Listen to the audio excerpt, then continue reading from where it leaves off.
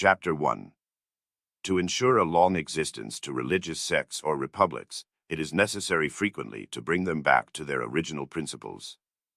There is nothing more true than that all the things of this world have a limit to their existence, but those only run the entire course ordained for them by heaven that do not allow their body to become disorganized, but keep it unchanged in the manner ordained, or if they change it, so do it that it shall be for their advantage, and not to their injury.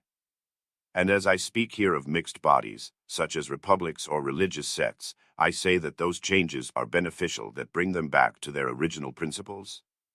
And those are the best constituted bodies, and have the longest existence, which possess the intrinsic means of frequently renewing themselves, or such as obtain this renovation in consequence of some extrinsic accidents. And it is a truth clearer than light that, without such renovation, these bodies cannot continue to exist, and the means of renewing them is to bring them back to their original principles. For, as all religious republics and monarchies must have within themselves some goodness, by means of which they obtain their first growth and reputation, and as in the process of time this goodness becomes corrupted, it will of necessity destroy the body unless something intervenes to bring it back to its normal condition. Thus, the doctors of medicine say, in speaking of the human body, that every day some ill humors gather which must be cured. This return of a republic to its original principles is either the result of extrinsic accident or of intrinsic prudence. As an instance of the first, we have seen how necessary it was that Rome should be taken by the Gauls, as a means of her renovation or new birth, so that, being thus born again, she might take new life and vigor, and might resume the proper observance of justice and religion, which were becoming corrupt. This is clearly seen from the history of Livius, where he shows that, in calling out her army against the Gauls, and in the creation of tribunes with consular powers, the Romans observed no religious ceremonies whatsoever. In the same way they not only did not deprive the three Fabii of their rank for having, contrary to the law of nations, fought against the Gauls, but actually raised them to the dignity of tribunes.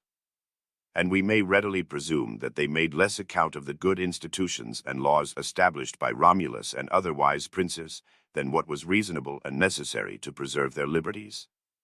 It needed, then, this blow from without to revive the observance of all the institutions of the state, and to show to the Roman people not only the necessity of maintaining religion and justice, but also of honoring their good citizens, and making more account of their virtue than of the ease and indulgence of which their energy and valor seemed to deprive them.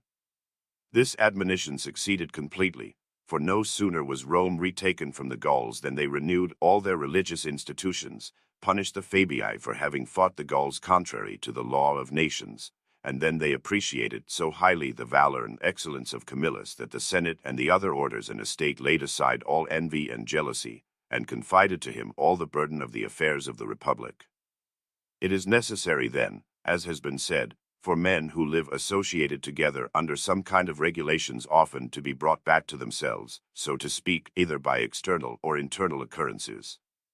As to the latter, they are either the result of a law that obliges the citizens of the association often to render an account of their conduct, or some man of superior character arises amongst them, whose noble example and virtuous actions will produce the same effect as such a law.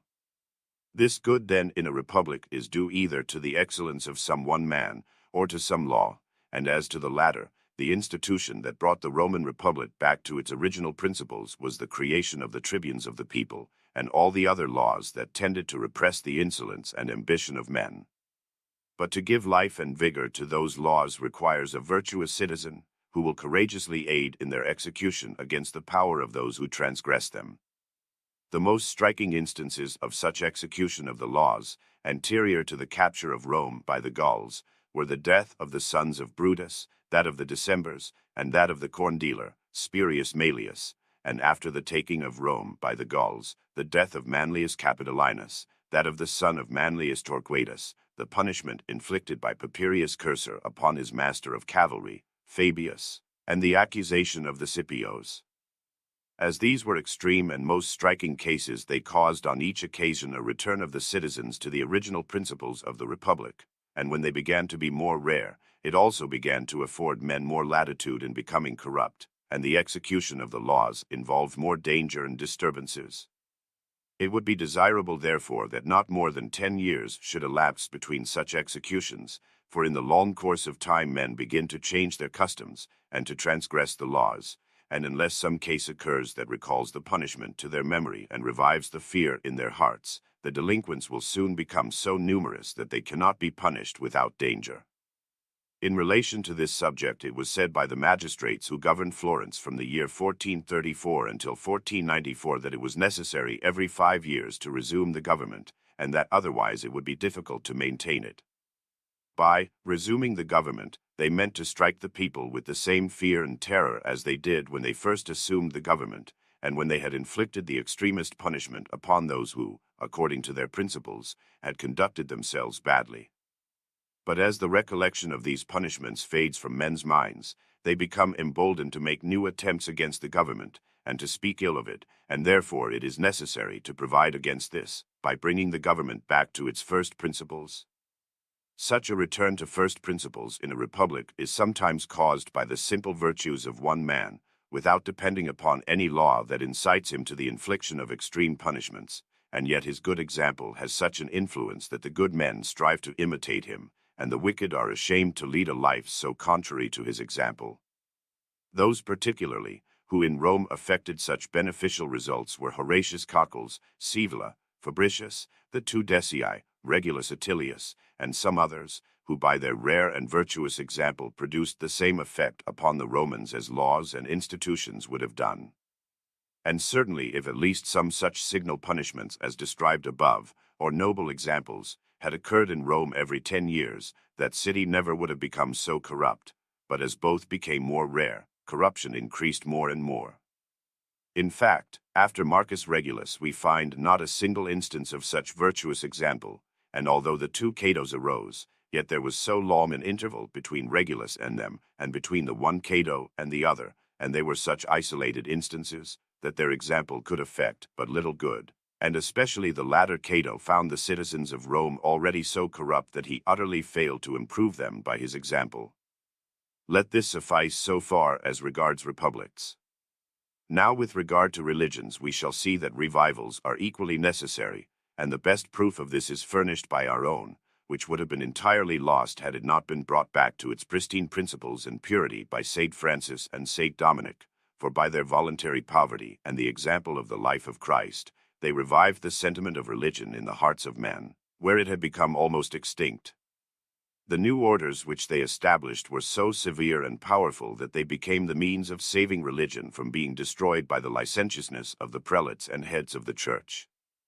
They continued themselves to live in poverty, and by means of confessions and preachings they obtained so much influence with the people, that they were able to make them understand that it was wicked even to speak ill of wicked rulers, and that it was proper to render them obedience and to leave the punishment of their errors to God. And thus these wicked rulers do as much evil as they please, because they do not fear a punishment which they do not see nor believe. This revival of religion then by St. Francis and St. Dominic has preserved it and maintains it to this day. Monarchies also have need of renewal, and to bring their institutions back to first principles. The kingdom of France shows us the good effects of such renewals, for this monarchy more than any other is governed by laws and ordinances. The parliaments, and mainly that of Paris, are the conservators of these laws and institutions, which are renewed by them from time to time, by executions against some of the princes of the realm, and at times even by decisions against the king himself. And thus this kingdom has maintained itself up to the present time by its determined constancy in repressing the ambition of the nobles, for if it were to leave them unpunished, the disorders would quickly multiply, and the end would doubtless be either that the guilty could no longer be punished without danger, or that the kingdom itself would be broken up. We may conclude, then, that nothing is more necessary for an association of men, either as a religious sect, republic, or monarchy, than to restore to it from time to time the power and reputation which it had in the beginning, and to strive to have either good laws or good men to bring about such a result, without the necessity of the intervention of any extrinsic force. For although such may at times be the best remedy, as in the case of Rome, when captured by the Gauls, yet it is so dangerous that it is in no way desirable. But to show how the actions of some men in particular made Rome great, and produced the most excellent effects in that city, I will make them the subject of the discourses of this third book, with which I shall close my reflections upon the first 10 books of the history of Titus Livius. And although the actions of some of the kings were great and remarkable, yet as history treats of them very fully, I shall leave them aside, and not speak of them, excepting so far as regards some things which they did for their personal advantage, and shall begin with Junius Brutus, the father of Roman liberty. Chapter 2. It may at times be the highest wisdom to simulate folly. No one over-displayed so much sagacity, or was esteemed so wise on account of any distinguished act, as Junius Brutus deserves to be esteemed for his simulation of folly. And although Titus Livius gives but one reason that induced him to this simulation, namely, that he might live in greater security and preserve his patrimony, yet if we well consider his conduct, we are led to believe that he had another reason, which was that by thus avoiding observation he would have a better chance of destroying the kings, and of liberating his country, whenever an opportunity should offer. And that such was really his thought may be seen, first, from his interpretation of the oracle of Apollo, when he pretended to have fallen and kissed the earth, hoping thereby to propitiate the gods to his projects, and afterwards, when on the occasion of the death of Lucretia, in the midst of the father, husband, and other relatives, he was the first to pluck the dagger from her breast and to make all present swear henceforth to suffer no king to reign in Rome. All those who are dissatisfied with their ruler should take a lesson from this example of Brutus. They should measure and weigh well their strength, and if sufficiently powerful to be able to declare themselves his enemies, and to make open war against the prince, then they should take that course as the least dangerous and most honorable. But if their condition be such that their forces do not suffice for open war against the prince, then they should seek by every art to win his friendship, and for this purpose employ all possible means, such as adopting his tastes, and taking delight in all things that give him pleasure. Such intimacy will ensure you tranquility without any danger, and enable you to share the enjoyment of the prince's good fortune with him, and at the same time afford you every convenience for satisfying your resentment. True, some people say that one should not keep so close to princes as to be involved in their ruin, nor so far away, but what in case of their ruin you might thereby advance your own fortunes. This middle course would undoubtedly be the best to pursue, but as I believe that impossible, what of the above-described modes must be adopted, either to go away from them entirely, or to attach yourself very closely to them, and whoever attempts any other way, even though he be a personage of distinction, exposes himself to constant danger.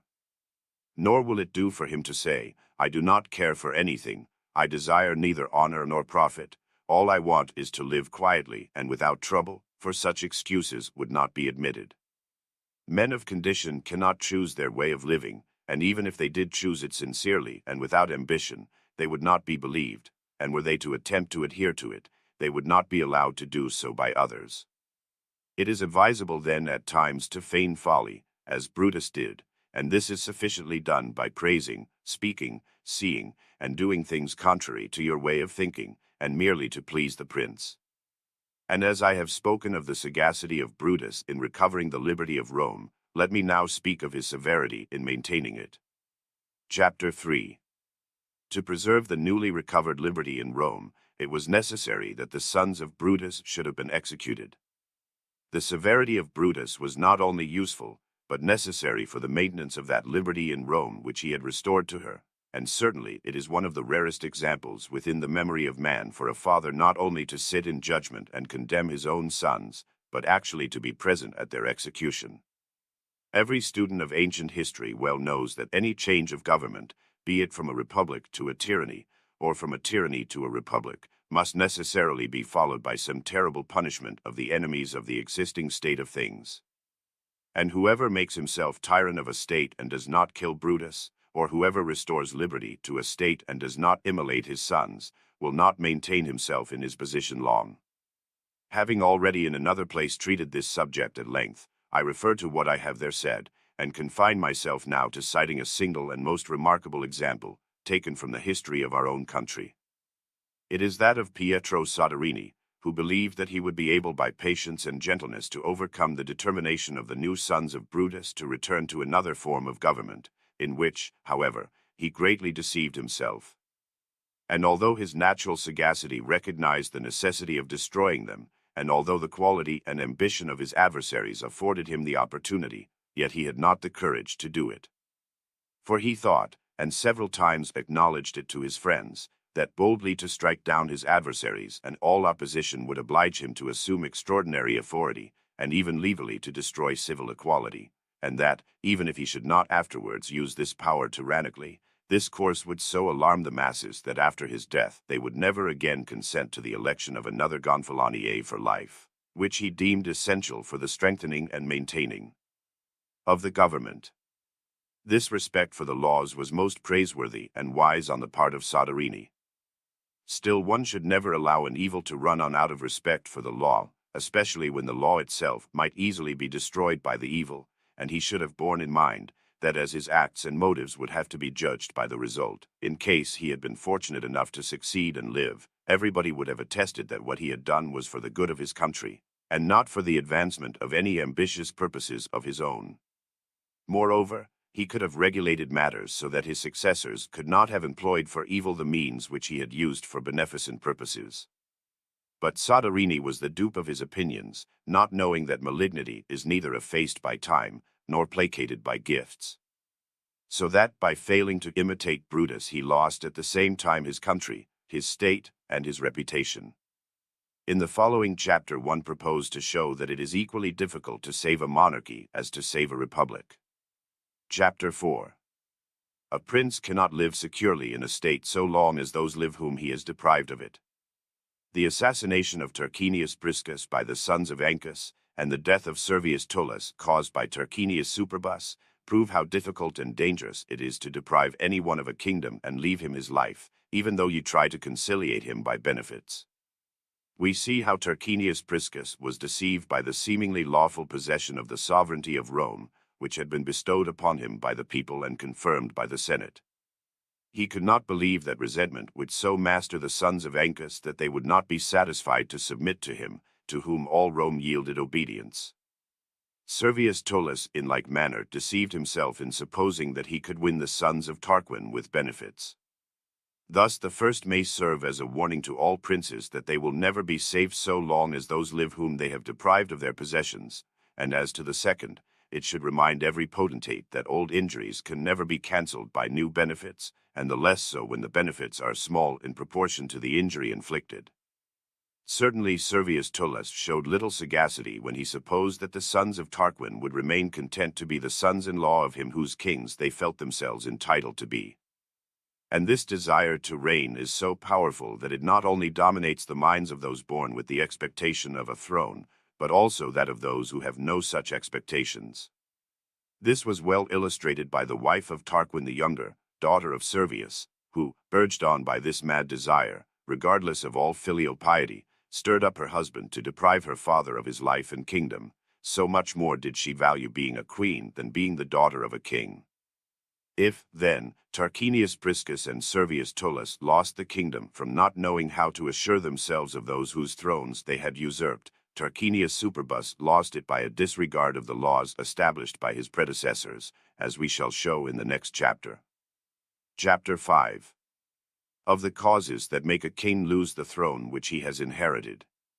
Servius Tullus, having been assassinated by Tarquinius Superbus, left no heirs, so the latter could reign with entire security, not having to fear the dangers to which his predecessors had fallen victims. And although the manner in which he had obtained possession of the kingdom was irregular and odious, still, if he had conformed to the ancient institutions of the former kings, neither the Senate nor the people would ever have risen against him to deprive him of the throne. Tarquin was driven from Rome, not because his son Sextus had violated Lucretia, but because he had disregarded the laws of the kingdom and governed it tyrannically, having deprived the Senate of all authority, which he appropriated to himself, and having diverted the funds intended for the improvement of the public places and buildings, which the Senate had carried on with so much satisfaction, to the construction of his own palace, greatly to the disgust of the Senate, despoiling Rome in a short time of all the liberties which she had enjoyed under previous kings. And not content with having incurred the enmity of the Senate, he also aroused the people against himself, unlike his predecessors, by obliging them to perform all sorts of mechanical labor. So that, having disgusted all Rome by his many acts of cruelty and pride, he disposed the minds of the Romans to revolt against him on the first occasion that might offer. And if the incident of Lucretia had not occurred, some other would have produced the same effect, for had Tarquin conducted himself like the previous kings, when his son Sextus committed that crime, Brutus and Collatinus would have appealed to Tarquin for vengeance against Sextus, instead of stirring up the Roman people as they did. Princes should remember, then, that they begin to lose their state from the moment when they begin to disregard the laws and ancient customs under which the people have lived contented for a length of time. And if, having thus lost their state, they should ever become wise enough to see with what facility princes preserve their thrones who conduct themselves prudently, they would regret their loss the more, and would condemn themselves to greater punishments than that to which others have doomed them. For it is much easier to be beloved by the good than the wicked, and to obey the laws than to enforce them, and if kings desire to know what course they have to pursue to do this, they need take no other trouble than to follow the example of the lives of good rulers, such as Timoleon of Corinth, Aretas of Sicyon, and alike, whose lives they will find to have afforded as much security and satisfaction to him who ruled as to those who were governed, which should make kings desire to imitate them, as is easily done. For when men are well governed, they neither seek nor desire any other liberty, as was experienced by the two above-named princes, whom their people constrained to reign to the end of their lives, though they often wished to retire to private life. Having discussed in the preceding chapters the evil dispositions that are apt to be stirred up against princes, and the conspiracy set on foot by the sons of Brutus against their country, and those formed against Tarquinius Priscus and Servius Tullus, it seems to me nevertheless not amiss to treat this subject at length in the following chapter, it being a matter well worthy of the attention of princes and subjects. Chapter 6. Of Conspiracies. It seems to me proper now to treat of conspiracies, being a matter of so much danger both to princes and subjects, for history teaches us that many more princes have lost their lives and their states by conspiracies than by open war. But few can venture to make open war upon their sovereign, whilst every one may engage in conspiracies against him. On the other hand, subjects cannot undertake more perilous and foolhardy enterprises than conspiracies, which are in every respect most difficult and dangerous, and thence it is that, though so often attempted, yet they so rarely attain the desired object. And therefore, so that princes may learn to guard against such dangers, and that subjects may less rashly engage in them, and learn rather to live contentedly under such a government as fate may have assigned to them, I shall treat the subject at length, and endeavor not to omit any point that may be useful to the one or the other. And certainly that is a golden sentence of Cornelius Tacitus, where he says that men should honor the past and obey the present, and whilst they should desire good princes, they should bear with those they have, such as they are, and surely whoever acts otherwise will generally involve himself and his country in ruin. In entering upon the subject, then, we must consider first against whom conspiracies are formed, and it will be found generally that they are made either against the country or against the prince. It is of these two kinds that I shall speak at present, for conspiracies that have for their object the surrender of any town to an enemy that besieges it, or that have some similar purpose, have already been sufficiently discussed above. In the first instance we will treat of those that are aimed against the sovereign, and examine the causes that provoke them. These are many, though one is more important than all the rest, namely, his being hated by the mass of the people. For when a prince has drawn upon himself universal hatred, it is reasonable to suppose that there are some particular individuals whom he has injured more than others, and who therefore desire to revenge themselves. This desire is increased by seeing the prince held in general aversion. A prince, then, should avoid incurring such universal hatred, and, as I have spoken elsewhere of the way to do this, I will say no more about it here. If the prince will avoid this general hatred, the particular wrongs to individuals will prove less dangerous to him, partly because men rarely attach sufficient importance to any wrong done them to expose themselves to great danger for the sake of avenging it, and partly because, even if they were so disposed and had the power to attempt it, they would be restrained by the general affection for the prince. The different wrongs which a prince can inflict upon a subject consist either in an attempt upon his possessions, his person, or his honor. In matters of personal injury, threats are worse than the execution. In fact, menaces involve the only danger, there being none in the execution, for the dead cannot avenge themselves, and in most cases the survivors allow the thought of revenge to be interred with the dead. But he who is threatened, and sees himself constrained by necessity either to dare and do or to suffer, becomes a most dangerous man to the prince, as we shall show in its proper place. Besides this kind of injury, a man's property and honor are the points upon which he will be most keenly sensitive. A prince, then, should be most careful to avoid touching these, for he can never despoil a man so completely but what he will cherish a determined desire for revenge.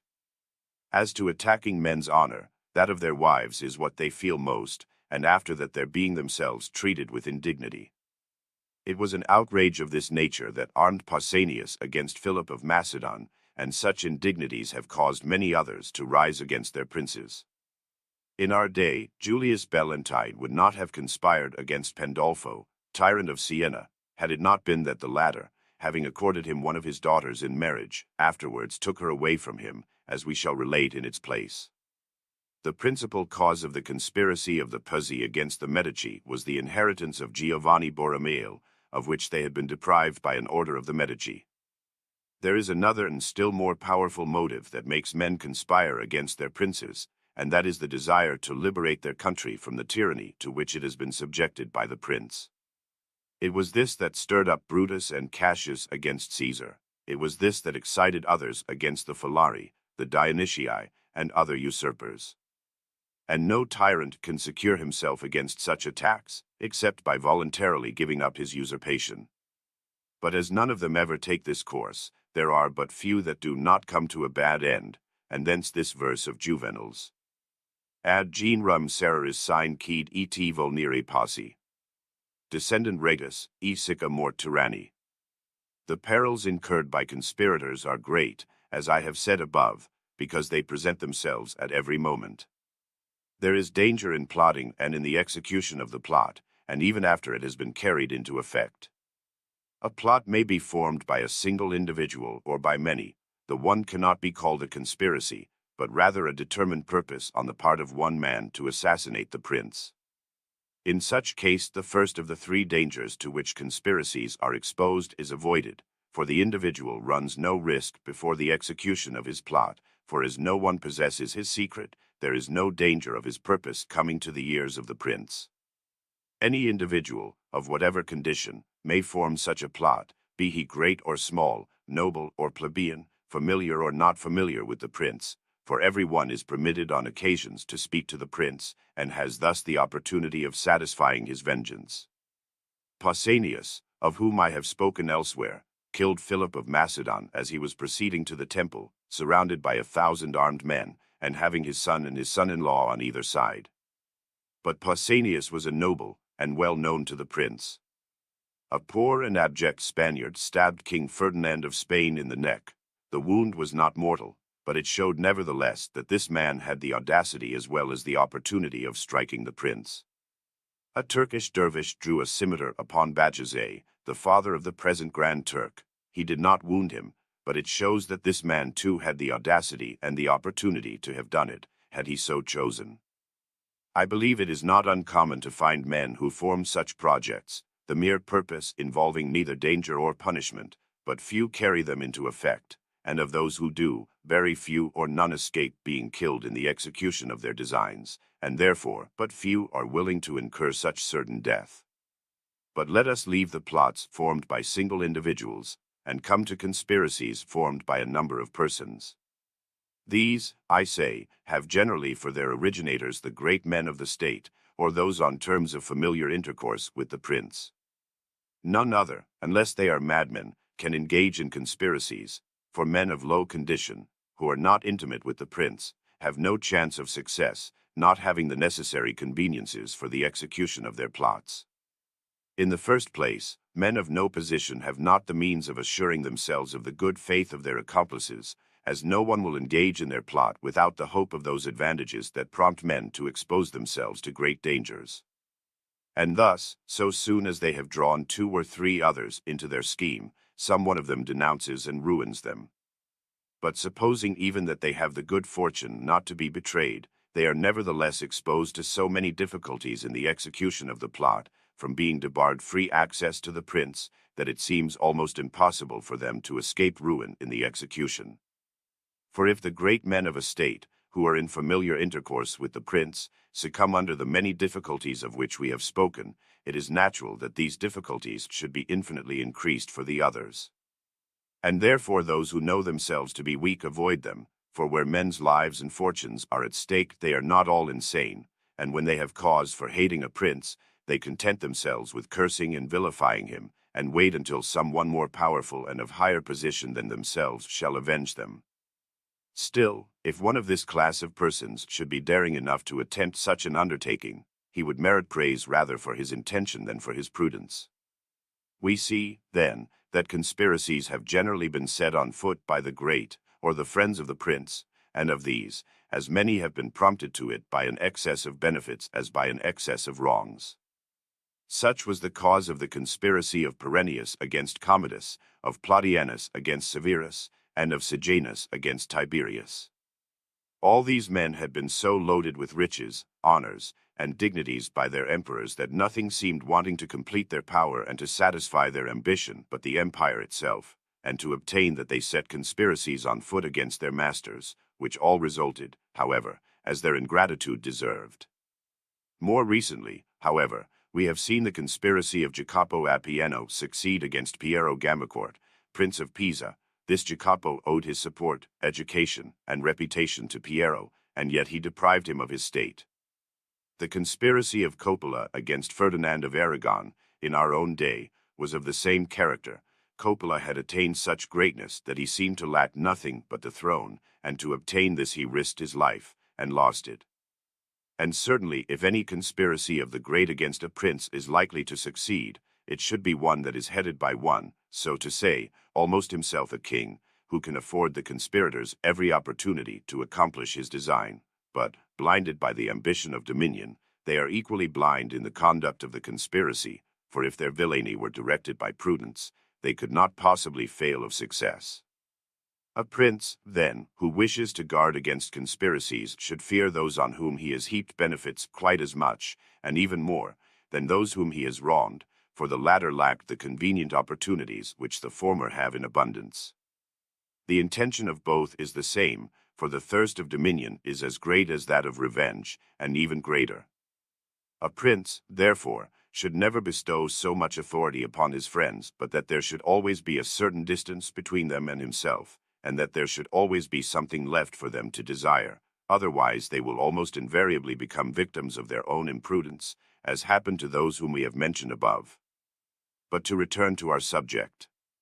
Having said that conspiracies are generally made by the great, who have free access to the prince, let us see now what their results have been, and what the causes were that influenced their success or their failure. As we have said above, there are in all conspiracies three distinct periods of danger. The first is in the organization of the plot, and as but few have a successful issue, it is impossible that all should pass happily through this first stage, which presents the greatest dangers, and therefore I say that it requires the extremest prudence, or great good fortune, that a conspiracy shall not be discovered in the process of formation. Their discovery is either by denunciation or by surmises. Denunciation is the consequence of treachery or of want of prudence on the part of those to whom you confide your designs, and treachery is so common that you cannot safely impart your project to any but such of your most trusted friends as are willing to risk their lives for your sake, or to such other malcontents as are equally desirous of the prince's ruin. Of such reliable friends you may find one or two, but as you are necessarily obliged to extend your confidence, it becomes impossible to find many such, for their devotion to you must be greater than their sense of danger and fear of punishment. Moreover, men are very apt to deceive themselves as to the degree of attachment and devotion which others have for them, and there are no means of ascertaining this except by actual experience, but experience in such matters is of the utmost danger.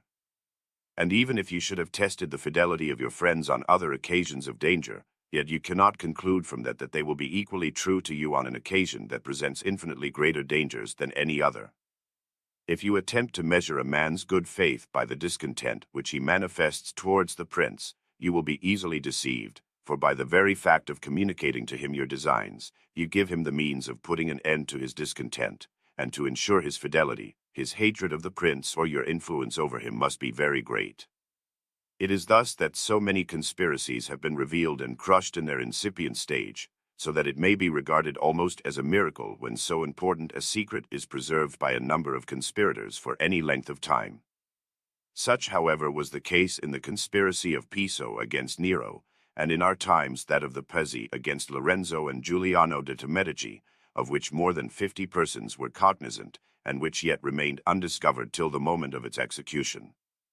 Discovery from lack of prudence occurs when any one of the conspirators speaks incautiously, so that a servant or third person overhears it, as happened to the sons of Brutus, who in the arranging of their plot with the messengers of Tarquin were overheard by a slave, who denounced them.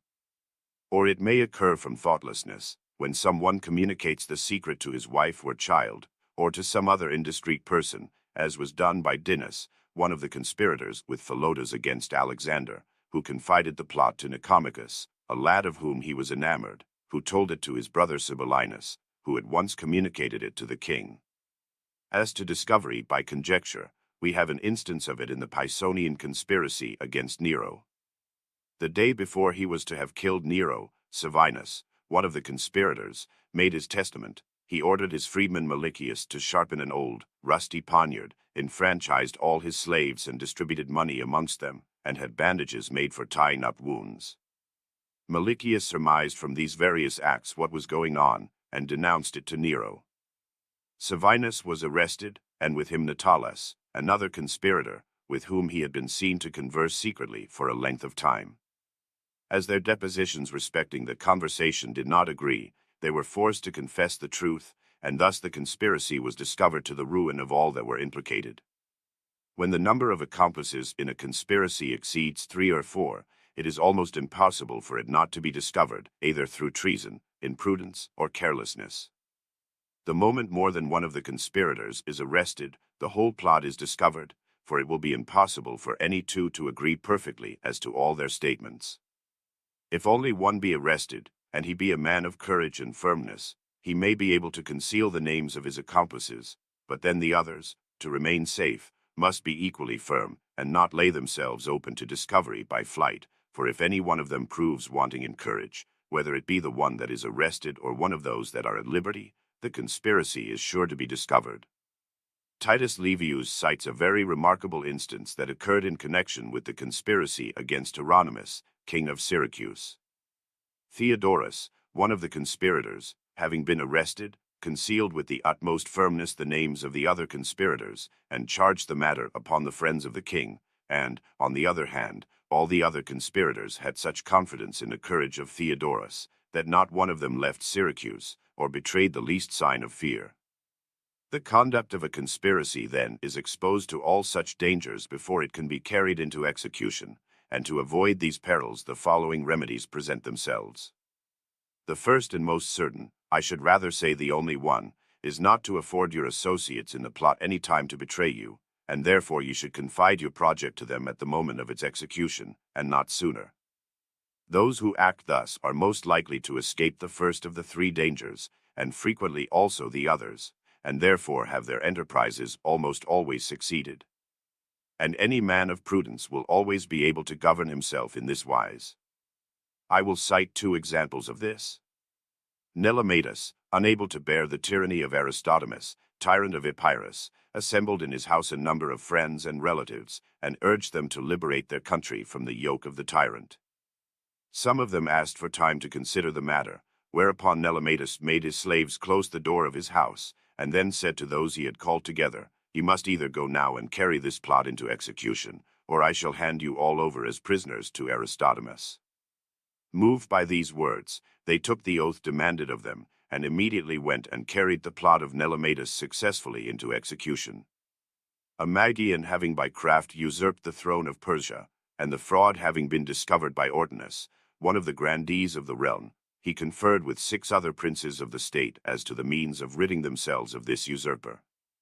When one of them inquired as to the time when they should act, Darius, one of the 6 assembled by Ordinas, arose and said, "We must either go now at this very moment and carry it into execution, or I shall go and denounce you all," whereupon they all arose, and, without affording any one time to repent, they carried their design into execution without difficulty. The Aetolians acted much in the same way in ridding themselves of Nabis, tyrant of Sparta. They sent Alexamenes, one of their citizens, with 30 horse and 200 infantry, to Nabis, on pretense of rendering him assistance, but they gave secret instructions to Alexamenes to slay Nabis, and enjoined the others, on pain of exile, strictly and most implicitly to obey the orders of Alexamenes, who accordingly went to Sparta, and kept the secret until the moment when he succeeded in killing Nabis. In this manner then did Nelematus, Ordinus, and Alexamenes avoid the dangers that attend the conduct of conspiracies before their execution, and whoever follows their example will be equally fortunate in escaping them. And to prove that it is in the power of everyone to act in the same way, I will cite the case of Piso, to which I have already referred above. Piso was a man of the highest consideration and distinction in Rome, and the familiar companion of Nero, who reposed entire confidence in him, and often went to dine with him at his villa. Piso then might have attached to himself a few men of intelligence and courage, well qualified for such an attempt as he contemplated. This would have been an easy thing to do for a man of such high position, and then, when Nero was in his gardens, he might have communicated his project to them and have stirred them by a few words to do what they would not have had time to refuse, and which could not have failed of success. And thus, if we examine all the other instances, but few will be found where the conspirators might not have acted in the same way, but men not accustomed to the affairs of this world often commit the greatest mistakes, and especially in matters that are so much out of the ordinary course as conspiracies. One should therefore never open himself on the subject of a conspiracy except under the most pressing necessity, and only at the moment of its execution, and then only to one man, whose fidelity he has thoroughly tested for a long time, and who is animated by the same desire as himself. One such is much more easily found than many, and therefore there is much less danger in confiding your secret to him, and then, even if he were to attempt to betray you, there is some chance of your being able to defend yourself, which you cannot when there are many conspirators.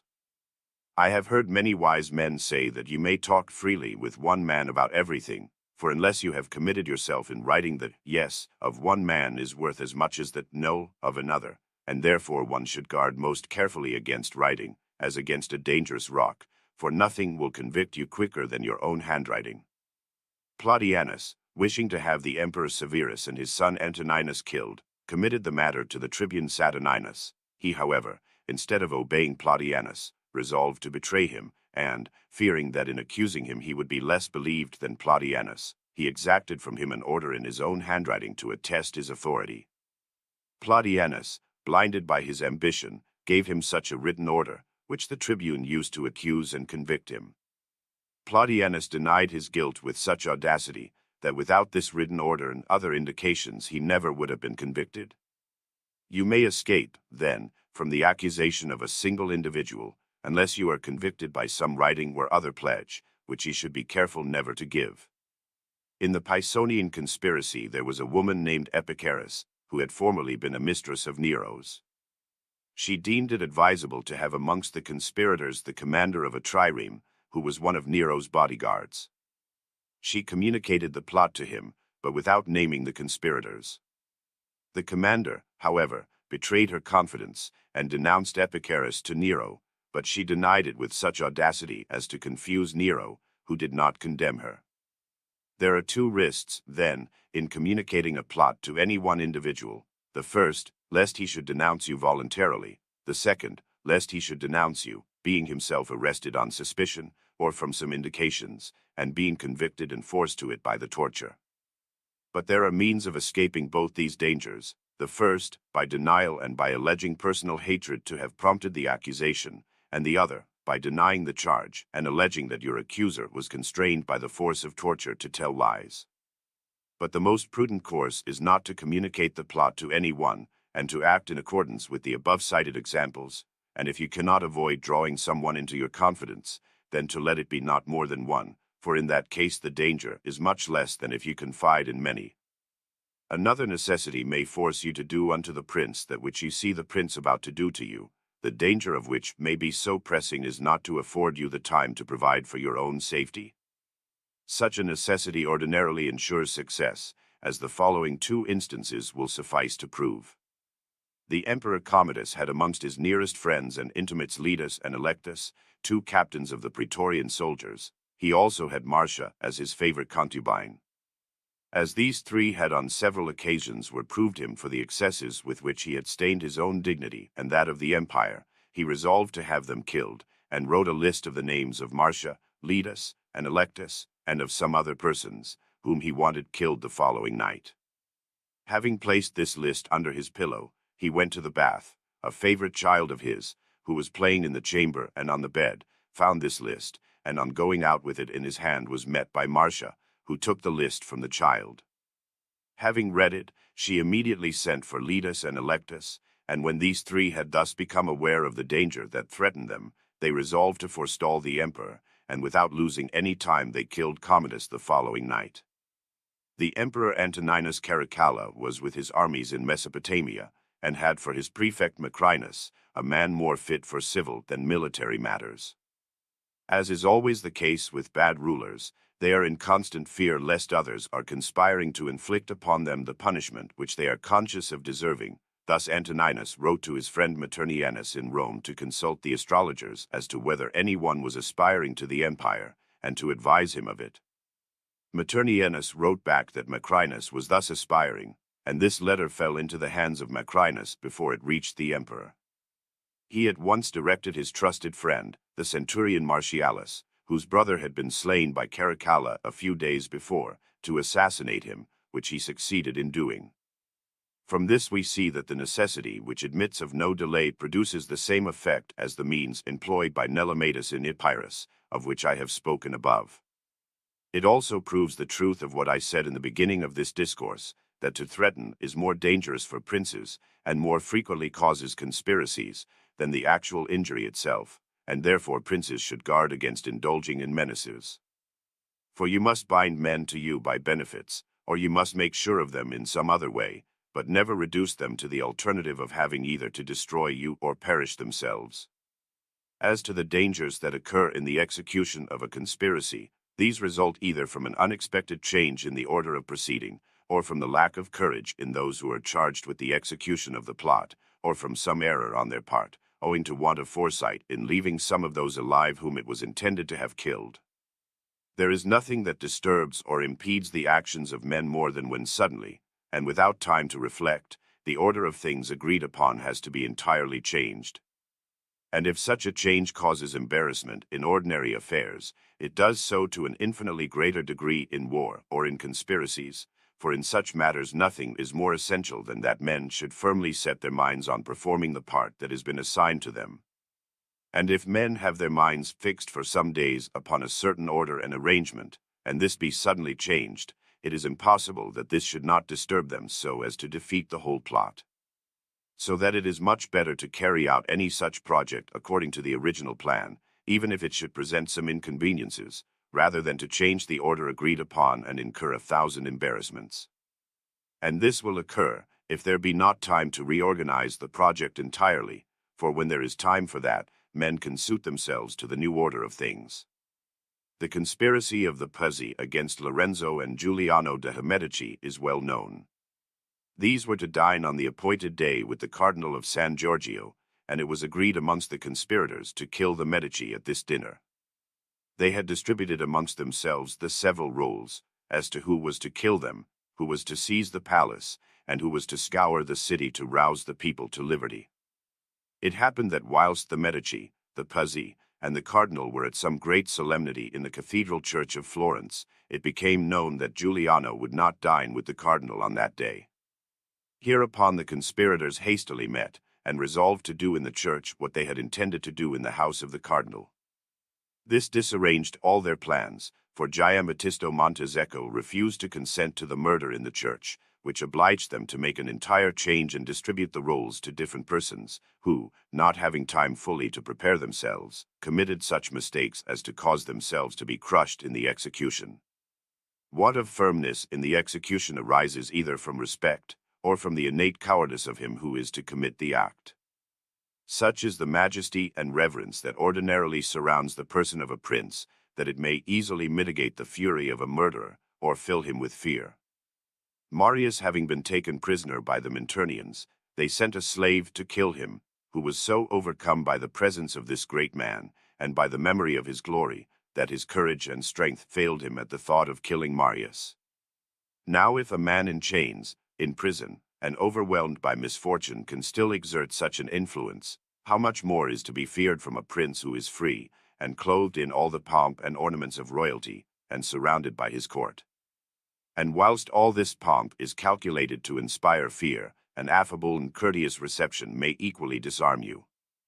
Some of the subjects of Titus, king of Thrace, conspired against him. The day for the execution of their plot being fixed, they went to the place agreed upon where the king was, but not one of them made a movement to strike him, so that they returned without having made the attempt, and without knowing what had prevented them, and reproached each other. They committed the same fault several times, so that the conspiracy was discovered, and they suffered punishment for the crime which they might have committed, but did not. 2 brothers of Alfonso, Duke of Ferrara, plotted against his life, and employed for the execution of their plot 1 Gians, the Duke's almoner and musician, who several times at their request brought the Duke to them, so that they might on each occasion have killed him, but neither of them had the courage to do it. The conspiracy was discovered, and they bore the penalty of their wickedness and their imprudence. Their neglect to profit by the opportunities afforded them for the execution of their design could have arisen only from 2 causes: either the presence of the prince imposed upon them and filled them with fear, or they were disarmed by some act of kindness on his part. Failure in the execution of such designs results from lack of prudence or courage. Men are seized by one or the other of these feelings, which confuse their brains and make them say and do things that they ought not. And nothing can better prove the fact that men's minds are thus seized and confounded than the fact stated by Titus Livius of Alexamenes the Aetolian, who wanted to kill Nabis of Sparta, of whom I have already spoken. When the time for the execution of his design had come, and he was about to make known to his soldiers what they would have to do, as Titus Livius says, he collected his own spirits, which were confused by the greatness of the undertaking. For it is impossible that one should not be confused at such a moment, even though possessed of firmness and courage, and accustomed to the use of the sword and to seeing men killed. Therefore only men experienced in such affairs should be chosen as the instruments of execution, and none other should be trusted, though they be reputed to be most courageous, for you cannot be sure of any man's courage in great affairs, unless it has been tested by actual experience. For the confusion of the mind at the important moment may cause the sword to drop from a man's hand, or may make him say things that will be equally ruinous. Lucilla, the sister of the Emperor Commodus, ordered Quintianus to kill him. He lay in wait for Commodus at the entrance of the amphitheater, and on stepping up to him with drawn dagger, he cried, "The Senate sends you this," which caused Quintianus to be arrested before he had time to strike Commodus. Messer Antonio de Volterra, having been appointed to kill Lorenzo de Medici, as we have related above, called out, on approaching him, "Ah, traitor!" This mere word saved Lorenzo and defeated the attempt. Conspiracies against single individuals are generally apt to fail, for the reasons I have adduced, but when undertaken against 2 or more persons, they fail much easier. Such conspiracies present so many difficulties that it is almost impossible they should succeed. In fact, to strike 2 blows of this kind at the same instant and in different places is impracticable, and to attempt to do so at different moments of time would certainly result in the one's preventing the other. So that, if it is imprudent, rash, and doubtful to conspire against a single prince, it amounts to folly to do so against 2 at the same time. And were it not for the respect which I have for the historian, should not be able to believe possible what Herodianus relates of Plautianus, when he charged the centurion Saturninus by himself to kill Severus and Caracalla, who lived separately in different places, for it is so far from being reasonable, that nothing less than the authority of Herodianus could make me believe it. Some young men of Athens conspired against Diocles and Hippias, tyrants of Athens. They succeeded in killing Diocles, but missed Hippias, who avenged him. Chion and Leonidas, of Heraclea, disciples of Plato, conspired against the tyrants Clearchus and Satyrus. They slew Clearchus, but Satyrus, who remained, avenged him. The Pezzi, whom I have mentioned several times, succeeded only in killing Giuliano. Thus conspiracies against several persons at the same time should be avoided. They do no good to the conspirators, nor to the country, nor to any one, but rather cause the tyrants that survive to become more cruel and insupportable than before, as was the case with those of Florence, Athens, and Heraclea, already mentioned above. It is true that the conspiracy of Pelopidas to deliver his country, Thebes, from her tyrants, succeeded most happily, despite of all those obstacles, and he conspired not only against 2, but against 10 tyrants, and, so far from having ready access to them, he had been declared a rebel and had been banished. With all this, he was enabled to come to Thebes to slay the tyrants and free his country. But he succeeded thus mainly through the assistance of a certain Charon, privy councillor of the tyrants, who facilitated his access to them and the consequent execution of his plot. Let no one, however, be seduced by this example, for it was an almost impossible enterprise, and its success was a marvel, and was so regarded by the historians, who speak of it as a most extraordinary and unprecedented event. The execution of such a plot may be interrupted by the least false alarm, or by some unforeseen accident at the moment of its execution. The morning of the day when Brutus and his fellow conspirators intended to kill Caesar, it happened that the latter had a long conversation with Cn. Papilius Lena, one of the conspirators. This was observed by the other conspirators, who at once imagined that Papilius had denounced the conspiracy to Caesar, and were tempted to assassinate Caesar on the spot, and not to wait until he should reach the Senate, and they would have done so, had they not observed that after the conversation Caesar made no extraordinary movement, which reassured them. These false apprehensions are not to be disregarded and should be carefully considered, the more so as it is very easy to be surprised by them, for a man who has a guilty conscience readily thinks that everybody is speaking of him. You may overhear a word spoken to someone else that will greatly disturb you, because you think it has reference to you, and may cause you either to discover the conspiracy by flight, or embarrass its execution by hastening it before the appointed time. And this will happen the more easily the more accomplices there are in the conspiracy. As to the unforeseen accidents, of course no idea can be given of them, they can only be illustrated by examples that should serve as a caution.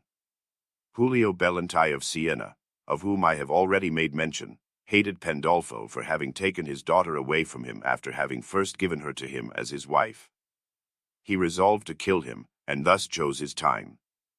Pandolfo went almost daily to visit a sick relative, and in going there he passed before Julio's house, who, having observed it, arranged to have the conspirators there to assassinate Pandolfo when he passed. He concealed them, well armed, behind the house door, whilst one of them was stationed at the window to watch for the coming of Pandolfo, and to give a signal when he should be near the door.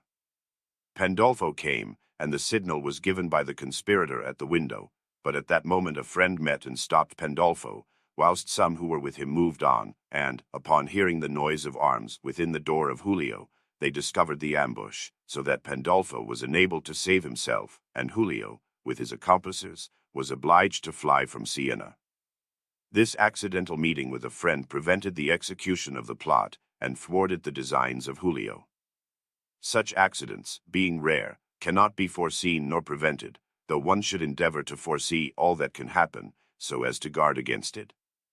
It only remains for us now to speak of the dangers that follow the execution of a plot, of which there is really but one, namely, when someone is left who will avenge the prince that is killed. He may have brothers or sons, or other relatives, who inherit the principality, and who have been spared by your negligence or for some of the reasons we have mentioned above, and who will avenge the prince. This happened to Giovan Andrea de Lampugnano, who, together with other conspirators, had killed the Duke of Milan, who left a son and 2 brothers, who in time avenged the murdered duke. But truly in such cases the conspirators are not to be blamed, because there is no help for it. There is no excuse for them, however, when from want of foresight or negligence they permit anyone to escape. Some conspirators of Furli killed the Count Girolamo, their lord, and took his wife and children, who were of tender age, prisoners. Believing, however, that they could not be secure if they did not obtain possession of the castle, which the castellan refused to surrender, the Lady Catherine, as the countess was called, promised to the conspirators to procure its surrender if they would allow her to enter it, leading them her children as hostages. Upon this pledge the conspirators consented to let her enter the castle, but no sooner was she within than she reproached them for the murder of the count, and threatened them with every kind of vengeance.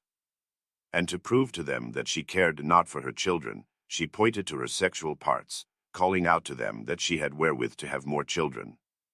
Thus the conspirators discovered their error too late, and suffered the penalty of their imprudence in perpetual exile.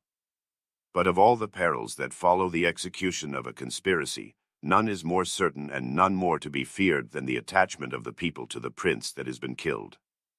There is no remedy against this, for the conspirators can never secure themselves against a whole people. As an instance of this, I will cite the case of Julius Caesar, who, being beloved by the people, was avenged by them, for having driven the conspirators from Rome. They were the cause of their being all killed at various times and places. Conspiracies against the state are less dangerous for those engaged in them than plots against the life of the sovereign. In their conduct there is not so much danger, in their execution there is the same, and after execution there is none. In the conduct of the plot the danger is very slight, for a citizen may aspire to supreme power without manifesting his intentions to any one, and if nothing interferes with his plans, he may carry them through successfully, or if they are thwarted by some law, he may await a more favorable moment, and attempt it by another way. This is understood to apply to a republic that is already partially corrupted, for in one not yet tainted by corruption such thoughts could never enter the mind of any citizen. Citizens of a republic, then, may by a variety of ways and means aspire to sovereign authority without incurring great risks. If republics are slower than princes, they are also less suspicious, and therefore less cautious, and if they show more respect to their great citizens, these in turn are thereby made more daring and audacious in conspiring against them. Everybody has read the account written by Sallust of the conspiracy of Catiline, and knows that, after it was discovered, Catiline not only stayed in Rome, but actually went to the Senate, and said insulting things to the Senate and the consul, so great was the respect in which Rome held the citizens. And even after his departure from Rome, and when he was already with the army, Lentulus and the others would not have been seized if letters in their own handwriting had not been found, which manifestly convicted them.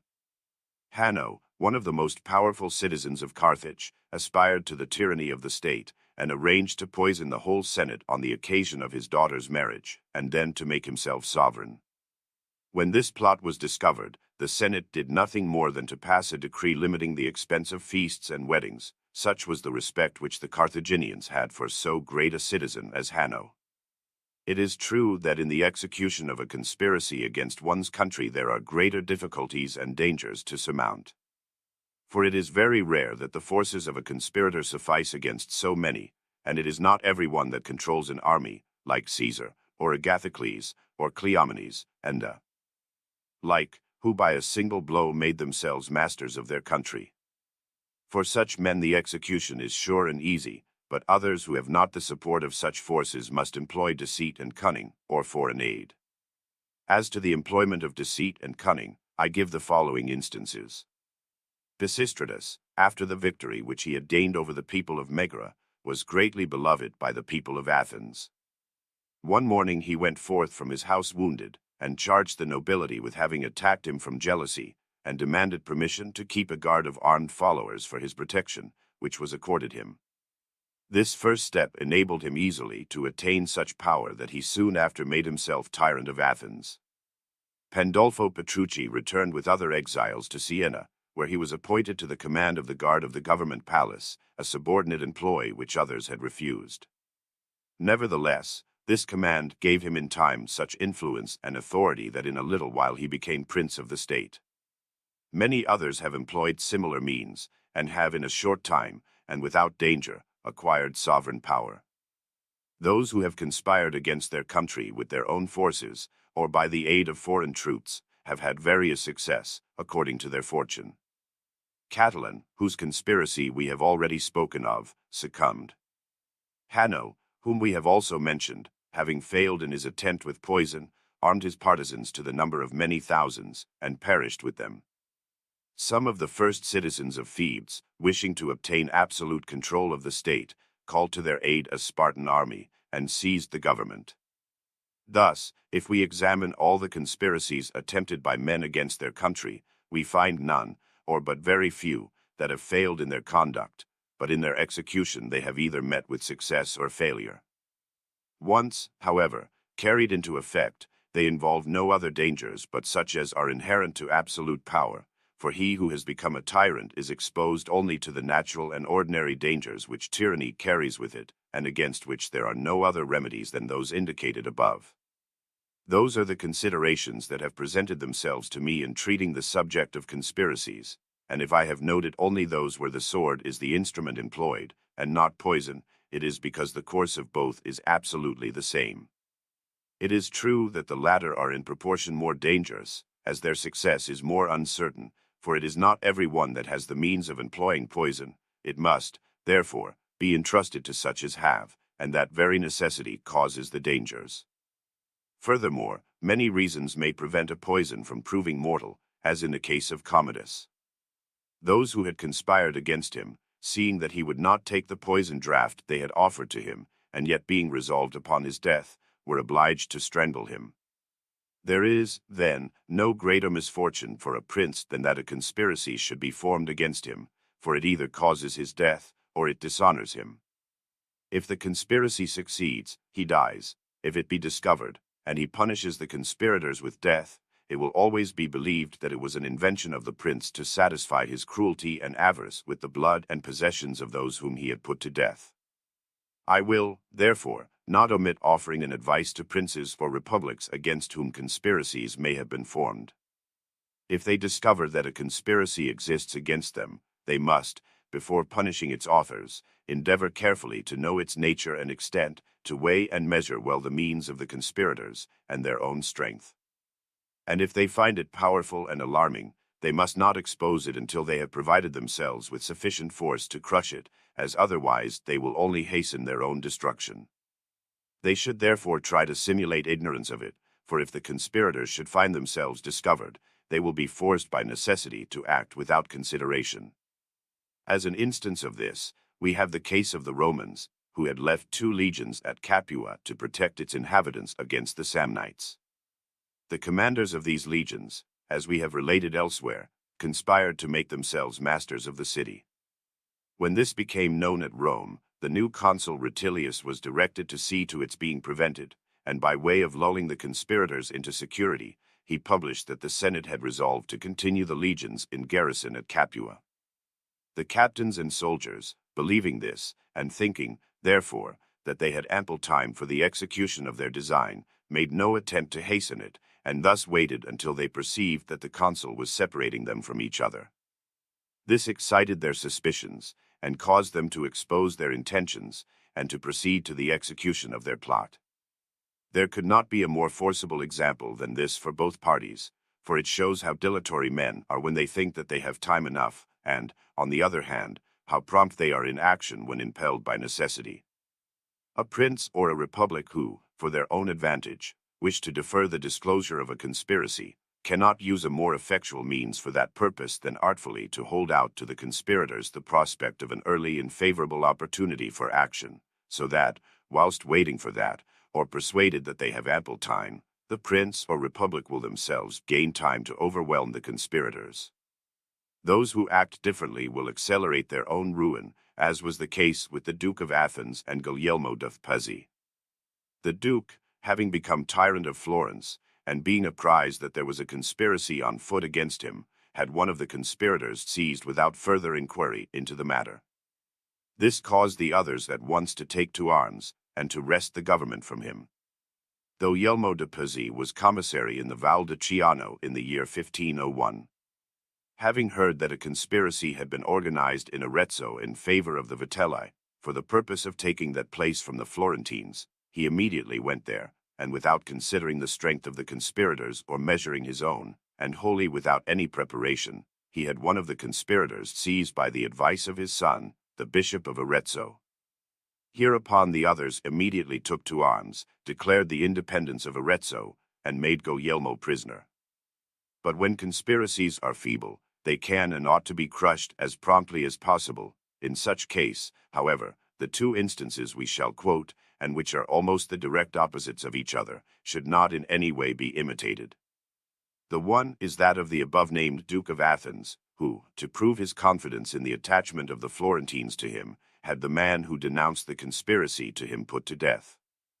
The other is that of Dion of Syracuse, who by way of testing the fidelity of someone whom he suspected ordered Callippus, in whom he had entire confidence, to pretend to be conspiring against him. Both, however, ended badly. The first discouraged the accusers, and encouraged those who were disposed to conspire, and the other paved the way for his own destruction, and was, as it were, the chief of the conspiracy against himself, as was proved by experience, for Callippus, being able to conspire with impunity against Dion, plotted so well that he deprived him of his state and his life. Chapter 7. The reasons why the transitions from liberty to servitude and from servitude to liberty are at times effected without bloodshed, and at other times are most sanguinary. The question may suggest itself to some persons why it is that, in the many changes that carry a state from freedom to tyranny, and from servitude to liberty, some are affected by bloodshed, and others without any. In fact, history shows that in such changes sometimes an infinite number of lives are sacrificed, whilst at other times it has not cost the life of a single person. Such was the revolution in Rome which transferred the government from the kings to the consuls, where only the Tarquins were expelled, and no one else suffered injury. This depends upon whether the state that changes its form of government does so by violence or not. When affected by violence, the change will naturally inflict suffering upon many. These in turn will desire to revenge themselves, and from this desire of revenge results the shedding of blood. But when such a change is effected by the general consent of the citizens, who have made the state great, then there is no reason why the people should wish to harm anyone but the chiefs of the state. Such was the case with the government of the kings in Rome, and the expulsion of the Tarquins, and such was that of the Medici in Florence, whose ruin and expulsion in the year 1494 involved none but themselves. Such revolutions are very rarely dangerous. But those that are effected by men from motives of revenge are most dangerous, and have ever been of a nature to make us tremble with fear and horror in reading of them.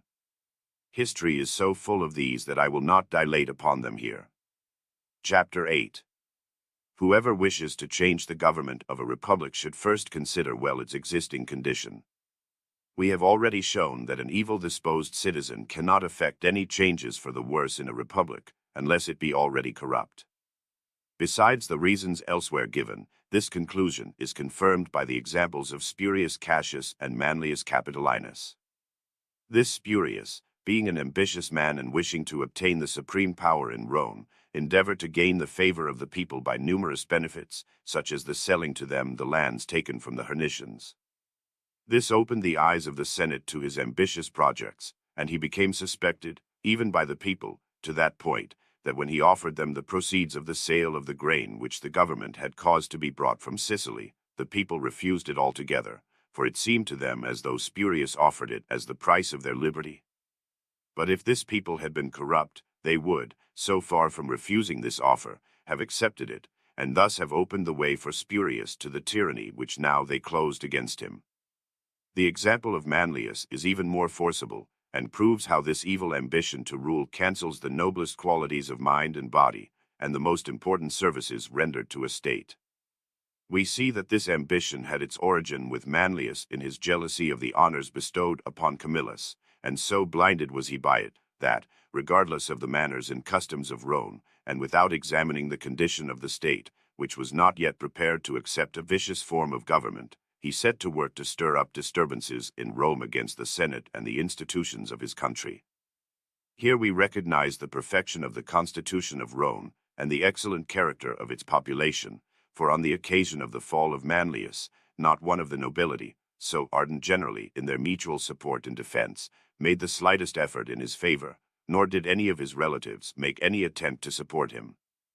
And whilst the families of others accused were in the habit of showing themselves near them, all covered with dust and in deep mourning and sadness, for the purpose of exciting the commiseration of the people for the accused, not one of the family of Manlius appeared near him. The tribunes of the people, so accustomed always to favor every measure that seemed for the advantage of the people, and the more so in proportion as it was adverse to the interests of the nobility, in this instance united with the nobles for the purpose of suppressing a common enemy. And finally the people of Rome, ever most jealous of its own interests, and eagerly in favor of everything that was adverse to the nobles, had at first shown themselves well disposed towards Manlius, but the moment the tribunes summoned him and brought his case before them, the same people, having now from defenders become judges, condemned him, without regard to his former services, to suffer the death penalty. I therefore think that there is no fact in history that more effectually shows the excellence of the Roman constitution than this example, where not a single person of the whole city stirred to defend the citizen gifted with the best qualities, and who had rendered the most signal services to the public, as well as to private individuals. For the love of country had more power over them than any other sentiment, and they thought so much more of its present dangers, to which the ambition of Manlius exposed them, than of his past services, that they saw no other way of relieving themselves of those dangers than by his death. And Titus Livius says, "Thus ended the career of this man, who would have been memorable had he not been born in a free community." This brings us to two important considerations. The first, that the means of attaining glory are different in a republic that is corrupt from what they are in a republic that still preserves its institutions pure, and the second, which is in a measure comprised in the first, that men in their conduct, and especially in their most prominent actions, should well consider and conform to the times in which they live.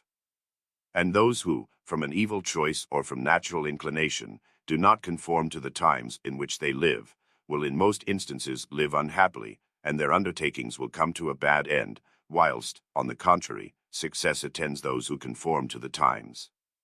And doubtless we may conclude from the words of our historian that, if Manlius had been born in the times of Marius and Sylla, when the people were already corrupt, and when he could have molded them according to his ambition, he would have achieved the same results and successes as Marius and Sylla, and the others who after them aspired to the tyranny.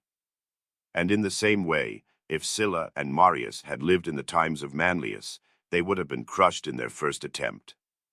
For a man may well by his conduct and evil ways begin to corrupt a people, but it is impossible for him to live long enough to enjoy the fruits of it.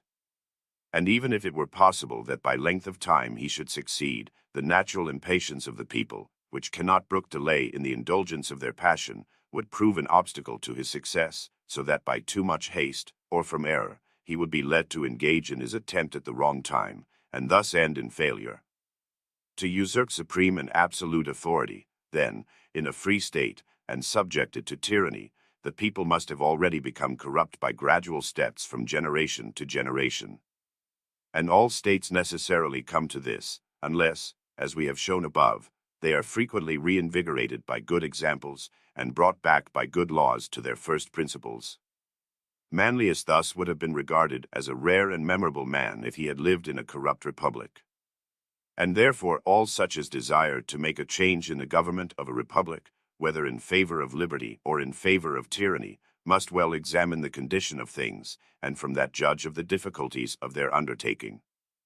For it is as difficult to make a people free that is resolved to live in servitude, as it is to subject a people to servitude that is determined to be free. Having argued above that in any such attempts men should well consider the state of the times and govern themselves accordingly, I will develop this subject more fully in the next chapter. Chapter 9. Whoever desires constant success must change his conduct with the times. I have often reflected that the causes of the success or failure of men depend upon their manner of suiting their conduct to the times. We see one man proceed in his actions with passion and impetuosity, and as in both the one and the other case men are apt to exceed the proper limits, not being able always to observe the just middle course, they are apt to err in both. But he errs least and will be most favored by fortune who suits his proceedings to the times, as I have said above, and always follows the impulses of his nature.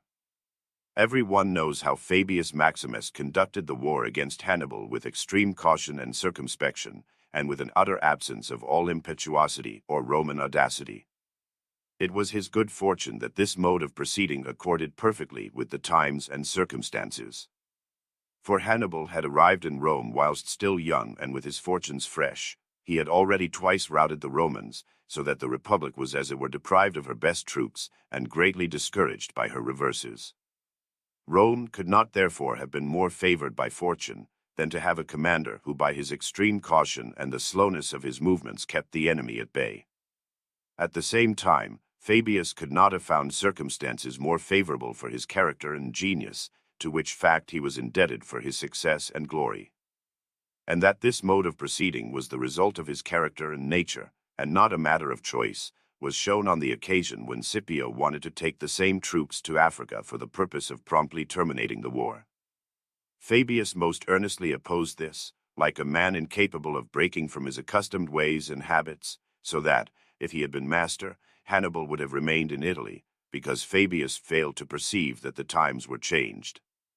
But Rome was a republic that produced citizens of various character and dispositions, such as Fabius, who was excellent at the time when it was desirable to protract the war, and Scipio, when it became necessary to terminate it. It is this which assures to republics greater vitality and more enduring success than monarchies have, for the diversity of the genius of her citizens enables the republic better to accommodate herself to the changes of the times than can be done by a prince. For any man accustomed to a certain mode of proceeding will never change it, as we have said, and consequently when time and circumstances change, so that his ways are no longer in harmony with them, he must of necessity succumb. Pietro Soderini, whom we have mentioned several times already, was in all his actions governed by humanity and patience. He and his country prospered so long as the times favored this mode of proceeding, but when afterwards circumstances arose that demanded a course of conduct the opposite to that of patience and humanity, he was unfit for the occasion, and his own and his country's ruin were the consequence. Pope Julius II acted throughout the whole period of his pontificate with the impetuosity and passion natural to his character, and as the times and circumstances well accorded with this, he was successful in all his undertakings. But if the times had changed so that different counsels would have been required, he would unquestionably have been ruined, for he could not have changed his character or mode of action. That we cannot thus change a will is due to two causes. The one is the impossibility of resisting the natural bent of our characters, and the other is the difficulty of persuading ourselves, after having been accustomed to success by a certain mode of proceeding, that any other can succeed as well. It is this that causes the varying success of a man, for the times change, but he does not change his mode of proceeding. The ruin of states is caused in like manner, as we have fully shown above, because they do not modify their institutions to suit the changes of the times. And such changes are more difficult and tardy in republics, for necessarily circumstances will occur that will unsettle the whole state, and when the change of proceeding of one man will not suffice for the occasion. Having made mention of Fabius Maximus, and the manner in which he held Hannibal at bay, it seems to me opportune in the next chapter to examine the question whether a general who is resolved anyhow to give battle to the enemy can be prevented by the latter from doing so. Chapter 10. A general cannot avoid a battle when the enemy is resolved upon it at all hazards. Gnaeus Sulpicius, appointed dictator against the Gauls, protracted the war by refusing to commit himself to the fortunes of battle against an enemy whose position was being daily made worse by time and the disadvantages of the country. When an error is very generally adopted, I believe it to be advantageous often to refute it, and therefore, although I have already several times pointed out how much we differ in our important actions from the ancients, yet it seems to me not superfluous once more to repeat it here. It is especially in matters relating to the art of war that we deviate from the practice of the ancients, for in this respect we do not observe any of the principles that were so much esteemed by them. And this defect arises from this, that the republics and princes of the present day abandon the charge of their armies to others, so as to avoid themselves the cares and dangers attending it.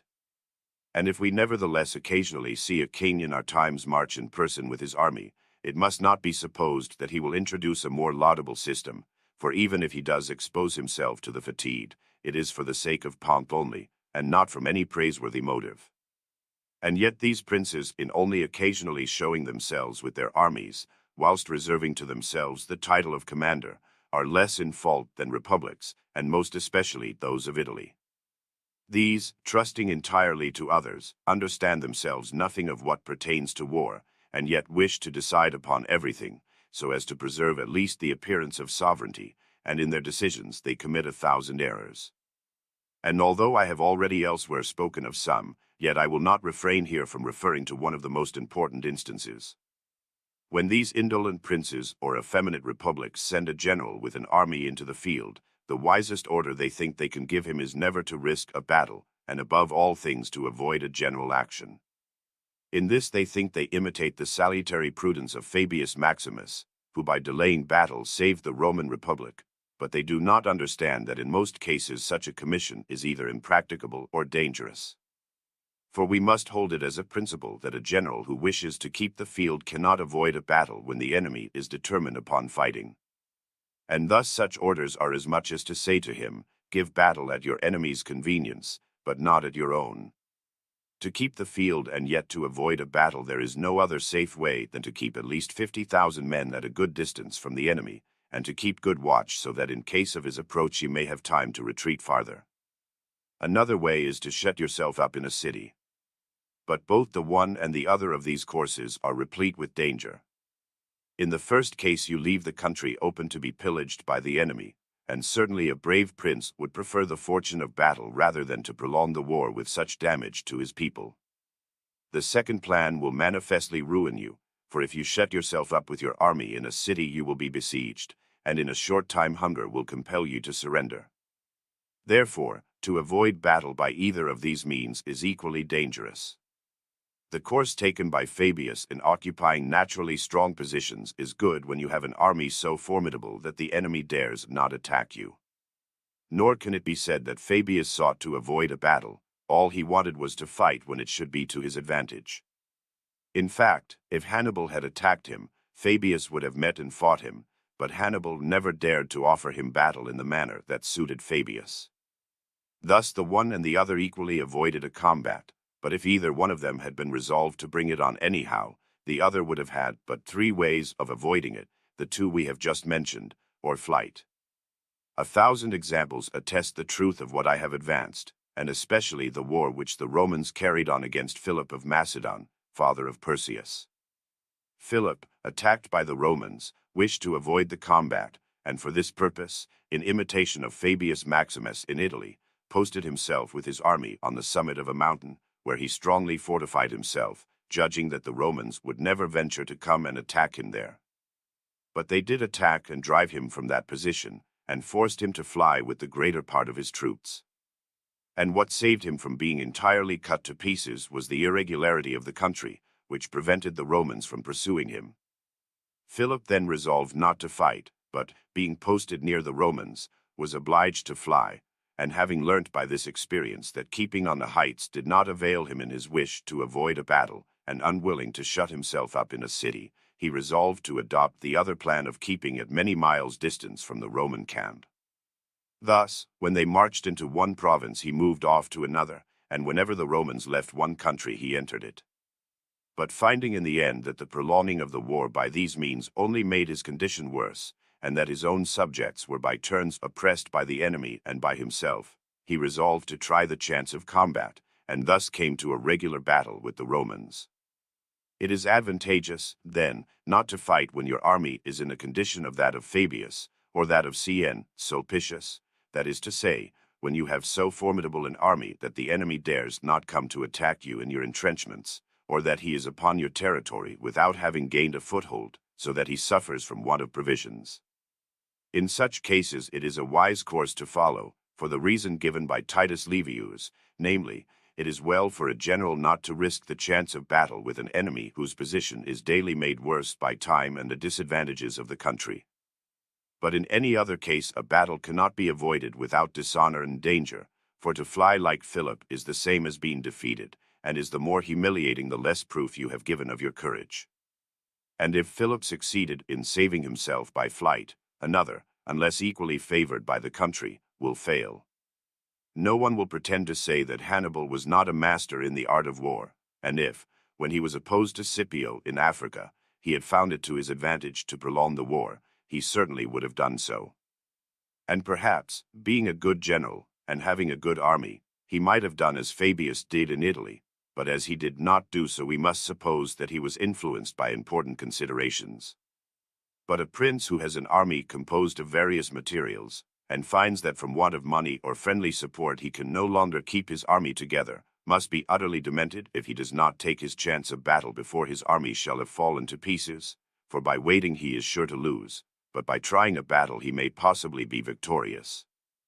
Another point deserving consideration is that even in losing a battle a commander should at least endeavor to save his glory, and surely there is more glory in being overcome by force than in losing from any other cause. It was this consideration that must have influenced Hannibal. Scipio, on the other hand, even if Hannibal had wished to protract the war and had lacked the courage to attack him in his strongholds, was not suffering any privations, for he had already defeated Syphax, and had made himself master of so great a part of Africa that he could have held his ground there with as much security and convenience as in Italy. Such was not the position of Hannibal when opposed to Fabius, nor of the Gauls when they were opposed to Sulpicius. Still less can a general avoid coming to battle when he attempts to penetrate with his army into the interior of the enemy's country. If the enemy opposes him, he will be obliged to fight, and still more will he be obliged to give battle if he should attempt to besiege a town. This happened in our day to Charles, Duke of Burgundy, who, having pitched his camp before Murat, a town belonging to the Swiss, was attacked and routed by them. The same thing occurred to the French army when encamped before Novara, where they were equally defeated by the Swiss. Chapter 11. Whoever has to contend against many enemies may nevertheless overcome them, though he be inferior in power, provided he is able to resist their first efforts. The power of the tribunes of the people in Rome was very great, as has already been said several times, but it was necessary to restrain the ambition of the nobles, who would otherwise have corrupted the republic much more than it was already. Nevertheless, as all human institutions, as has been observed elsewhere, contain some inherent evil that gives rise to unforeseen accidents, it becomes necessary to provide against these by new measures. The tribunes had become insolent and formidable to the nobility and to all Rome, and would have become dangerous to the liberties of the republic had not Appius Claudius pointed out the way for the Romans to protect themselves against the ambition of the tribunes. As there was always to be found amongst them some one more easily intimidated or corrupted than the others, or some lover of the public good, Claudius advised that they should oppose such a one to his colleagues whenever these wanted to pass any act contrary to the wishes of the Senate. This expedient tempered the formidable authority of the tribunes, and for a long while proved most advantageous to Rome, and it has caused me to reflect that the presumption of success should always be in favor of a single power contending against a combination, however superior in numbers and power. For independent of the infinity of circumstances of which an individual can take advantage better than a combination of many, the former will always have the opportunity, with a little address, to create divisions between the latter, and thus to weaken any powerful combination. I will not adduce here any examples of antiquity, of which there are many, but will confine myself to instances of our own times only. In the year 1484 all Italy leagued together against the Venetians, who, after losing everything, and being unable to keep the field any longer, succeeded in corrupting Ludovico Sforza, governor of Milan, and concluded a treaty with him by which they not only recovered all the territory they had lost, but actually seized a portion of the Principality of Ferrara. And thus, although they had been losers in war, yet they proved to be gainers in peace. A few years since a general league was formed against France, but before the termination of the war Spain broke from the league and made terms with France, so that the other confederates were soon afterwards constrained also to come to terms with her. We may therefore with reasonable certainty presume that when a number of princes combine to make war upon a single one, the latter will triumph over the combination, provided he has courage and strength enough to resist the first shock and bide events by temporizing. But if he cannot do this, he is exposed to 1,000 dangers, as was the case with the Venetians in 1508. If at that time they could have held their own against the French army until they could gain over some of those who had combined against them, they would have escaped the disasters by which they were overwhelmed. But being without an army that could temporarily hold the French in check, and thus having no time to detach any one power from the League, they were crushed. In fact, we see that the Pope, after having recovered what belonged to him, became their friend, and so did Spain, and both of these powers would gladly have saved to the Venetians their possessions in Lombardy if they could have done it, so as to prevent France from becoming so powerful in Italy. The Venetians might, by sacrificing a part, have saved the rest. This would have been a wise course for them to pursue, provided they had done so before seeming to be forced to it by necessity. But after the war was actually begun, such a course would have been disgraceful, and probably of little advantage. Before the war, only a few of the citizens of Venice could discern the danger, still fewer perceived the remedy, and none advised it. But to return to what I said at the beginning of this discourse, I conclude that, as the Roman Senate found the means for saving the country from the ambition of the tribunes, who were many, so will any one prince find a remedy, when assailed by many enemies, provided he has wisdom and skill, by suitable means, to create such misunderstandings between them as will cause their disunion. Chapter 12. A skillful general should endeavor by all means in his power to place his soldiers in the position of being obliged to fight, and as far as possible relieve the enemy of such necessity. We have already pointed out the advantage of necessity in human actions, and to what glorious achievements it has given rise. Some moral philosophers have even maintained that without it neither the hand nor the tongue of man, the two noblest instruments of his glory, would have served his purpose perfectly, nor carried human works to that height of perfection which they have attained. The ancient commanders of armies, who well knew the powerful influence of necessity, and how it inspired the soldiers with the most desperate courage, neglected nothing to subject their men to such a pressure, whilst, on the other hand, they employed every device that ingenuity could suggest to relieve the enemy's troops from the necessity of fighting. Thus they often opened the way for the enemy to retreat, which they might easily have barred, and closed it to their own soldiers for whom they could with ease have kept it open. Whoever then desires that a city should make an obstinate resistance, or that an army should fight with determination in the field, should above all things endeavor to inspire them with the conviction of the necessity for their utmost efforts. A skillful general, then, who has to besiege a city, can judge of the difficulties of its capture by knowing and considering to what extent the inhabitants are under the necessity of defending themselves. If he finds that to be very urgent, then he may deem his task in proportion difficult, but if the motive for resistance is feeble, then he may count upon an easy victory. Thence it comes that it is more difficult to reduce a country to subjection that has revolted than it was to conquer it originally. For not having given any special offense before the conquest that would cause them to fear punishment, they yield easily, but having offended by the rebellion and fearing the penalty, they defend themselves with great obstinacy. Such a determined resistance may also be caused by the natural hatred between neighboring princes and republics, which arises from rivalry and the thirst of dominion. The case of Tuscany proves that this is especially the case with republics. This spirit of rivalry and contention will ever make it difficult for republics to subjugate each other.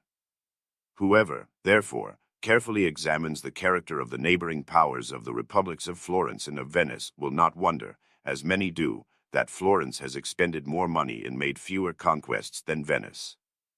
This is due to the fact that the Venetians have had to do with neighbors less obstinate in defense than those with whom Florence has had to contend, the cities in the vicinity of Venice being accustomed to live under the domination of princes, and not as free states, for those who live in servitude are indifferent to a change of masters. In fact, in most cases they rather desire it.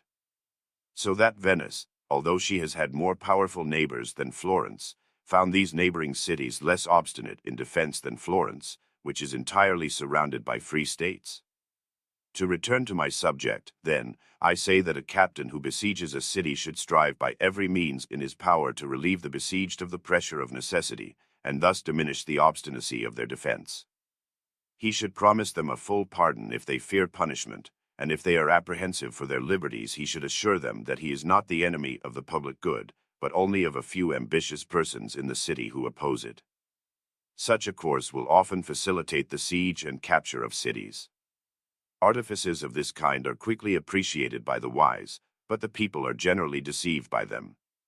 Blinded by their eager desire for present peace, they do not see the snares that are concealed under these liberal promises, and thus many cities have fallen into servitude. This was the case with Florence in our immediate times, and in ancient times with Crassus and his army.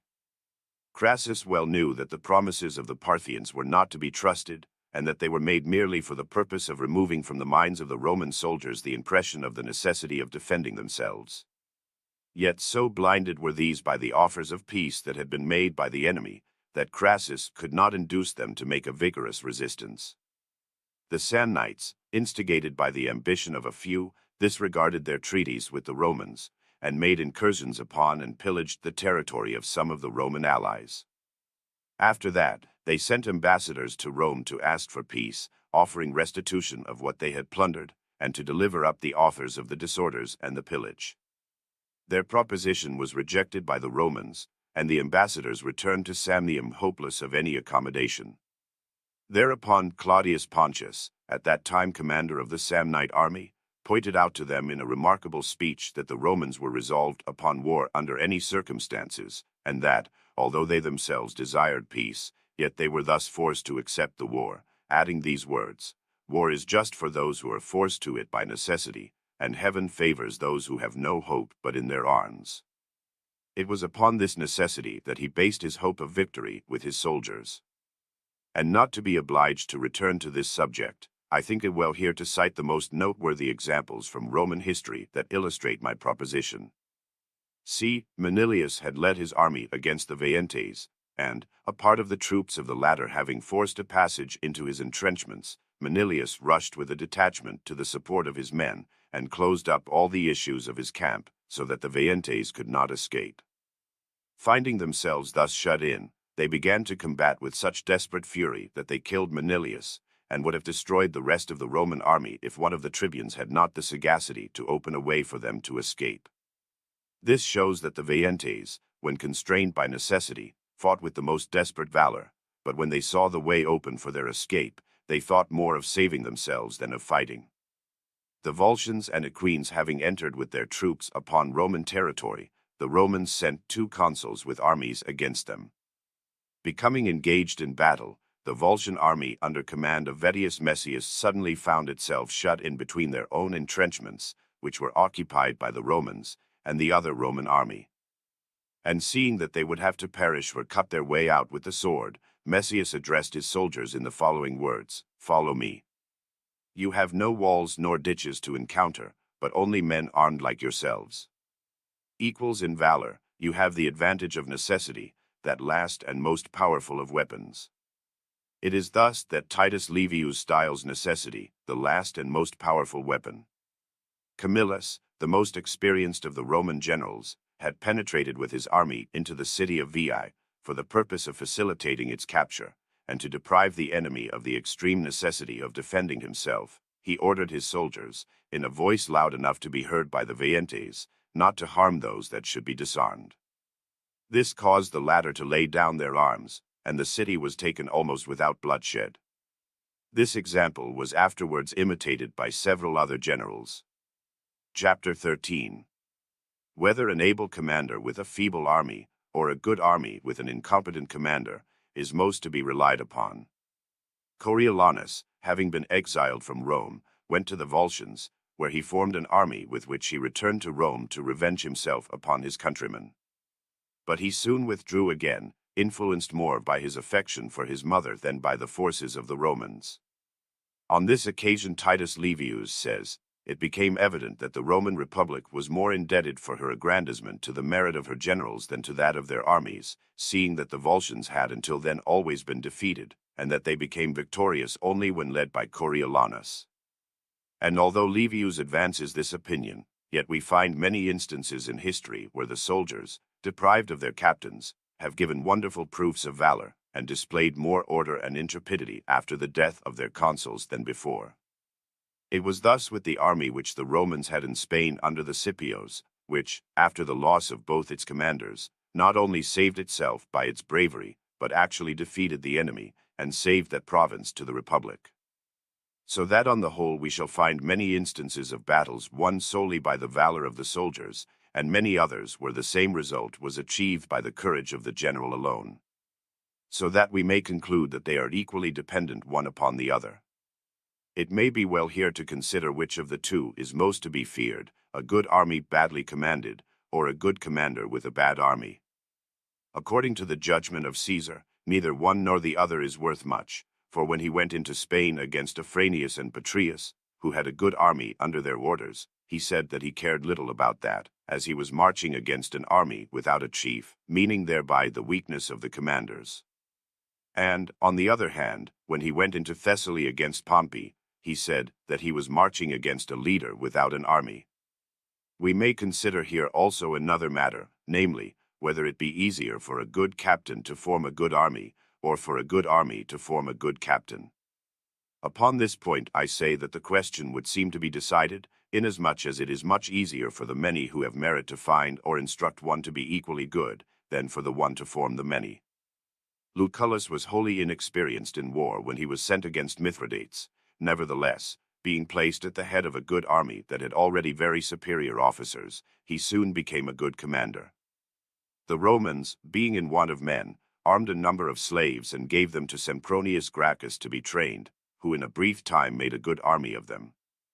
After Pelopidas and Epaminondas had delivered their country, Thebes, from the yoke of the Spartans, they made in a very short time the best kind of soldiers out of the Theban peasants, so that they were not only able to sustain the shock of the Spartan troops, but actually to defeat them.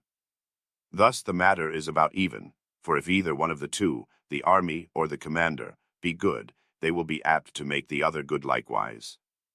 But a good army without an able commander often becomes insolent and dangerous, as was the case with the Macedonian army after the death of Alexander, and with the veteran troops in the civil wars of Rome.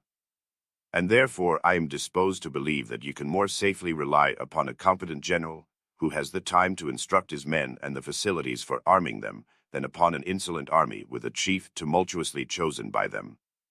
Those generals, therefore, deserve double praise and glory who not only had to conquer, but had actually to form and train their troops before meeting the enemy. For in this they have shown that twofold merit, the union of which is so rare that many commanders, if they have been obliged to perform the same task, would not have obtained that celebrity which they have achieved. Chapter 14. Of the effect of new stratagems and unexpected cries in the midst of battle. We have numerous instances of the important effect produced by some unforeseen incident caused by something new that is seen or heard in the midst of a conflict or heat of battle. One of the most striking examples of this occurred in the battle between the Romans and the Volscians, when Quintius saw one wing of his army give way, and cried out to them in a loud voice to stand firm, as the other wing was victorious. These words reanimated the courage of his soldiers, and caused dismay amongst those of the enemy, so that Quintius carried off the victory. And if such a cry can produce such an effect in a well-disciplined army, its influence is infinitely greater upon a tumultuous and undisciplined body, who are all moved by similar impulses. I will adduce a notable example of this, which occurred in our own times. A few years ago the city of Perugia was divided into two factions, the Audi and the Baglioni.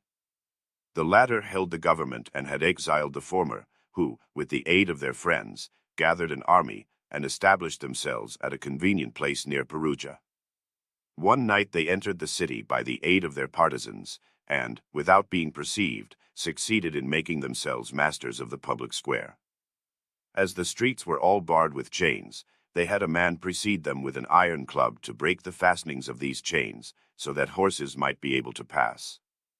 Only one more that closed the public square remained to be broken, and already the cry of "to arms" had been raised in the city. Closely pressed by those that followed him, the man who was charged to break the chains, unable to raise his arms for the purpose, called out to those pressing upon him to fall back. This cry of "fall back," taken up from rank to rank, caused the hindmost to fly.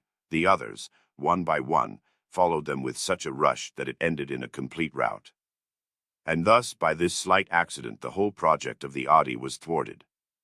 This shows the necessity of discipline in an army, not only to make them combat with order, but also to prevent any slight accident from creating confusion. And it is just for this reason that an undisciplined multitude is useless in war, for the least unexpected noise or word will throw them into confusion and make them take to flight.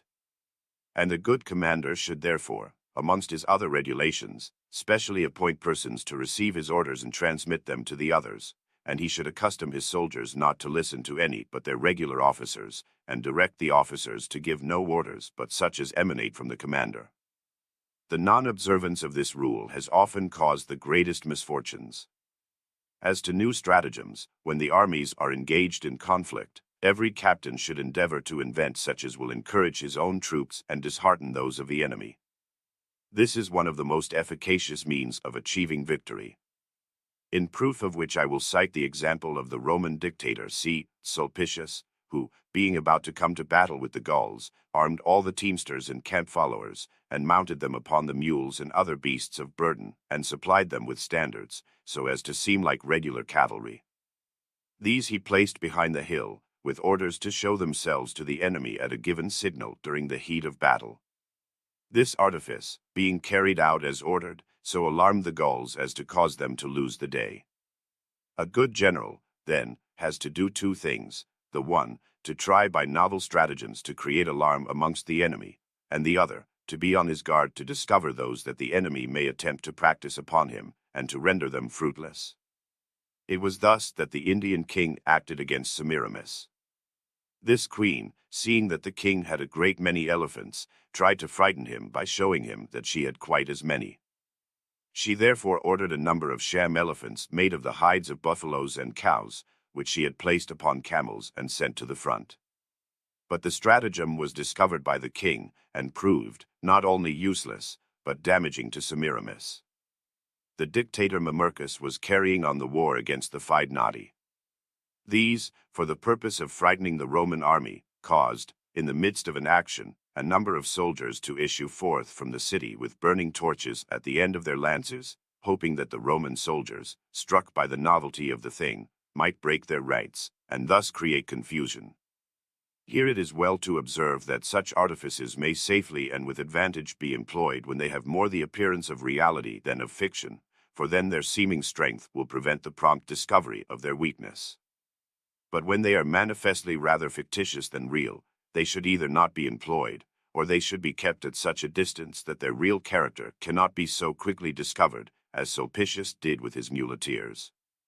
Otherwise, when too near, their real weakness will be quickly discovered, and then they do more harm than good, as was the case with the sham elephants of Semiramis and the torches of the Fidenati. For although these did at the first moment somewhat disturb the Roman soldiers, yet when the dictator discovered it he called out to them to be ashamed to fly from the smoke like insects. Return to the combat, he shouted to them, and with their own torches burned their city of Fidena, which their benefits could not placate. Thus was the artifice of the Fidenati rendered futile, and the battle won by the Romans. Chapter 15. An army should have but one chief; a greater number is detrimental. The Fidenati, having revolted, massacred the colony which the Romans had established at Fidena.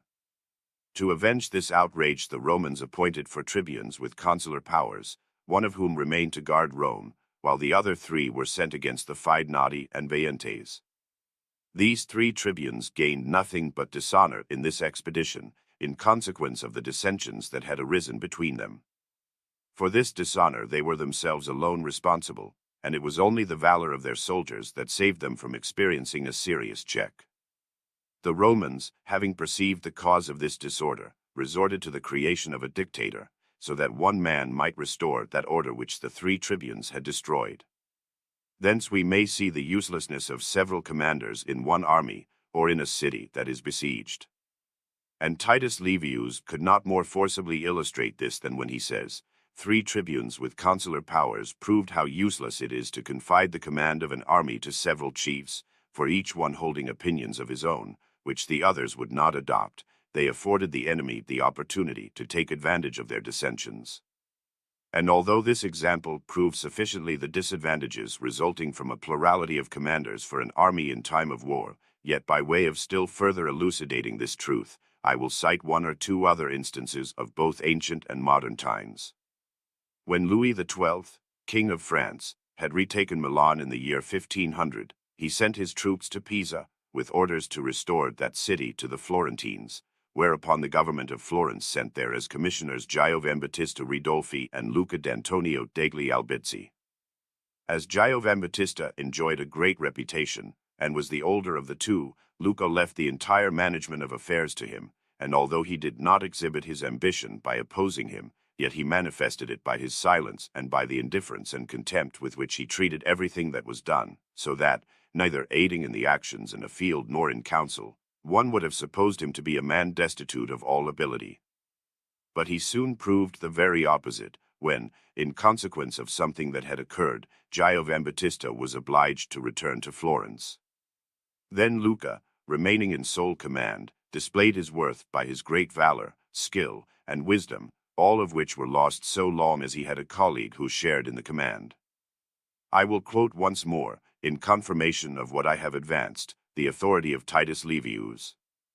This historian, referring to the circumstance that the Romans had sent Quintius and Agrippa against the Aqueans, adds that the latter begged his colleague to take upon himself the sole conduct of the war, saying to him, "In important affairs it is necessary for success that the principal authority should reside in one man only."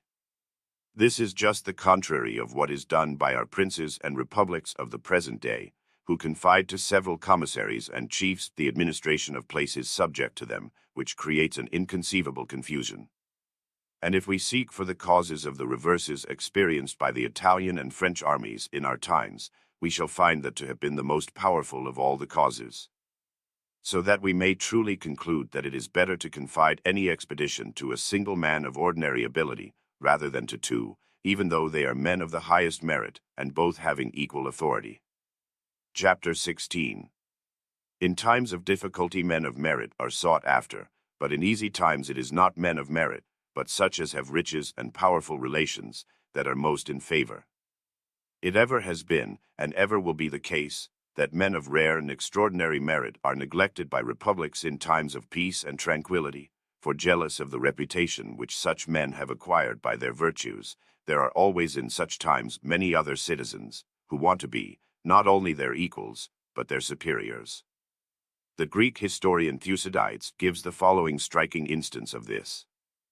The Athenian Republic, having obtained the advantage in the Peloponnesian War, having checked the pride of the Spartans and subjected almost all Greece to their rule, acquired such reputation that she conceived the project of conquering Sicily. This enterprise was much debated in Athens.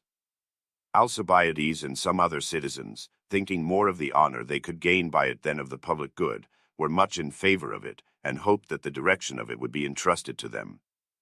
But Nicias, one of the most influential citizens of Athens, opposed it, and the principal reason which he adduced against it, when addressing the people, who had faith in him, was this, that in advising them against this war he counseled them to what was against his own interest, for he well knew that so long as Athens remained at peace there were many citizens who wanted to take precedence of him. But he also knew that there was not a citizen who would pretend to show himself his superior, or even his equal, in time of war. Thus showing that it is the common fault of republics in tranquil times to make small account of men of merit. And it is a twofold cause of indignation for such men to see themselves deprived of the rank to which they are entitled, and to be associated with, and often even subordinated to unworthy men, who are their inferiors in capacity. This defect in republics has often caused great evils, for those citizens who feel themselves so unjustly depreciated, and knowing it to be the result of the peace and tranquility which the state enjoys, will stir up troubles and kindle fresh wars to the detriment of the republic. In reflecting upon the means for remedying this evil, I believe I have found two. The first is to keep the citizens poor, so that their wealth and lack of virtue may neither corrupt themselves nor enable them to corrupt others, and the second, so to organize for war as to be ever prepared for it, and always to have need of men of merit and reputation, as Rome did in her early days. For as this city always kept armies in the field, there was constant opportunity for the employment of men of ability, nor could rank be withheld from a man who deserved it, neither could it be bestowed upon another who did not merit it. And if, notwithstanding this, it was at times done, either by mistake or by way of trial, it caused at once such disorders and dangers that they quickly returned to the regular course. But other republics, which are not constituted like Rome, and who engage in war only when compelled by necessity, cannot avoid this inconvenience, but are rather constantly led into it. And this will always produce evil consequences whenever the meritorious citizen, who has thus been neglected, is disposed to be vindictive, and has influence and partisans in the city. Rome avoided this evil practice for a time, But after she had conquered Carthage and Antiochus, as we have said elsewhere, and no longer fearing other wars, she also seems to have confided the conduct of her armies indifferently to whoever aspired to it, looking less to the merits and ability of the man than to such other qualifications as assured him favor with the people. For we see that the consulate was several times refused to Paulus Emilius, and that he obtained it only when the war with the Macedonians occurred, which being deemed perilous, the command of the army was by general consent committed to him. When after the year 1490 the city of Florence was involved in many wars, and her citizens had given but indifferent proof of their ability, the city by chance found a man who showed himself capable of commanding her armies. This was Antonio Giacomini, and so long as Florence had difficult wars on hand, all the ambition of her citizens ceased, and Antonio had no competitors for the part of commissary and chief of the army. But when there was a war that presented no dangers, and promised only honors and credit, then there were so many applicants that, in the appointment of 3 commissaries for the conduct of the siege of Pisa, Antonio was left out. And although the injury that resulted to the state from not having sent Antonio was not evident to all, yet it could most easily be conjectured. For Pisa, being destitute of munitions and provisions, would quickly have been forced to surrender at discretion to the Florentines, if Antonio had been in command. But the siege, being conducted by wholly incompetent men, was protracted to that degree that the Florentines had to resort to the purchase of the city, which they might otherwise have taken by force. Such an indignity might well have had an effect upon Antonio, and he must have been very good in forbearing not to have desired to revenge himself for it, either by the ruin of the state, which he could have occasioned, or by the destruction of some of his particular rivals. A republic should guard against similar dangers, as we will show more fully in the following chapter. Chapter 17. A person who has been offended should not be entrusted with an important administration and government. A republic should take great care not to entrust with an important administration one who has been gravely offended. Claudius Nero, who left the army with which he was confronting Hannibal, and, taking a portion of the same, went with it into La Marca to meet the other consul, in order to engage Hasdrubal before he could form a junction with Hannibal, found himself in front of Hasdrubal, and surrounded him with his forces in a place where he had to fight at a disadvantage or die of starvation. But he was so craftily entertained by Hasdrubal with propositions of an agreement as to enable him to make his escape, and defeat Nero's opportunity of crushing him. This becoming known in Rome, the Senate and people deemed it a grievous blunder, making him the constant topic of conversation about the city, to his great disgrace and shame. But afterwards becoming consul and being sent against Hannibal, he acted in the manner above indicated, which involved such great danger that all Rome was troubled and in doubt until the news came of Hasdrubal's rout. Claudius, being subsequently interrogated as to the reasons for taking so dangerous a course, by which without extreme necessity he had jeoparded the liberty of Rome, answered that he did so, knowing that if successful he should regain the glory lost in Spain, and if unsuccessful, and his plan should have an adverse issue, he would be revenged on that city and those citizens who had so ungratefully and indiscreetly offended him. And if such an affront could rouse to such passion a citizen of Rome in those days when Rome was yet incorrupt, we can imagine what might be done by a citizen of a city in a condition unlike that of Rome at that time. Hence, no adequate remedies existing for similar disorders arising in republics, it follows that it is impossible to establish a perpetual republic, because in 1,000 unforeseen ways its ruin may be accomplished. Chapter 18. Nothing is more worthy of the attention of a good general than to endeavor to penetrate the designs of the enemy. Epaminondas the Theban said that nothing was more necessary and useful for a general than to know the intentions and projects of the enemy. And the more difficult it is to acquire such knowledge, the more praise he deserves who succeeds in conjecturing it correctly. Nor is it as difficult to understand the designs of the enemy as it is at times to comprehend his actions, and often it is less difficult to appreciate what he is doing at a distance than what he does at the moment and nearby. For it has happened many a time that, when a battle has lasted until nightfall, the victor thinks himself beaten, and the defeated imagines himself to have been victorious. Such errors have caused men to resolve upon acts that prove their ruin, as happened to Brutus and Cassius, the latter of whom perished in consequence of just such an error. For although the wing commanded by Brutus had been victorious, yet Cassius thought that it had been defeated, and that consequently the whole army was beaten, so that, despairing of his safety, he killed himself. We have an instance almost of the same kind in our own times, in the Battle of Santa Cecilia, Marignan, in Lombardy, between Francis I, King of France, and the Swiss. Night having come on, that portion of the Swiss troops which had not been broken through believed themselves to be victorious, not knowing that the others had been routed and slain. This error was the cause of their not saving themselves, for they awaited the morning to renew the contest that proved so disastrous to them. And this same error came near causing the loss of the army of the Pope and of the King of Spain, which, upon the false news of victory, had crossed the Po, and, had it advanced any farther, would have become prisoners to the French, who were victorious. The Roman and Equine armies fell into a similar error. The consul Sempronius, having attacked the latter, the battle lasted all day until evening, with varying fortunes for both sides. When night came on, both armies, half beaten, did not return to their encampments, but retired to the neighboring heights, where they believed themselves secure. The Roman army divided into two parts. One followed the consul, and the other a centurion named Tempanius, whose valor had saved the Roman army on that day from being entirely defeated. When morning came, the Roman consul, without knowing anything more of the enemy, marched towards Rome, and the Equine army retreated likewise. Each of them believed the other to have been victorious, and therefore retreated, regardless of leaving their encampments a prey to the other. It happened that Tempanius, who with the remainder of the Roman army was also retreating, learned from some wounded Equines that their captain had withdrawn, and had abandoned their encampments. Upon this news, he returned to the Roman entrenchments, and saved them, and afterwards destroyed those of the Equines, and then marched to Rome victorious. This victory, as we see, consisted only in his having been the first to learn the discomfiture of the enemy. And this should make us reflect that it may often happen that two armies opposed to each other may both be equally damaged, and suffering from the same necessity. In such case, the victory will be for him who is first informed of the condition of the other.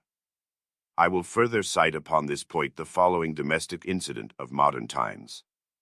In the year 1498 the Florentines had a powerful army before Pisa, and pressed that city very closely.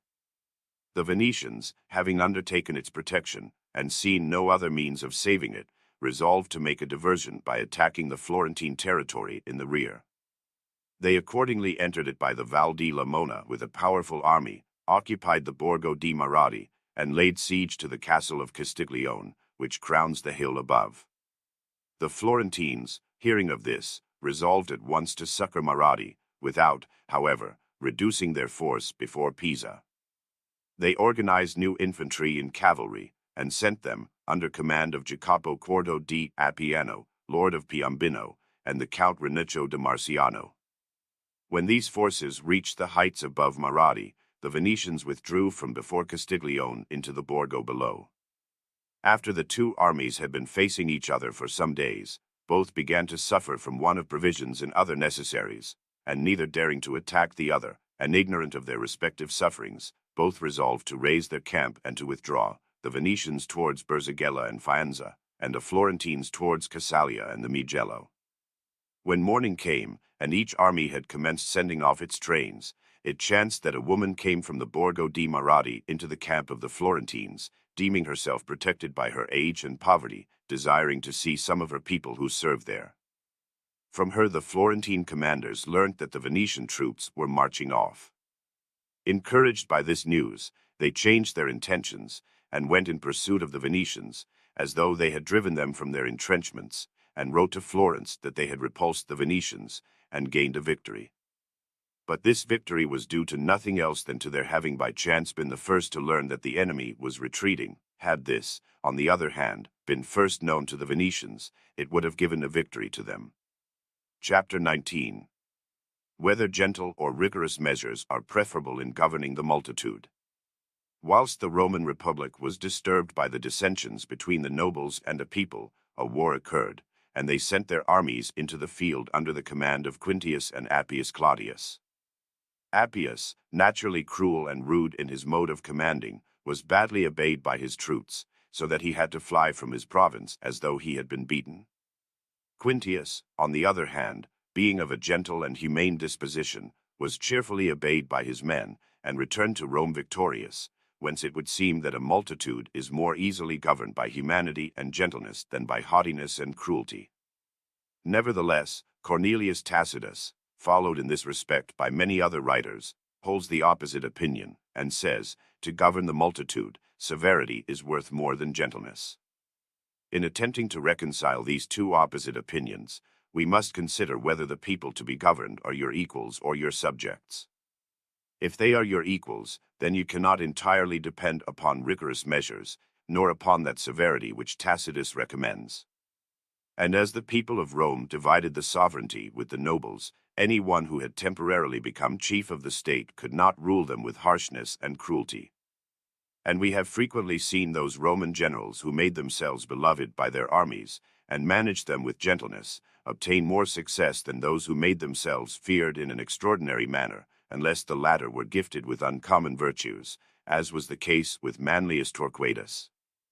But he who has to command subjects, such as Tacitus speaks of, should employ severity rather than gentleness, lest these subjects should become insolent and trample his authority underfoot because of too great indulgence.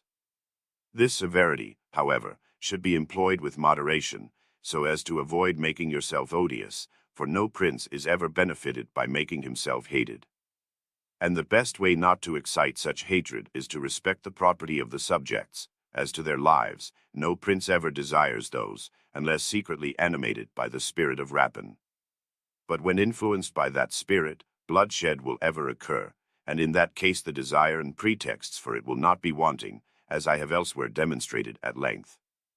Thus, Quintius was more entitled to praise than Appius, and the judgment of Tacitus can be approved only when confined within just limits, and not applied in the manner of Appius.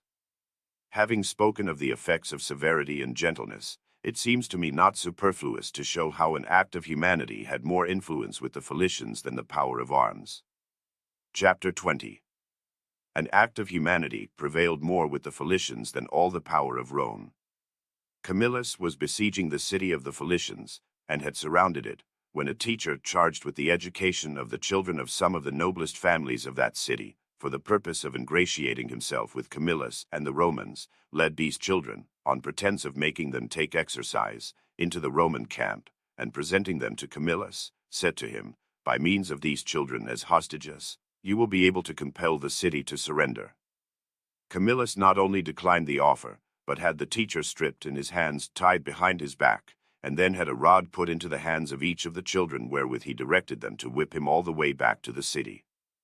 Upon learning this fact, the citizens of Cilicia were so much touched by the humanity and integrity of Camillus, that they surrendered the place to him without any further defense.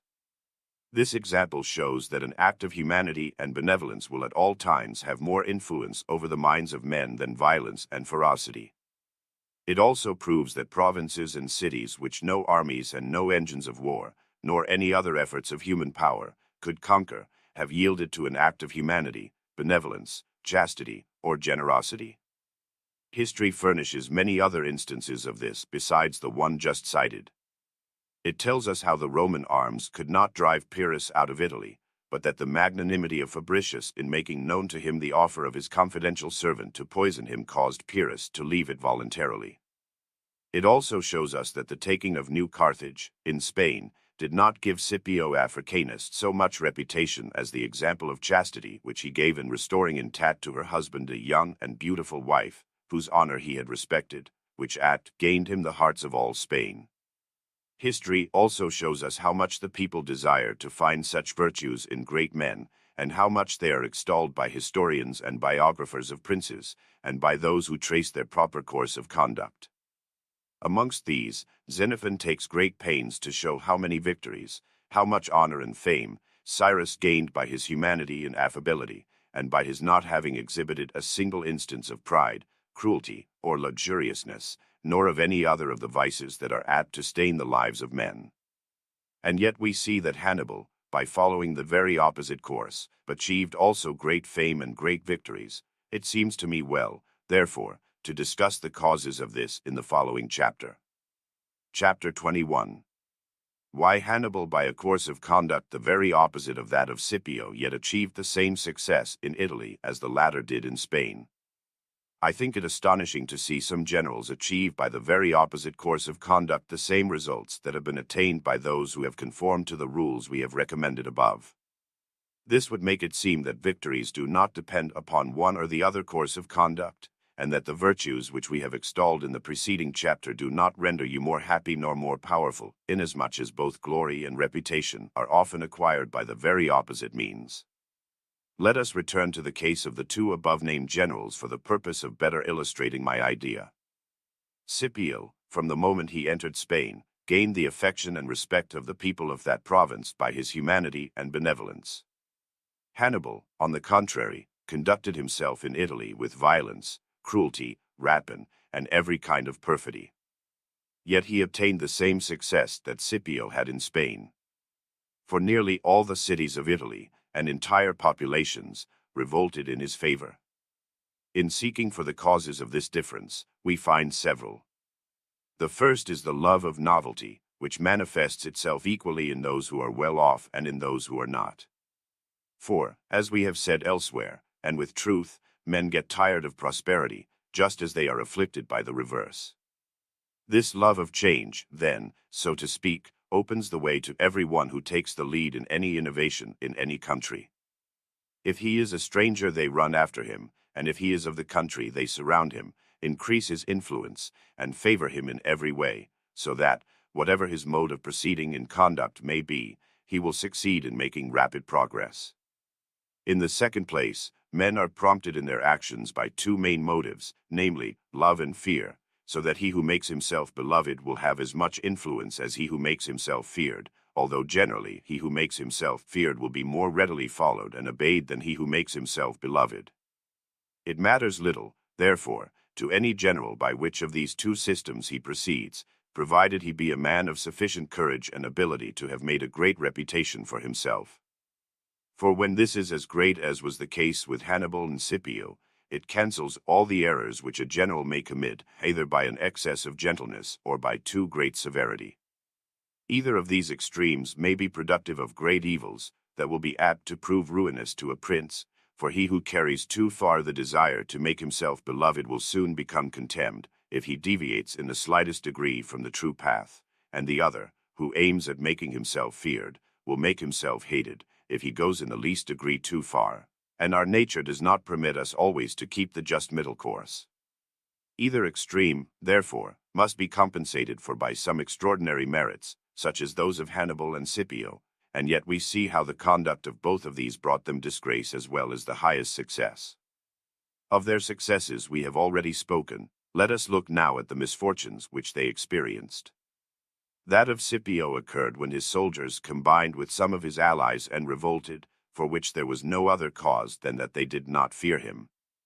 For men are so restless that the slightest opening for their ambition causes them quickly to forget all the affection for him with which the humanity of the prince had inspired them. This was the case with the soldiers and allies of Scipio, so that to arrest the evil he was obliged to adopt measures of the extremest severity, which until then he had so carefully avoided. As to Hannibal, there is no particular instance where his cruelty and perfidy caused him any immediate injury, but we may well presume that Naples and many other cities remained faithful to Rome solely from fear of Hannibal's cruelty. This much is certain, that his ferocity made him more hated by the Roman people than any other enemy which that republic ever had.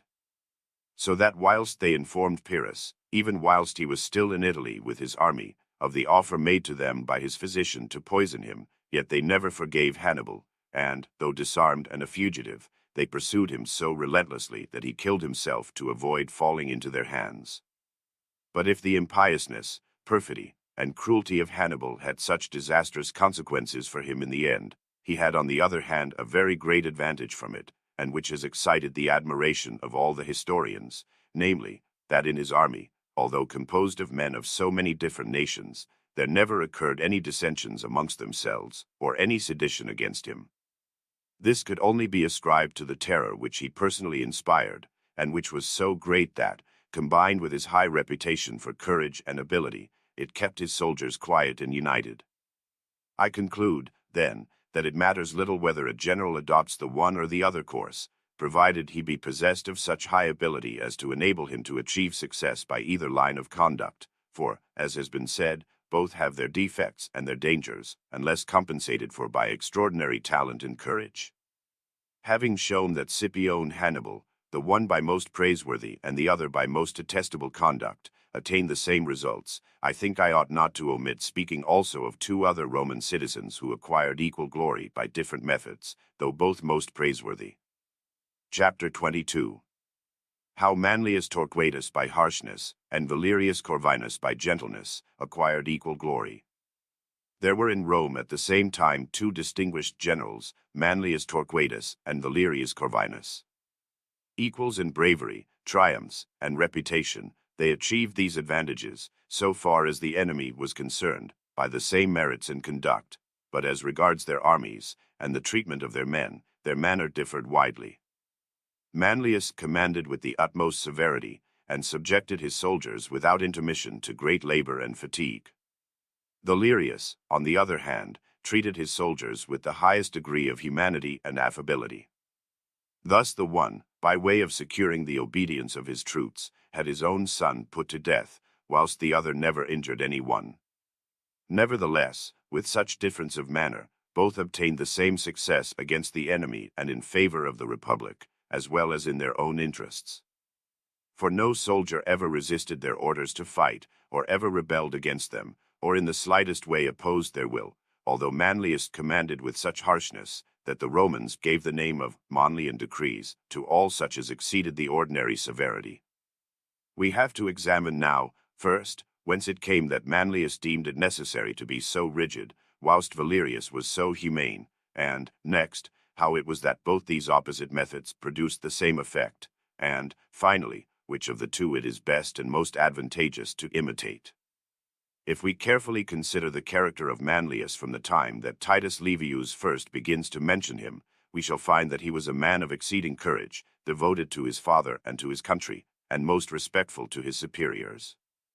These things we know from his defense of his father against a tribune, from his single combat with a Gaul, whom he slew, and from the words which he addressed to the consul before engaging in that combat. I will never fight against the enemy without your orders, not even if I were perfectly certain of victory. When a man of this character comes to command, he desires to have all men like himself. His vigorous character is reproduced in his orders, and these once given, he will require their strict observance. For it is a certain rule that he who gives severe orders must see them executed with severity, otherwise he will find himself deceived. And here we may note that he who wishes to be obeyed must know how to command, and those give proof of knowing this who properly estimate their own strength with reference to that of those who have to obey, and who commands only when he finds them to bear a proper proportion to each other, and who abstains from commanding when that proportion is wanting. And therefore it was said by a wise man, that to hold the government of a republic by violence, it was necessary that there should be a proper proportion between him who holds by force and those whom he thus subjects to his control. And whenever that just proportion exists, he may expect his tenure of power to be enduring. But when the oppressed is more powerful than the oppressor, then the latter will daily have occasion to fear his overthrow.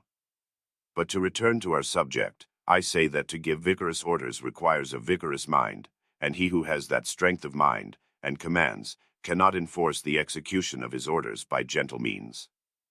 And he who lacks such vigor of mind must be careful not to order anything extraordinary, but in ordinary matters he may act with his natural gentleness, for ordinary punishments are not imputed to the prince, but to the laws and to the necessity of preserving order.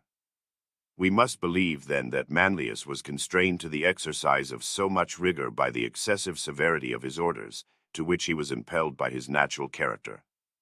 Such severity is useful in a republic, because it brings her back to her first principles and to her ancient virtue. A republic would be perpetual that has the good fortune often to find men who by their example restore the laws to their original purity and force, as we have said elsewhere, and not only prevent her from falling into decadence, but rather carry her in the opposite direction. Thus Manlius was one of those who by the strictness of his commands kept up the military discipline in Rome, constrained to this, first by his natural character, and next by the desire for the strict observance of those orders which his innate temperament had caused him to issue. The Livius, on the other hand, was able to act according to his naturally gentle and humane character, for he asked nothing more of his troops than a compliance with those duties to which the Roman armies were accustomed. The enforcement of this discipline, being wisely regulated, and not being made onerous to the soldiers, sufficed to make him honored, so that Valerius had no occasion to punish, as there were none that transgressed this discipline, and if perchance there had been any, they would have imputed their punishment, as has been said, to the established regulations, and not to the cruelty of their chief. The Livius was thus enabled to indulge the promptings of his natural humanity, by which he secured the contentment and goodwill of his soldiers. Thus these two generals, being equally obeyed, achieved the same results by two entirely different methods. Those who attempt to imitate them expose themselves to contempt and hatred, which can only be avoided by the possession of extraordinary merits, as I have said when speaking of Hannibal and Scipio. It remains for us now to examine which of these two methods is the best, and this I believe to be a debatable question, for both have been equally praised by the writers. Nevertheless, those who have written on the subject of the proper conduct of princes incline more to the method of Valerius than to that of Manlius, and Xenophon, whom I have already quoted, in relating several instances of the humanity of Cyrus, speaks of him very much as Titus Livius does of Valerius. When this distinguished Roman was named consul and marched against the Samnites, he addressed his soldiers on the eve of battle in the same spirit of humanity that characterized all his acts. After reporting his address, Titus Livius says, "No other general was ever more familiar with his soldiers. He cheerfully shared all the fatigues with the lowest of his men. In the various military games, such as contests of strength or speed, he never objected to measuring himself with the first that offered, and whether victorious or defeated, he ever preserved the same countenance and the same affability. In his actions he was ever courteous and benign, and in speech ever as mindful of the liberty of others as of his own dignity. In the exercise of the magistratures he was the same as when a solicit ant for them, which best characterizes the true friend of popular government." Titus Livius speaks no less honorably of Manlius, and shows that his severity in having his own son put to death rendered the army so obedient to him that it enabled him to achieve the victory over the Latians, and he goes on to praise him to that degree that, after having related all the particulars of the battle, and the difficulties and perils which the Roman troops had to encounter in the achievement of that victory, he concludes by attributing it exclusively to the valor of Manlius. And in comparing the forces of the Roman armies, he affirms again that the victory had been assured by that portion which was commanded by Manlius. Thus, in examining all that writers have said upon the subject of our discourse, it is difficult to arrive at a precise judgment. Nevertheless, so as not to leave the matter undecided, I say that the conduct of Manlius is more praiseworthy and less perilous for a citizen who lives under the laws of a republic, inasmuch as it operates entirely for the benefit of the state, and can never favor private ambition. For by such conduct a man can never create any partisans for himself, severe towards everybody, and devoted only to the public good. A commander by such means will never gain any particular friends, such as we have called partisans. Thus this course of conduct can only be of the greatest benefit and value in a republic, as it looks only to the public good, and is in no way open to the suspicion of individual usurpation. But with the system of Valerius, quite the contrary is the case, for although it produces the same effects so far as the public service is concerned, yet it is calculated to inspire doubts and mistrust, on account of the special devotion of the soldiers to their chief to which it will give rise, and which might be productive of bad effects against the public liberty, in case of his being continued in command for any length of time. And if no such evil results were caused by the humane conduct of Valerius Publicola, it must be attributed to the fact that the minds of the Romans were not yet corrupt, and that he did not remain in continuous command for any great length of time. But if the question were with regard to a prince, as Xenophon treats it, then we should in all respects take Valerius for a model, and not Manlius, for a prince should aim at having the obedience and affection of his soldiers, as well as of his subjects. His strict observance of the laws will ensure him obedience and the reputation of being virtuous, and his affability, humanity, and benevolence, and the other good qualities of Livius, and of those which Xenophon praise in Cyrus, will make him beloved. For the affections of the people for a prince, and the devotion to him of the army, accord perfectly well with all the other interests of the state. But in a republic, the exclusive devotion of the army to its chief does not accord with the other institutions, which oblige him to observe the laws and obey the civil magistrates. We read in the ancient history of the Venetian Republic that, on one occasion when their galleys returned to the city, a quarrel occurred between the sailors and the people, which increased to a tumult and a resort to arms. Neither the public force, nor the respect for the principal citizens, nor the fear of the magistrates, could quell this disturbance, but the sudden appearance of a gentleman who the year before had commanded these mariners, and had won their affection, caused them to desist from the fight and to depart. The prompt submission of the sailors to this gentleman excited the suspicions of the Senate to that degree, that they deemed it well to assure themselves of him by imprisonment and death. I conclude, then, that the character and conduct of Livius is advantageous in a prince, but pernicious in a citizen, not only as regards his country, but also in regard to himself, pernicious for the state, because they prepare the way for a tyranny, and for himself, because in rendering him suspect to his fellow citizens, it constrains them to take precautions against him that will prove detrimental to him. And, on the other hand, I affirm that the severity of Manlius is dangerous to the interests of a prince, but favorable to a citizen, and above all to the country.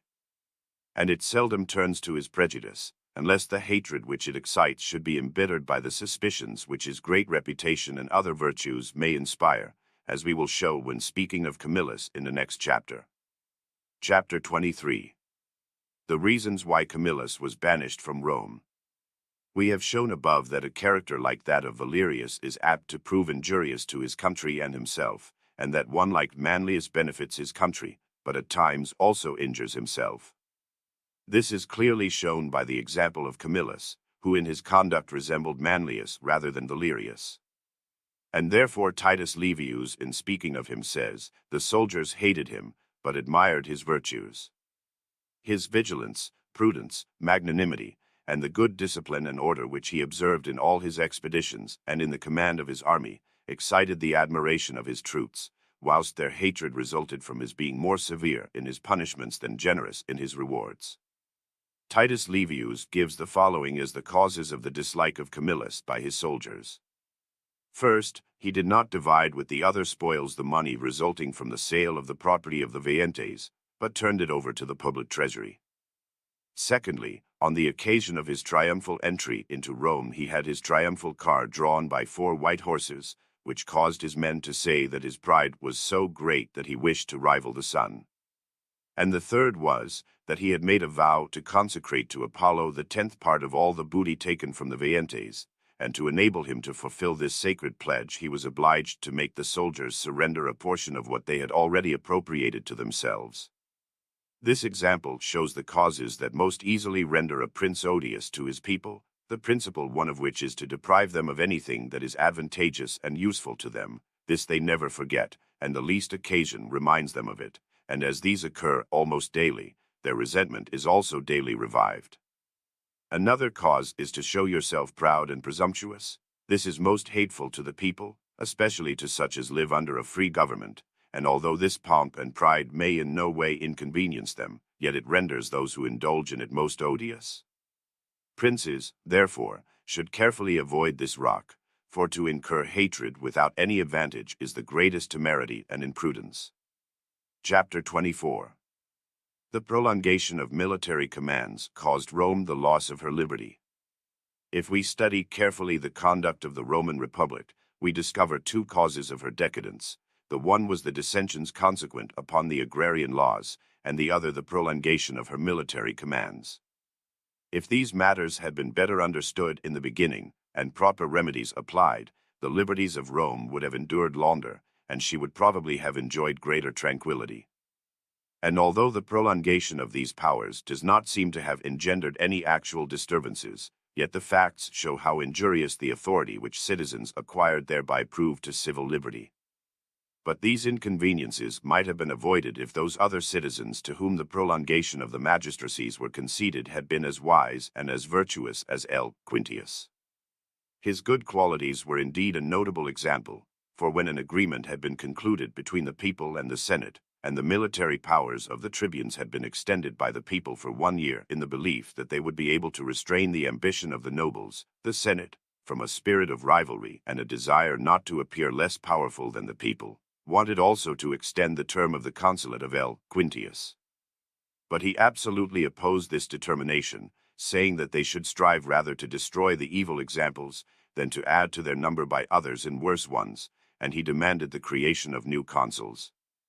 If the citizens of Rome generally had shared the virtue and prudence of L. Quintius, they would never have permitted the practice of the prolongation of the magistracies, which custom led to the prolongation of the military commands, which in time proved the ruin of this republic.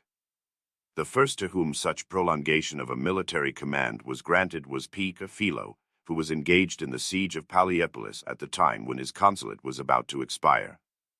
The Senate, believing that he would soon accomplish the capture of that city, instead of sending him a successor, named him proconsul, and thus he was the first who held that office.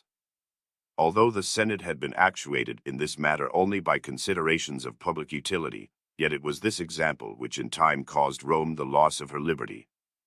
For the farther the Roman armies went from Rome, the more necessary did such prolongation of the military commands seem to the Senate, and the more frequently did they practice it. 2 evils resulted from this. The first, that a less number of men became experienced in the command of armies, and therefore distinguished reputation was confined to a few, and the other, that, by the general remaining a long while in command of an army, the soldiers became so attached to him personally that they made themselves his partisans, and, forgetful of the Senate, recognized no chief or authority but him. It was thus that Sylla and Marius were enabled to find soldiers willing to follow their lead even against the Republic itself. And it was by this means that Caesar was enabled to make himself absolute master of his country. Thus, if Rome had not prolonged the magistracies and the military commands, she might not so soon have attained the zenith of her power, but if she had been slower in her conquests, she would have also preserved her liberties the longer. Chapter 25. Of the poverty of Cincinnatus, and that of many other Roman citizens. We have argued elsewhere that it is of the greatest advantage in a republic to have laws that keep her citizens poor. Although there does not appear to have been any special law to this effect in Rome, the agrarian law having met with the greatest opposition, yet experience shows that even so late as 400 years after its foundation there was still great poverty in Rome. We cannot ascribe this fact to any other cause than that poverty never was allowed to stand in the way of the achievement of any rank or honor, and that virtue and merit were sought for under whatever roof they dwelt. It was this system that made riches naturally less desirable. We have a manifest proof of this on the occasion when the consul Minucius and his army were surrounded by the Aqueans, and all Rome was full of apprehensions lest the army should be lost, so that they resorted to the creation of a dictator, their last remedy in times of difficulty. They appointed L. Quintius Cincinnatus, who at the time was on his little farm, which he cultivated with his own hands. This circumstance is celebrated by Titus Livius in the following golden words: "After this let men not listen to those who prefer riches to everything else in this world, and who think that there is neither honor nor virtue where wealth does not flow." Cincinnatus was engaged in plowing his fields, which did not exceed 4 acres, when the messengers of the Senate arrived from Rome to announce his election to the dictatorship, and to point out to him the imminent danger of the Roman Republic. He immediately put on his toga, gathered an army, and went to the relief of Minucius, and having crushed and despoiled the enemy, and freed the consul and his army, he would not permit them to share the spoils, saying, "I will not allow you to participate in the spoils of those to whom you came so near falling a prey." He deprived Minucius of the consulate, and reduced him to the rank of lieutenant, saying to him, "You will remain in this grade until you have learned to be consul." Cincinnatus had chosen for his master of cavalry L. Tarquinius, whose poverty had obliged him to fight on foot. Let us note here how Rome honored poverty, as has been said, and how 4 acres of land sufficed for the support of so good and great a citizen as Cincinnatus. We find also that poverty was still honored in the times of Marcus Regulus, who when commanding an army in Africa asked permission of the Roman Senate to return to look after his farm, which was being spoiled by the laborers in whose charge it had been left by him. These instances suggest two reflections: the one, that these eminent citizens were content to remain in such poverty, and that they were satisfied merely to win honor by their military achievements, and to leave all the profits of them to the public treasury, for if they had thought of enriching themselves by their wars, they would have cared little whether their fields were being spoiled or not; and the other, as to the magnanimity of these citizens, who, when placed at the head of an army, rose above all princes solely by the grandeur of their souls. They regarded neither kings nor republics; nothing astonished and nothing inspired them with fear. Having returned to private life, they were frugal, humble, and devoted to the care of their little properties, obedient to the magistrates, and respectful to their superiors, so that it seems almost impossible that the same mind should be able to bear such great changes. This state of things continued at the time of Paulus Emilius, and these were the last bright days of the Republic, when a citizen who had enriched Rome by his triumphs yet remained himself poor. And so much was this poverty still esteemed at that time, that Paulus, by way of rewarding someone who had distinguished himself in war, presented his son-in-law with a silver cup, which was the first piece of this metal that had ever come into his house. I might demonstrate here at length that poverty produces better fruits than riches, that the first has conferred honor upon cities, countries, and religions, whilst the latter have only served to ruin them, were it not that this subject has been so often illustrated by other writers. Chapter 26. How states are ruined on account of women. A difference arose in the city of Ardea between the patricians and plebeians, on account of a rich heiress, who had been demanded in marriage by a plebeian and a noble at the same time. The young woman, having lost her father, her guardians wanted to give her to the plebeian, but the mother preferred the noble. This gave rise to such disturbances that they actually came to arms, the entire nobility armed in support of the young noble, and all the people in favor of the plebeian. The latter, having been overcome, left Ardea, and sent to the Volscians for assistance, whilst the nobles applied to Rome. The Volscians, having arrived first, surrounded and besieged Ardea. When the Romans came, they shut in the Volscians between their army and the walls of the town, and pressed them so hard that, constrained by want of provisions, the Volscians were obliged to surrender at discretion. When the Romans entered the city, they put to death all the chiefs of the sedition, and re-established order. This occurrence suggests several points for reflection. First, we see that women have been the cause of great dissensions and much ruin to states, and have caused great damage to those who govern them. We have seen, in the history of Rome, that the outrage committed upon Lucretia deprived the Tarquins of their throne, and the attempt upon Virginia caused the Decemvirs the loss of their authority. Thus, Aristotle mentions as one of the first causes of the ruin of tyrants the outrages committed by them upon the wives and daughters of others, either by violence or seduction, and we have discussed this subject at length when treating of conspiracies.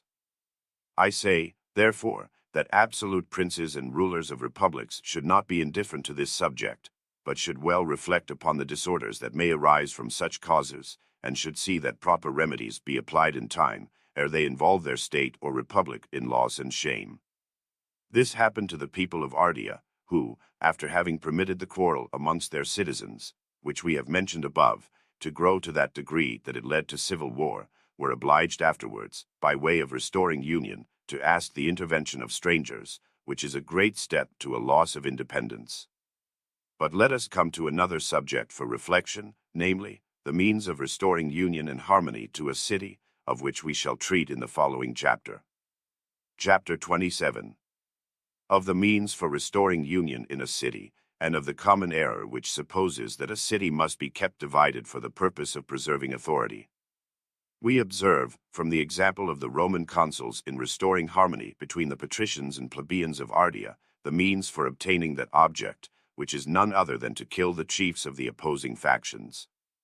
In fact, there are only three ways of accomplishing it. The one is to put the leaders to death, as the Romans did, or to banish them from the city, or to reconcile them to each other under a pledge not to offend again. Of these three ways, the last is the worst, being the least certain and effective, for it is impossible that, after dissensions that have caused so much bloodshed and other outrages, a forced peace should be enduring. The parties meeting each other daily face to face will with difficulty abstain from mutual insults, and in their daily intercourse fresh causes for quarrel will constantly occur. The city of Pistoia furnishes a most striking example in point. 15 years ago that city was divided into two factions, the Pansiatici and the Cancellieri, and this division continues to the present day, but then they were in arms, whilst now they have laid them down. After many disputes, they had come to bloodshed, to the pulling down of houses, plundering each other's property, and every other kind of hostilities, and the Florentines, upon whom it devolved to restore order in that city, always employed for that purpose the third means, namely, conciliation, which, however, invariably led to greater troubles and disorders. So that, tired of this method, they resorted to the second, that is, they removed the chiefs of the factions by imprisoning some and exiling others to various places, and thus they succeeded in restoring order in a manner that could and does endure to this day. Doubtless, however, the first means, that of putting the chiefs of the factions to death, would have been the most effectual, but would have required a power and courage not to be expected from a feeble republic like Florence, which could with difficulty employ even the second method. These, as I have said in the beginning, are some of the errors which the princes of our day are apt to commit. When they are called upon on great occasions to take decided measures, they ought to examine the conduct of the ancients on similar occasions. But the weakness of the princes of the present day, caused by an effeminate education and want of instruction, makes them regard the maxims of the ancients as inhuman or impossible of application. And certainly modern opinions are very far from the truth when they maintain, as some wise men of our city did not long since, that Pistoia must be controlled by means of factions, and Pisa by means of fortresses. They do not see that both of these means would have been equally useless. I will say nothing here of fortresses, having discussed that subject at length in a former chapter, but I will show how nothing is to be gained by attempting to control cities by means of keeping alive factions. For it is impossible either for prince or republic to preserve an equal influence over both the old factions, it being in the nature of man in all differences of opinion to prefer either the one side or the other. Thus, one of the parties being malcontent, you will lose the city on the occasion of the first war, it being impossible to hold it against enemies from without and within. If the government of the city is a republic, then there is no surer way of corrupting the citizens, and to divide the city against itself, than to foment the spirit of faction that may prevail there, for each party will strive by every means of corruption to secure friends and supporters, which gives rise to two most serious evils. First, that a government which changes often, according to the caprice of the one or the other faction, can never be good, and consequently never can secure to itself the goodwill and attachment of its citizens, and, secondly, that such favoring of factions keeps the republic of necessity divided. The historian Biondo attests the truth of this when he says, in speaking of the Florentines and Pistoians, the Florentines, whilst endeavoring to restore harmony in Pistoia, became divided amongst themselves. The evils resulting from such a division are manifest. In the year 1501, Florence lost Arezzo, the Val di Tevere, and the Val di Chiana, which were taken from her by the Vitelli and the Duke Valentino. The King of France sent a Seigneur de Lant to cause a restitution to the Florentines of all the places they had lost. The Seigneur de Lant, finding in all the castles only men claiming to belong to the party of Marzocco, censured this division most severely, saying that, if in France any one of the subjects were to call himself of the king's party, he would immediately be punished, because such a remark could have no other meaning than that there were people in the country who were opposed to the king, who wanted the whole realm to be his friends, and that it should be united and without parties. But all these diversities of opinion and modes of governing spring from the weakness of those who are at the head of governments, and who, lacking the requisite force and energy to preserve their states, resort to such expedients, which in times of tranquility may occasionally be of service, but when trouble and adversity come, then their fallacy becomes manifest. Chapter 28. The actions of citizens should be watched, for often such as seem virtuous conceal the beginning of tyranny. The city of Rome was afflicted by a famine, and as the public magazines were insufficient to supply the deficiency of food, a citizen named Spurius Melius, who was very rich for those times, resolved to lay in a private stock of grain and feed the people at his own expense. This liberality attracted crowds of people, and so won him the popular favor that the Senate, fearing the evil consequences that might arise from it, and for the purpose of putting an end to the evil before it should grow too great, created, expressly against Spurius, a dictator, who had him put to death. This shows that very often actions that seem good on the surface, and which cannot reasonably be objected to, may become oppressive and highly dangerous to a republic, unless they are corrected betimes. To explain this matter more fully, I say that a republic that has no distinguished citizens cannot be well governed, but, on the other hand, it is often the great influence of such distinguished citizens that is the cause of states being reduced to servitude. And to prevent this, the institutions of the state should be so regulated that the influence of citizens shall be founded only upon such acts as are of benefit to the state, and not upon such as are injurious to the public interests or liberty. And therefore attention must be given to the means employed by citizens for acquiring such influence, and these are twofold, either public or private. The former are when a citizen gains reputation and influence by serving the state well with his counsels or his actions. The way to such honors should be open to every citizen, and suitable rewards should be established that will be satisfactory and honorable to those who merit them. Reputation and influence gained by such pure and simple means will never prove dangerous to any state. But when they are acquired by private means, then they become most dangerous and pernicious. These private ways consist in benefiting this or the other private individual, by lending them money, marrying their daughters, sustaining them against the authority of the magistrates, and bestowing upon them such other favors as to make partisans of them. This encourages those who are thus favored to corrupt the public and to outrage the laws. A well-regulated republic, therefore, should open the way to public honors to those who seek reputation by means that are conducive to the public good, and close it to those whose aim is the advancement of private ends. It was thus that Rome decreed the reward of triumphs and other honors to such of her citizens as had acted well for the public good, whilst, on the other hand, she ordered accusations to be brought against those who under various pretexts aimed to make themselves powerful for private ends. And when such accusations did not suffice, in consequence of the people's being blinded by a sort of false and illusory advantage, they created a dictator, who, armed with rival powers, caused them to return to the true path of duty from which they had strayed, as was seen in the punishment of Spurius Melius. And if one such transgression were allowed to go unpunished, it might lead to the ruin of the republic, for it would then be difficult to force back the ambitious to the true path of duty. Chapter 29. The faults of the people spring from the faults of their rulers. Let not princes complain of the faults committed by the people subjected to their authority, for they result entirely from their own negligence or bad example.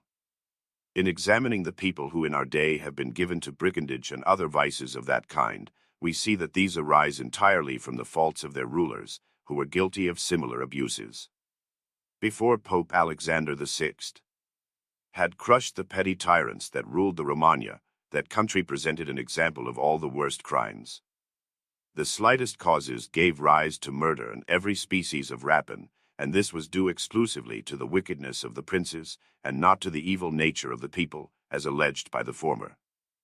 For these princes, being poor, yet wishing to live in luxury like the rich, were obliged to resort to every variety of robbery. And amongst other dishonest means which they employed was the making of laws prohibiting some one thing or another, and immediately after, they were themselves the first to encourage their non-observance, leaving such transgressions unpunished until a great number of persons had been guilty of it, and then suddenly they turned to prosecute the transgressors, not from any zeal for the law, but solely from cupidity, in the expectation of obtaining money for commuting the punishment. These infamous proceedings caused many evils. The worst of them was that the people became impoverished without being corrected, and that then the stronger amongst them endeavored to make good their losses by plundering the weaker. This gave rise to all the evils of which we have spoken above, and which are chargeable exclusively upon the princes. Titus Livius confirms this assertion when he relates how the Roman ambassadors, who were charged with carrying to Delphos a portion of the spoils taken at Veii and consecrated to Apollo, were captured by the corsairs of Lipari in Sicily, and carried on shore. The prince Timasitheus, on being informed what gifts these ambassadors were carrying in their destination, conducted himself like a Roman, although a native of Lipari. He pointed out to his people how impious it would be to seize such a gift, and with the general consent allowed the ambassadors to depart with all their things. Upon which the historian remarks in the following terms: Timothyus inspired the multitude with a sentiment of religion, and they always imitate their rulers. And Lorenzo da Medici confirms this idea by saying, the example of the prince is followed by the masses, who keep their eyes always turned upon their chief. Chapter 30. A citizen who desires to employ his authority in a republic for some public good must first of all suppress all feeling of envy, and how to organize the defense of a city on the approach of an enemy. The Roman Senate, upon learning that new levies of troops had been made throughout Tuscany for the purpose of attacking Rome, and that the Latins as well as the Hernicians, who until then had been friends of the Romans, had now united with the Volscians, Rome's implacable enemies, judged that this would be a most dangerous war. Camillus, who happened at the time to be tribune with consular powers, thought that they might dispense with the creation of a dictator if his colleagues, the other tribunes, would yield to him supreme authority. To this they promptly assented, persuaded, says Titus Livius, that the adding to the authority of Camillus would not in the least detract from theirs. Camillus at once availed of the powers thus conferred upon him, and ordered the immediate raising of 3 armies. The first he wanted to command himself against the Tuscans, of the second he made Quintus Servilius general, with orders to remain in the environs of Rome to oppose the Latins and Hernicians in case they should attempt any movement, and the third he placed under command of Lucius Quintus, with instructions to guard the city and defend the gates and the Senate in any event that might arise. In addition to this he ordered Horatius, one of his colleagues, to provide arms and provisions and all other supplies necessary in time of war. He furthermore confided to Cornelius, another colleague of his, the care of presiding over the Senate and public assemblies, so that he might propose the measures which it might be necessary to take from day to day. Thus were the tribunes in those days equally disposed to command or to obey for the well-being of the state. This example shows us what great services a good and wise man can render to his country, when his virtues and goodness have silenced envy, which so often prevents men from being useful by depriving them of the authority necessary for important occasions. Envy may be extinguished in 2 ways, either by some extraordinary and difficult occasion, when every one fears his own destruction, and therefore lays aside all ambition, and eagerly obeys any one whom he supposes capable of averting the danger by his virtues and talents. Such was the case with Camillus, who, having given so many proofs of his eminent merit, was 3 times made dictator, and having always administered this high office for the public good and without any selfish views, other men did not fear his greatness and did not deem it discreditable to acknowledge their own inferiority to a man of such distinguished worth and reputation. The observation of Titus Livius upon this circumstance was therefore very just. The other way of destroying envy is, when either violence or a natural death carries off those of your rivals who on seeing you acquire such reputation and greatness cannot patiently bear your being more distinguished than themselves. If men of this kind live in a corrupt city, where education has not been able to infuse any spirit of good into their minds, it is impossible that they should be restrained by any chance, but they would be willing rather to see their country ruined than not to attain their purpose, or not to satisfy their perverse natures. To overcome such envy and evil passions there is no other remedy but the death of those who harbor them. And when fortune is so propitious to a virtuous man as to deliver him from such rivals by their natural death, he becomes glorious without violence, and may then display his virtues to their full extent without hindrance and without offense to anybody. But when he is not such good fortune, he must strive nevertheless by all possible means to overcome this difficulty, and relieve himself of such rivals before attempting any enterprise. And whoever reads the Bible attentively will find that Moses, for the purpose of ensuring the observance of his laws and institutions, was obliged to have a great many persons put to death who opposed his designs under the instigation of no other feelings than those of envy and jealousy. Brother Girolamo Savonarola fully understood the necessity of this course, which was recognized also by Pietro Soderini, Gonfalonier of Florence. Savonarola, however, could not put it into practice for want of power and authority. Still, he was not remiss in doing all he could, for his sermons abound with accusations and invectives against the wise of this world, for it was thus he styled the jealous opponents of his doctrines. The other, Soderini, believed that he would be able in time to silence envy by his affability in good fortune, and by bestowing benefits upon some of his adversaries. Feeling himself young, and being loaded with public favors on account of his conduct, he hoped to triumph over the jealousy of his rivals without any violence or public disturbance. But he forgot that in such matters nothing is to be expected from time, that goodness does not suffice, and that benefits will not placate envious malignity. So that both these men came to their ruin, which was caused by their lack of knowledge or power to crush envy. Let us now come to the other part of our subject, namely, the orders given by Camillus, inside and outside of the city, for the safety of Rome. And it is truly with good reason that historians such as Titus Livius give a more exact and detailed account of certain events, so that future generations may learn therefrom how to defend themselves under similar circumstances. And here we must remark that there is not a more ineffectual and hazardous mode of defending a city than to do it in a disorderly and tumultuous manner.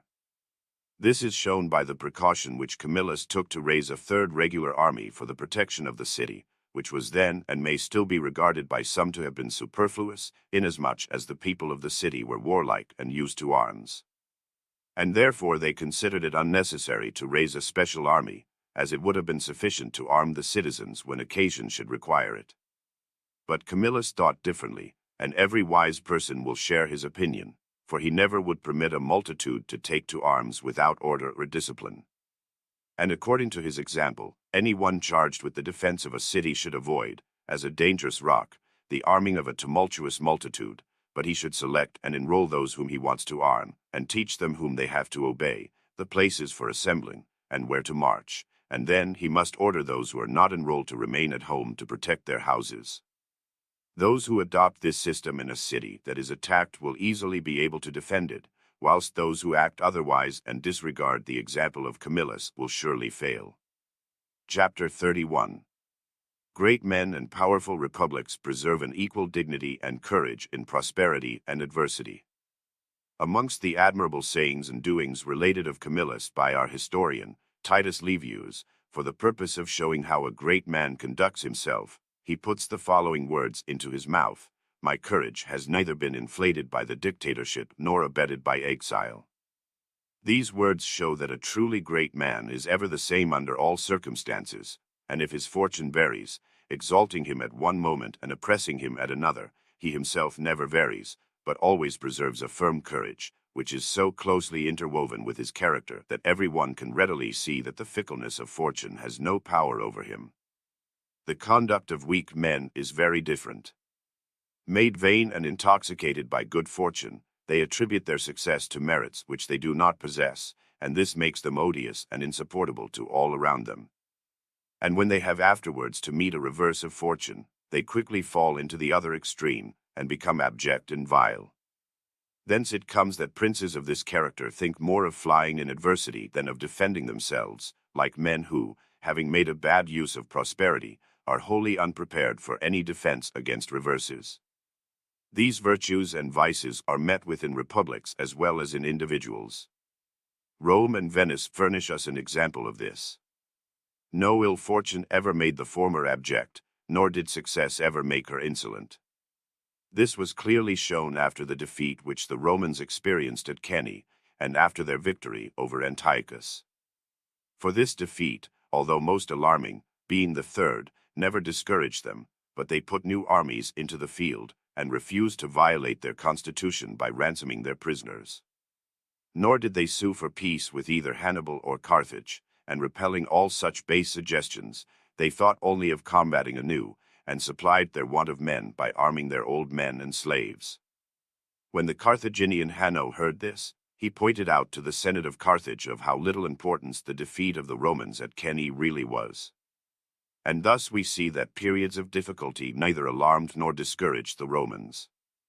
On the other hand, they were not made insolent by prosperity, for when Antiochus, before engaging in battle with them, in which he was defeated, sent messengers to Scipio to ask for peace, the latter named the conditions on which he was willing to grant it, which were, that Antiochus should retire beyond Syria, and leave the rest of the country to the control of the Romans. Antiochus declined these terms, but accepted battle, and was defeated, whereupon he sent his messengers back to Scipio with orders to accept the conditions previously offered by him. Scipio added no further conditions to those which he had named before his victory, saying, "The Romans do not lose their courage in defeat, nor does victory make them overbearing." The conduct of the Venetians was exactly the opposite of this, for in good fortune, which they imagined entirely the result of a skill and valor which they did not possess, they carried their insolence to that degree that they called the King of France a son of Saint Mark.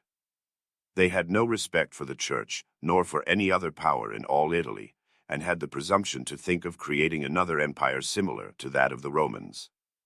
Afterwards, when their good fortune abandoned them, and they suffered a partial defeat at Vila at the hands of the King of France, they not only lost the greater part of their state by a rebellion, but, under the influence of their cowardly and abject spirit, they actually made large concessions of territory to the Pope and the King of Spain, and were so utterly demoralized that they sent ambassadors to the emperor, and made themselves tributary to him, and by way of moving the Pope to compassion, they addressed him the most humiliating letters of submission. And to this wretchedness were they reduced within the short space of 4 days, and after a but partial defeat. Their army, after having sustained a fight, retreated. About the half of it was attacked and beaten, but one of their preveditori saved himself, and reached Verona with over 20,000 men, horse and foot. If there had been but one spark of true valor in the Venetians, they could easily have recovered from this check, and faced fortune anew, for they would still have been in time either to have conquered, or to have lost less ignominiously, or to have concluded a more honorable peace. But their miserable baseness of spirit, caused by a wretched military organization, made them lose at a single blow their courage and their state. And thus it will ever happen to those who are governed in the same way that the Venetians were, for insolence in prosperity and abjectness in adversity are the result of habit and education. If this be vain and feeble, then their conduct will likewise be without energy. But if the education be of an opposite nature, then it will produce men of a different character. It will enable them to know the world better, and will teach them to be less elated in good fortune, and less depressed by adversity. And what we say of individuals applies equally to the many who constitute a republic, and who will form themselves according to the manners and institutions that prevail there. Although I have elsewhere maintained that the foundation of states is a good military organization, yet it seems to me not superfluous to repeat here that, without such a military organization, there can neither be good laws nor anything else good. The necessity of this appears on every page of Roman history.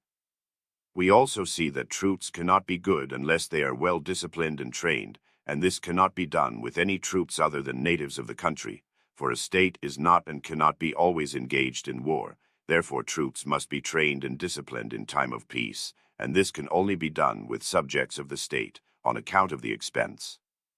Camillus had taken the field with his army against the Tuscans, as has been related above, and when his soldiers beheld the extent of the enemy's army, they were alarmed by their own inferiority in numbers, believing that they would not be able to resist the enemy's onset. When this apprehension of the troops came to the ears of Camillus, he showed himself to his army, and, going through the camp, he spoke personally to the men here and there, and then, without making any change in the disposition of his forces, he said, "Let every man do what he has learned, and is accustomed to do." In reflecting upon the conduct and words of Camillus to reanimate his troops, we cannot but conclude that he would not have acted and spoken thus to his troops unless they had been disciplined and trained in time of peace as well as in war.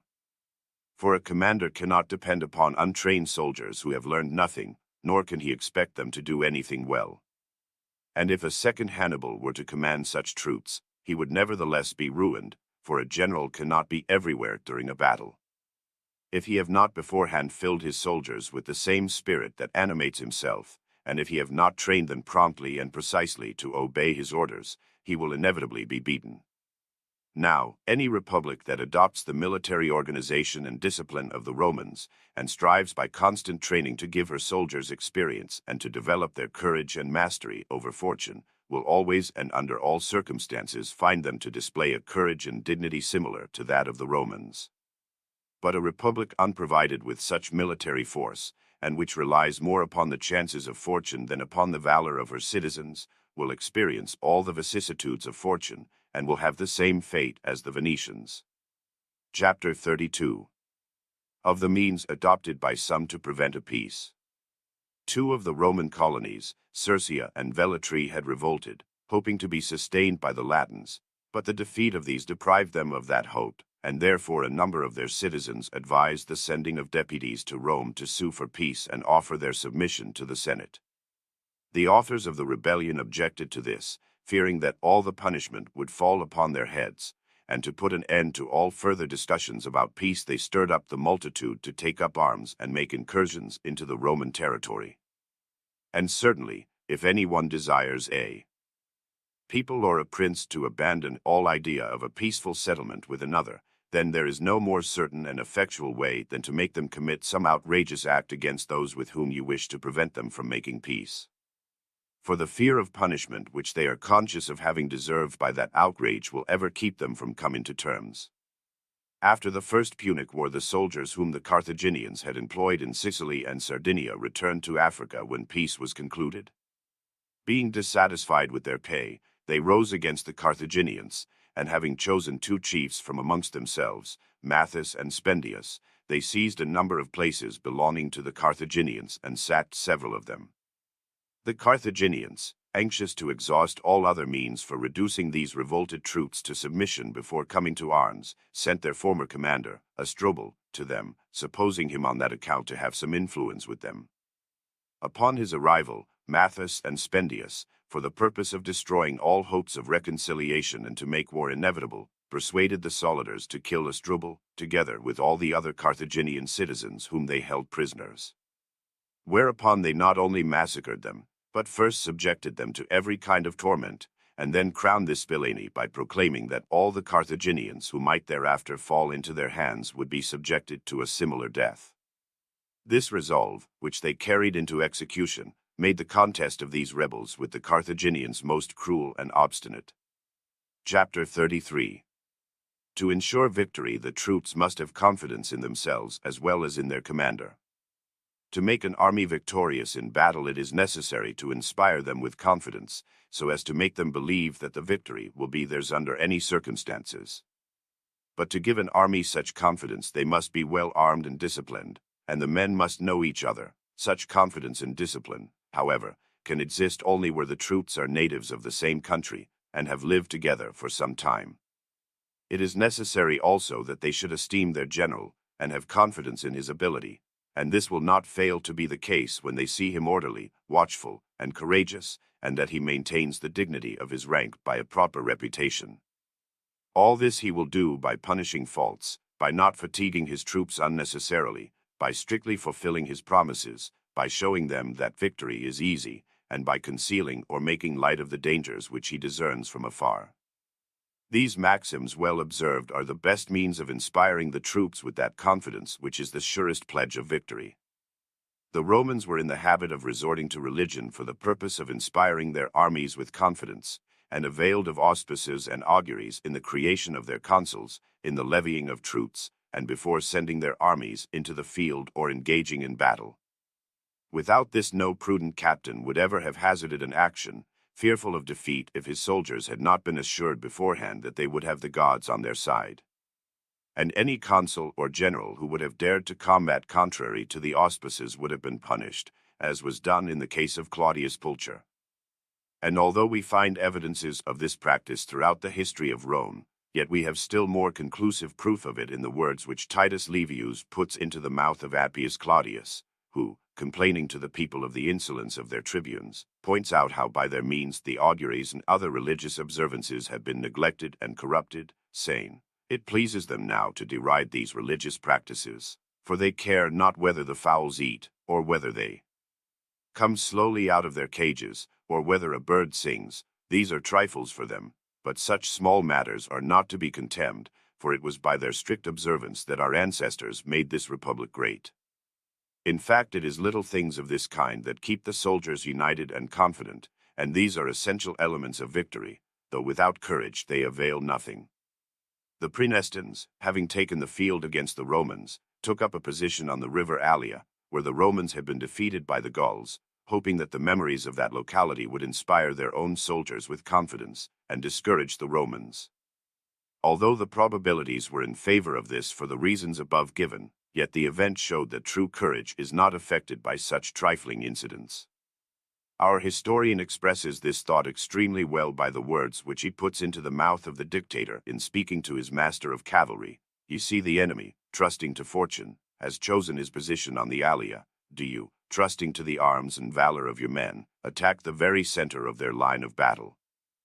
For real courage, good discipline, and confidence founded upon so many victories cannot be extinguished by matters of such slight moment, nor can a vain idea inspire men animated by such feelings with fear, or a momentary disorder seriously injure them. This was clearly proven in the war against the Volscians, where there were two consuls, both named Manlius. Having imprudently sent a part of their army to pillage the country, it happened that those who had been thus sent and those who remained in camp were both surrounded by the enemy at the same time, and from this danger they were delivered by their own valor, and not by the prudence of the consuls. Whereupon Titus Livius says, the army, even without a chief, was saved by its own indomitable valor. I will not omit mentioning here an expedient employed by Fabius the first time he led his army into Tuscany.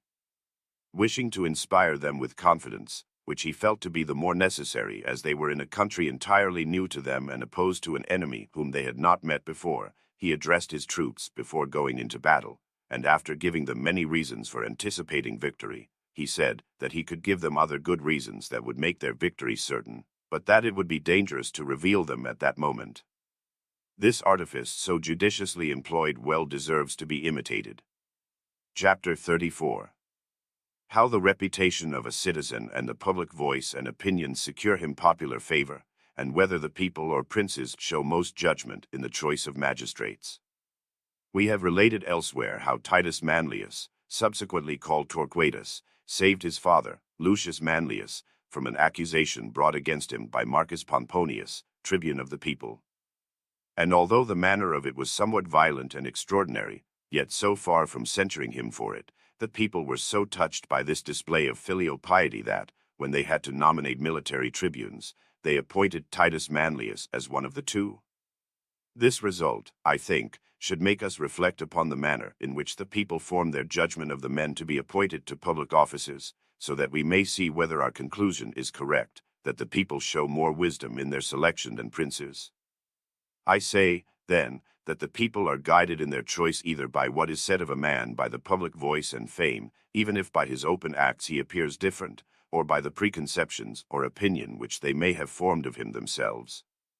And these are based either upon the character of the fathers of such men, who were so eminent and influential in the Republic that the people suppose the sons will be like them unless by their actions they have given proof of the contrary, or that opinion is founded upon the individual conduct of the parties in question. The best means of judging of this is to ascertain whether they choose for their companions men of known respectability, good habits, and generally well reputed. For there is no better indication of a man's character than the company which he keeps, and therefore very properly a man who keeps respectable company acquires a good name, for it is impossible that there should not be some similitude of character and habits between him and his associates. Or indeed a man acquires this good reputation by some extraordinary act, which, although relating to private matters, will still obtain him celebrity if it be honorably performed. And of these three things that give a man a good reputation, the last is the most influential. For the first, being founded upon the merits of a man's father or relations, is so fallacious that it makes no lasting impression and is soon effaced altogether, unless sustained by the individual merits of him who has to be judged. The second, which makes a man known by the company he keeps, and by his social conduct, is better than the first, but inferior to that which is founded upon his individual actions, for unless a man has by these given some proof of himself, his reputation will depend merely upon public opinion, which is most unstable. But the third course, being founded entirely upon a man's own actions, will from the start give him such a name that it will require a long course of opposite conduct to destroy it. Men who are born in a republic, therefore, should adopt this last course, and strive to distinguish themselves by some remarkable action. This is what many of the young men of Rome did, either by proposing some law that was for the general good, or by preferring charges against some powerful citizen as a transgressor of the laws, or by some similar and novel act that would cause them to be talked about. Such conduct is necessary not only for the purpose of achieving a name and fame, but also to preserve and increase it. To do this requires a frequent repetition of similar acts, as was done by Titus Manlius throughout the entire course of his life. For after having gained his first reputation by the gallant and extraordinary manner in which he defended his father, a few years later he slew a Gaul in single combat, and took from him that golden chain which afterwards gave him the name of Torquatus. Nor did this suffice him, for later, when already of mature age, he killed his own son for having engaged in fight without orders, although he had defeated the enemy. These three acts gave to Manlius, and will give him for all time to come, more celebrity than all the victories he won and all the triumphs with which he was honored, and which were not exceeded by any other Roman. And the reason of this is, that in his victories he had many rivals, but in these particular acts he had very few or none. The elder Scipio did not win as much glory by all his triumphs as by the courageous manner in which he, whilst still a youth, defended his father on the Ticino, and by his having, after the defeat at Cannae, made a number of young Romans swear upon his ensanguined sword that they would not leave Italy, as they had contemplated doing. These two acts were the beginning of his glory, and paved the way for his triumphs in Spain and Africa. He added still greater luster to his fame by his sending back in Spain a daughter to her father, and a young wife to her husband. Such conduct is necessary not only for those citizens who desire to achieve distinction for the purpose of obtaining honorable employment in their republics, but equally so for princes to enable them to maintain their dignity and reputation in their dominions. For nothing so certainly secures to a prince the public esteem as some such remarkable action were saying dictated by his regard for the public good, showing him to be magnanimous, liberal, and just, and which action were saying is of a nature to become familiar as a proverb amongst his subjects. But to return to our first proposition, I say that when the people begin to bestow office upon a citizen, influenced thereto by the three above given reasons, they act wisely.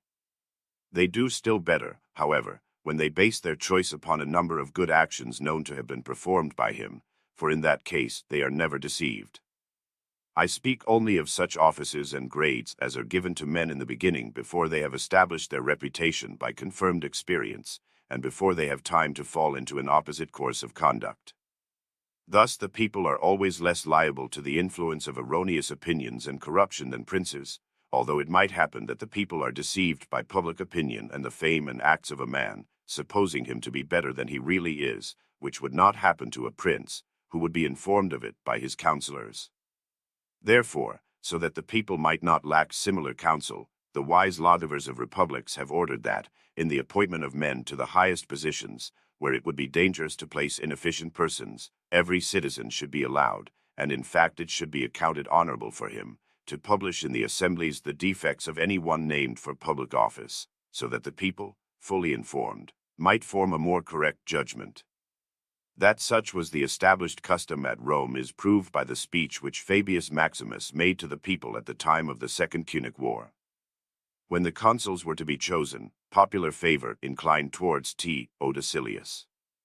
Fabius, deeming him unfit for that important post in such difficult times, spoke against him, and pointed out his insufficiency, so as to prevent the nomination of Ottocilius, and cause the popular choice to fall upon one more worthy of that dignity.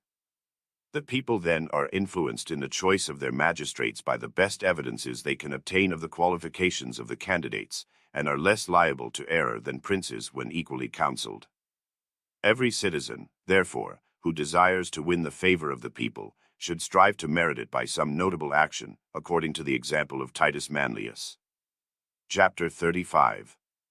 Of the danger of being prominent in counseling any enterprise, and how that danger increases with the importance of such enterprise. It is too lengthy and important a matter to attempt here to discuss the danger of becoming the chief promoter of any new enterprise that affects the interests of the many, and the difficulties of directing and bringing it to a successful conclusion, and then to maintain it. Leaving such a discussion, therefore, till a more convenient occasion, I shall speak here only of those dangers to which those expose themselves who counsel a republic or a prince to undertake some grave and important enterprise in such a manner as to take upon themselves all the responsibility of the same. For as men only judge of matters by the result, all the blame of failure is charged upon him who first advised it, whilst in case of success he receives commendations, but the reward never equals the punishment. The present Sultan Selim, called the Grand Turk, having prepared, according to the report of some who have come from that country, to make war upon Syria and Egypt, was advised by one of his pashas, who was stationed on the borders of Persia, rather to march against the Shah. Influenced by this advice, the Sultan started upon that enterprise with a very powerful army. Having arrived in that country, where there are vast deserts and little water, he experienced all the same difficulties that had in ancient times caused the loss of several Roman armies there. These difficulties were so overwhelming that, although always successful against the enemy, yet he saw a large part of his army destroyed by pestilence and famine. This so infuriated the Sultan against the Pasha who had advised this enterprise that he put him to death. History relates many instances of citizens having been sent into exile for having counseled enterprises that terminated unsuccessfully. Some Roman citizens were foremost in urging the selection of consuls from amongst the people. It happened that the first one so chosen was defeated with his army in the field, and the originators of that system would certainly have been punished if the party to conciliate which it was adopted had not been so powerful. Certainly those who counsel princes and republics are placed between two dangers.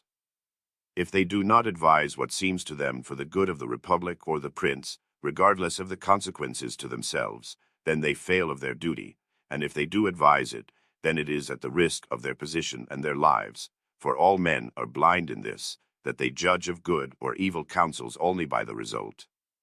In reflecting as to the means for avoiding this dilemma of either disgrace or danger, I see no other course than to take things moderately, and not to undertake to advocate any enterprise with too much zeal, but to give one's advice calmly and modestly. If then either the republic or the prince decides to follow it, they may do so, as it were, of their own will, and not as though they were drawn into it by your importunity.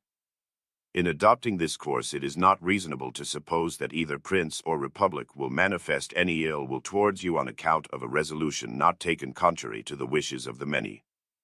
For the danger arises when your advice has caused the many to be contravened. In that case, when the result is unfortunate, they all concur in your destruction. And although by following the course which I advise you may fail to obtain that glory which is acquired by having been won against many in counseling an enterprise which success has justified, yet this is compensated for by two advantages. The first is, that you avoid all danger, and the second consists in the great credit which you will have if, after having modestly advised a certain course, your counsel is rejected, and the adoption of a different course results unfortunately. And although you cannot enjoy the glory acquired by the misfortunes of your republic or your prince, yet it must be held to be of some account. I do not believe that I can give a better advice upon this point than the above, for to advise men to be silent and to withhold the expression of any opinion would render them useless to a republic, as well as to a prince, without avoiding danger. For after a while they would become suspect, and might even experience the same fate as that which befell a certain friend of King Perseus of Macedon. This king having been defeated by policy Milius, and having fled with a few adherents, it happened that, in discussing the late events, one of them began to point out to Perseus the many errors he had committed, to which he ascribed his ruin. "Traitor," exclaimed the king, in turning upon him, "you have waited until now to tell me all this, when there is no longer any time to remedy it," and with these words he slew him with his own hands.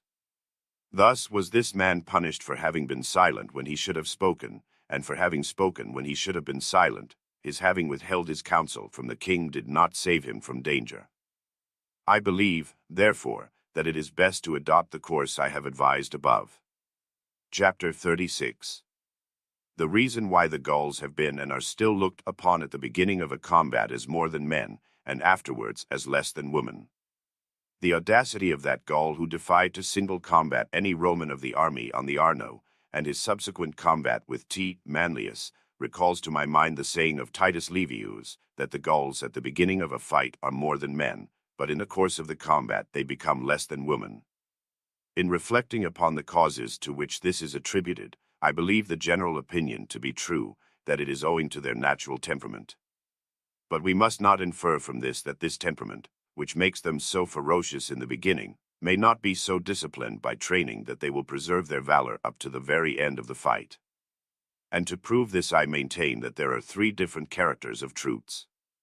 One combines warlike ardor with discipline. This produces true valor, like that of the Romans. All history shows that a proper discipline prevailed in their armies, and had done so for a long time.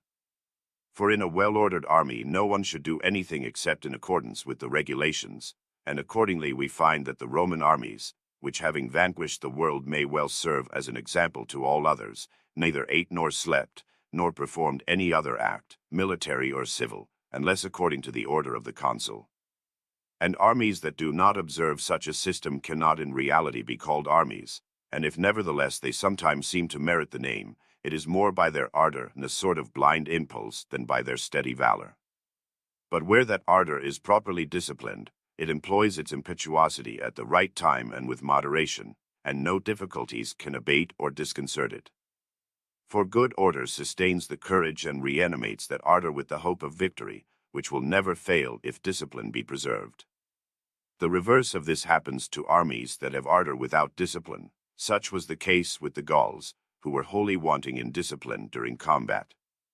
For if they did not overthrow the enemy by their first furious onset, upon which they relied for victory, not being sustained by a well-regulated valor, and having nothing besides their impetuosity to give them confidence, they failed when that first ardor was cooled. But with the Romans it was very different. Less mindful of danger because of the good order which they preserved during battle, they felt assured of victory, and continued the fight with firm and obstinate courage, and manifested the same valor at the end as at the beginning of battle, the heat of the contest rather inflaming their courage than otherwise. The third kind of armies are such as have neither natural courage nor discipline. Of this kind are the Italian armies of our time, which are entirely useless. Unless they fall upon an enemy that by some accident has taken to flight, they are never victorious. Without citing any special instances, we have daily proofs of their total lack of valor. The testimony of Titus Livius shows us how good armies are formed, and how bad ones are made. Upon this latter point I will quote the remarks of the dictator Papirius Cursor, when he wanted to punish Fabius, his master of cavalry. "Let none," said he, "fear either men or the gods. Let them disregard the orders of the commanders and the auspices. Let the soldiers, unprovided with anything, roam loosely through the country of friend or foe, forgetful of their oaths, from which they absolve themselves at will. Let them desert their colors, disregard the orders for assembling. Let them fight indiscriminately by day or by night, in favorable or unfavorable positions, and with or without the orders of their commanders. Let them be faithless to their flag and disregard all discipline, and then we shall have a confused and blind assemblage, more like a vile rabble of brigands than a solemn and imposing army." This discourse will readily show whether our modern troops are a blind and chance rabble, or whether they constitute solemn and imposing armies, and how much they lack from deserving to be called armies, and how far they are from having the impetuous ardor and discipline of the Romans, or even the mere impetuosity of the Gauls. Chapter 37. Whether skirmishes are necessary before coming to a general action, and how to know a new enemy if skirmishes are dispensed with. It seems that in all the actions of men, besides the general difficulties of carrying them to a successful issue, the good is accompanied by some special evil, and so closely allied to it that it would seem impossible to achieve the one without encountering the other. This is evident in all human affairs, and therefore the good is achieved with difficulty, unless we are so aided by fortune that she overcomes by her power the natural and ordinary difficulties. I am reminded of the truth of this by the combat between Manlius Torquatus and the Gaul, of which Titus Livius says, "So decisive was the influence of this action upon the whole war, that the army of the Gauls, after having precipitately left their camp, retreated behind the Tiber, and thence into Campania." I consider, then, on the one hand, that a good captain should avoid every unimportant action that may nevertheless produce a bad effect upon his army. For he must be altogether reckless to engage in any action in which he cannot employ his entire force, and where yet he hazards his whole fortune, as I have already demonstrated elsewhere in condemning the guarding of passes. On the other hand, I consider that a prudent general, who has to encounter a new and untried enemy that has a reputation, should, before engaging in a general action, afford his troops the opportunity of testing such an enemy by slight skirmishes, so that, by learning to know him somewhat, and how to meet him, they may be relieved of any fear which the fame and report of the enemy may have caused them. I look upon this as a most essential duty of a general. In fact, he will feel the necessity of it himself when he sees that he would be marching to certain defeat, unless by some such slight experience he first removes the terror which the enemy's reputation may have engendered in the hearts of his troops. When Valerius Corvinus was sent by the Romans against the Samnites, who were new enemies, with whom his troops never before had measured themselves, he made them engage the Samnites first in some slight skirmishes, lest, as Titus Livius says, a new war and a new enemy should cause them fear. Nevertheless, there is great danger lest a defeat in such slight combats should increase that fear and apprehension in your soldiers, and thus produce the very opposite effect from what you designed, for in such event, instead of reassuring them, they will be discouraged. So that this is one of those cases where the evil lies so near the good, and is so commingled with it, that it is easy to encounter the one in thinking to take the other. On this subject, then, I say that a skillful commander should avoid with the utmost care everything that can possibly tend to discourage his army. And as nothing is so likely to do this as a check in the beginning, a general should beware of small combats, and should not permit them unless he can engage in them with decided advantage and the certain hope of victory. He should not attempt to guard any passes where he cannot employ his whole force, nor should he hold any strong places except such as would involve his own destruction in their loss, and then he should manage their defense in such a manner that, in case of their being besieged, he may go to their relief with his entire force. All other places he should leave undefended, for the loss of any place that a general abandons, without his army having experienced any reverse, will neither dim the glory of his arms nor his hope of victory. But the loss becomes a danger and real misfortune when you had intended to defend it, and every one believes that you attempted to do so. It is then that a matter of so little moment may cause the loss of the whole war, as in the case of the Gauls. Philip of Macedon, father of Perseus, a man of warlike character and much renown in his day, having been attacked by the Romans, judged that he would not be able to defend all his possessions, and therefore abandoned a portion of them after having laid them waste, convinced that the loss of his reputation in having failed to defend them would be more pernicious to him than the loss of the country which he abandoned a prey to the enemy as a thing of little value. The Romans, after the defeat of Cannae, when their affairs were in a very bad condition, refused all aid to a number of their allies, and even to some of their own subjects, advising them to defend themselves as best they were able. This was a much wiser course than to undertake a defense which they could not make good, for in that case they would have sacrificed both their friends and their own strength, whilst as it was they only lost their friends. But to return to the subject of skirmishes. I say that if a general is unavoidably forced to engage in some against a new enemy, he should do so only with such advantages on his side as to expose him to no danger of defeat. Or rather, he should do as Marius did, which in fact would be the better way, when marching against the Cimbrians. This savage people, who came to plunder Italy, spread general terror before them by their numbers and ferocity, and because they had already defeated one Roman army. Marius, therefore, deemed it necessary, before engaging in battle with them, to do something to disabuse the minds of his army of the erroneous opinion which fear had caused them to form of the enemy. And, as a most sagacious commander, he encamped his army several times in positions where the Cimbrian hordes had to pass in view of them. Thus, he wanted his soldiers, from the security of their entrenchments, to become accustomed to the sight of that enemy, so that, seeing that irregular multitude, encumbered with all sorts of impediments, partly armed with useless weapons and partly without arms, they might be reassured, and become eager to meet them in battle. This was a wise proceeding on the part of Marius, and should be diligently imitated by others, so as to avoid the dangers which I have pointed out above, and not to be obliged to do as the Gauls, who, alarmed by some slight cause, retreated behind the Tiber into Campania. Having cited Valerius Corvinus in this discourse, I will, according to his own words, point out in the next chapter what a general should really be. Chapter 38. What qualities a commander should possess to secure the confidence of his army. Valerius Corvinus, as I have said above, was sent with an army against the Samnites, who were new enemies to the Romans. On this occasion, by way of reassuring his soldiers and to make them know the enemy, he caused them to engage in some slight skirmishes with the Samnites. Not satisfied with this, he harangued his troops before coming to a general battle, and after recalling their valor and his own, he pointed out to them, in the most effective manner, how little importance they should attach to such an enemy. From the words which Titus Livius makes him say, we may note what a general should really be in whom an army could have confidence. These words were as follows: Consider, then, under whose lead and auspices you are about to go into battle, and whether he to whom you are listening is merely a magniloquent orator, terrible only in words, or whether he is skilled in military matters and himself able to deal blows, to lead on the banners, and to combat in the thickest of the fight.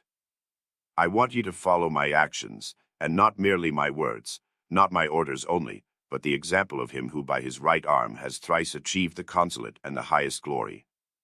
These words, well considered, will teach anyone how to bear himself so as properly to fill the position of general, and whoever acts differently will, instead of gaining fame, find himself in time deprived of that grade which he may have acquired by good fortune or ambition. For it is not titles that honor men, but men honor the titles. We should also bear in mind at the very outset, in treating of this subject, that, if great commanders have employed extraordinary means for reassuring veteran troops, much greater precautions are necessary with fresh troops that have never before met an enemy face to face. For if an unaccustomed enemy can inspire veteran troops with terror, that feeling must be infinitely greater with raw troops, who for the first time encounter an enemy of any kind.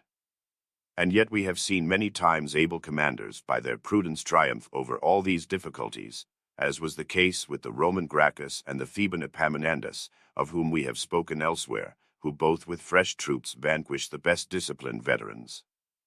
The course which they adopted to accomplish this was to exercise their raw levies for some months in sham battles, and to accustom them to obedience and order, so that afterwards they led them with the greatest confidence into actual battles.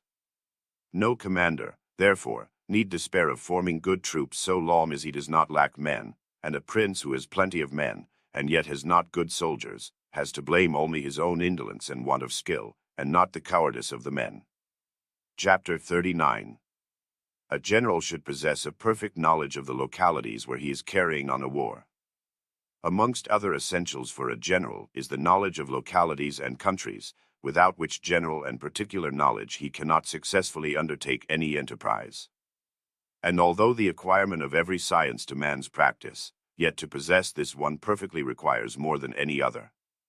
This practice, or rather this special knowledge of localities, is better acquired by the chase than in any other exercise. And therefore the ancient writers say of those heroes who in their day ruled the world, that they were nursed in the forests and brought up to the chase. For, besides this special knowledge of localities, the chase also teaches many other things that are necessary in war. And Xenophon, in his Life of Cyrus, tells us that, when the latter was about to attack the king of Armenia, in assigning to his captains their several parts he recalled to them that this was nothing more than one of those hunting expeditions which they had so often made with him, comparing those whom he placed in ambush in the mountains to the men that are sent into the woods to spread the nets, and those who were sent to scour the plains to the men who rouse the game from its lair to drive it into the nets. I cite this to show that, according to Xenophon, the chase is an imitation of war, and therefore this exercise is honorable and necessary for rulers. Nor is there any better or more convenient means of acquiring a knowledge of countries than the chase, for it makes those who indulge in it perfectly familiar with the character of the country. And it is a fact that a man who has familiarized himself thoroughly with one country afterwards readily comprehends the nature of all other countries, for all countries resembled each other in their general conformation, so that the knowledge of one facilitates the knowledge of others. But a man who has never acquired a practical knowledge of one rarely or perhaps never attains the knowledge of another country, unless after a great length of time. But he who has that practice will at a glance know how such a plain lies, how such a mountain rises, or where such a valley leads, and all similar things which his former practice has taught him. The truth of this Titus Livius shows by the example of Publius Decius, when he served as military tribune in the army which the consul Cornelius commanded against the Samnites. This consul, having taken position with his army in a valley where they might easily have been shut in by the Samnites, Publius Decius, recognizing the danger, said to him, "Do you see yonder point that rises above the enemy? That is our only hope of safety if we promptly seize upon it, for the Samnites have blindly neglected it." Before reporting these words of Decius, Livius says, Publius Decius, the military tribune, had observed a hill rising above the enemy's camp, difficult of access for an army with all its impediments, but easy for light troops. Being thereupon sent by the consul to occupy that point with 3,000 soldiers, he saved the Roman army, and intending to take advantage of the night to get away, and save his men also, Titus Livius makes him say these words to his men, "Follow me, and whilst yet a little daylight remains, let us examine where the enemy's outposts are placed, and by what passage we may escape." And lest he should be remarked by his dress of a general, he clothed himself in the garb of a simple soldier to make this reconnaissance. Whoever reflects upon this passage in Livius will see how useful and necessary it is for a general to know the character of the country, for if Decius had not known and understood it, he would not have been able to judge of the importance for the Roman army to possess themselves of that hill, nor would he have been able to discern from a distance whether that hill was accessible or not. And after having obtained possession of it, he could not have reconnoitered from a distance the issues by which he could rejoin the consul with the main body of the army, despite of the enemy, who was all around him, nor the places guarded by the enemy. It was therefore of the utmost importance that Decius had such a thorough knowledge of the country, which enabled him, by the taking of that hill, to save the Roman army, and afterwards to save himself and the troops he had with him by knowing how to escape the enemy by whom he was surrounded. Chapter 40. Deceit in the conduct of a war is meritorious. Although deceit is detestable in all other things, yet in the conduct of war it is laudable and honorable, and a commander who vanquishes an enemy by stratagem is equally praised with one who gains victory by force. This is proved by the judgment of those who have written the lives of great men, and who give much credit to Hannibal and others who were most remarkable in that respect. History gives so many examples of this that I need not cite any of them here.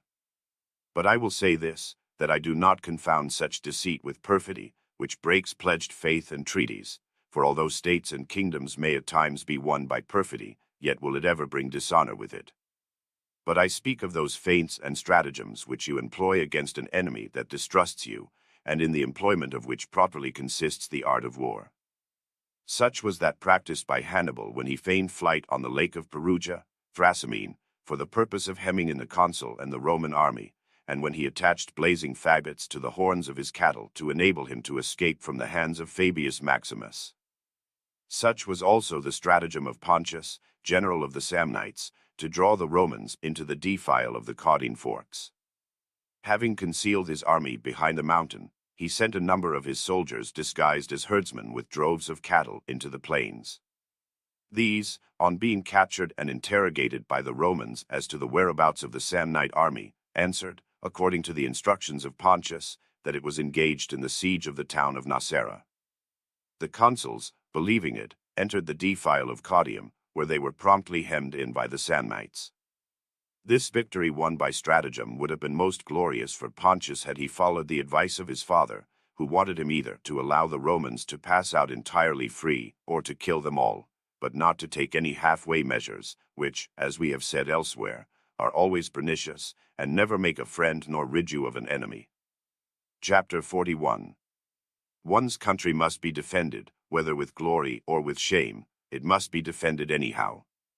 As stated above, the Roman consul and his army were shut in by the Samnites, who proposed to him the most ignominious conditions, such as to pass under a yoke, and to send the army back to Rome disarmed, which filled the consul and the army with despair. But the legate Lentulus said that for the purpose of saving the country no propositions ought to be rejected. The safety of Rome depended upon that army, and he maintained that it ought to be saved at any price, that the defense of their country was always good, no matter whether effected by honorable or ignominious means. That if the army were saved, Rome would in time be able to wipe out that disgrace, but if the army were lost, even if they died most gloriously, Rome and her liberties would also be lost. This advice of Lentulus was followed, and the case deserves to be noted and reflected upon by every citizen who finds himself called upon to counsel his country. For where the very safety of the country depends upon the resolution to be taken, no considerations of justice or injustice, humanity or cruelty, nor of glory or of shame, should be allowed to prevail. But putting all other considerations aside, the only question should be, what course will save the life and liberty of the country? The French follow this maxim by words and deeds in defending the majesty of their king and the greatness of France, for nothing excites their impatience more than to hear any one say that such or such a thing is discreditable to the king. For they say that their king can suffer no shame from any resolutions he may take, whether in good or in ill fortune, for whether he be victor or vanquished is a matter that only concerns the king. Chapter 42. Promises exacted by force need not be observed. When the consuls returned to Rome with their troops disarmed and the insult to which they had been subjected at the Claudine Forks, the consul S.P. Postumius was the first who said in the Senate that the peace agreed to at Caudium ought not to be observed. He maintained that this peace did not bind the Roman people, but only himself individually and those others who had assisted in concluding it. And therefore, if the people wished to free themselves from all its obligations, they need only send him and the others back as prisoners to the Samnites. He urged this advice so persistently that the Senate agreed to it, and sent him and the others as prisoners to the Samnites, protesting against the validity of the peace.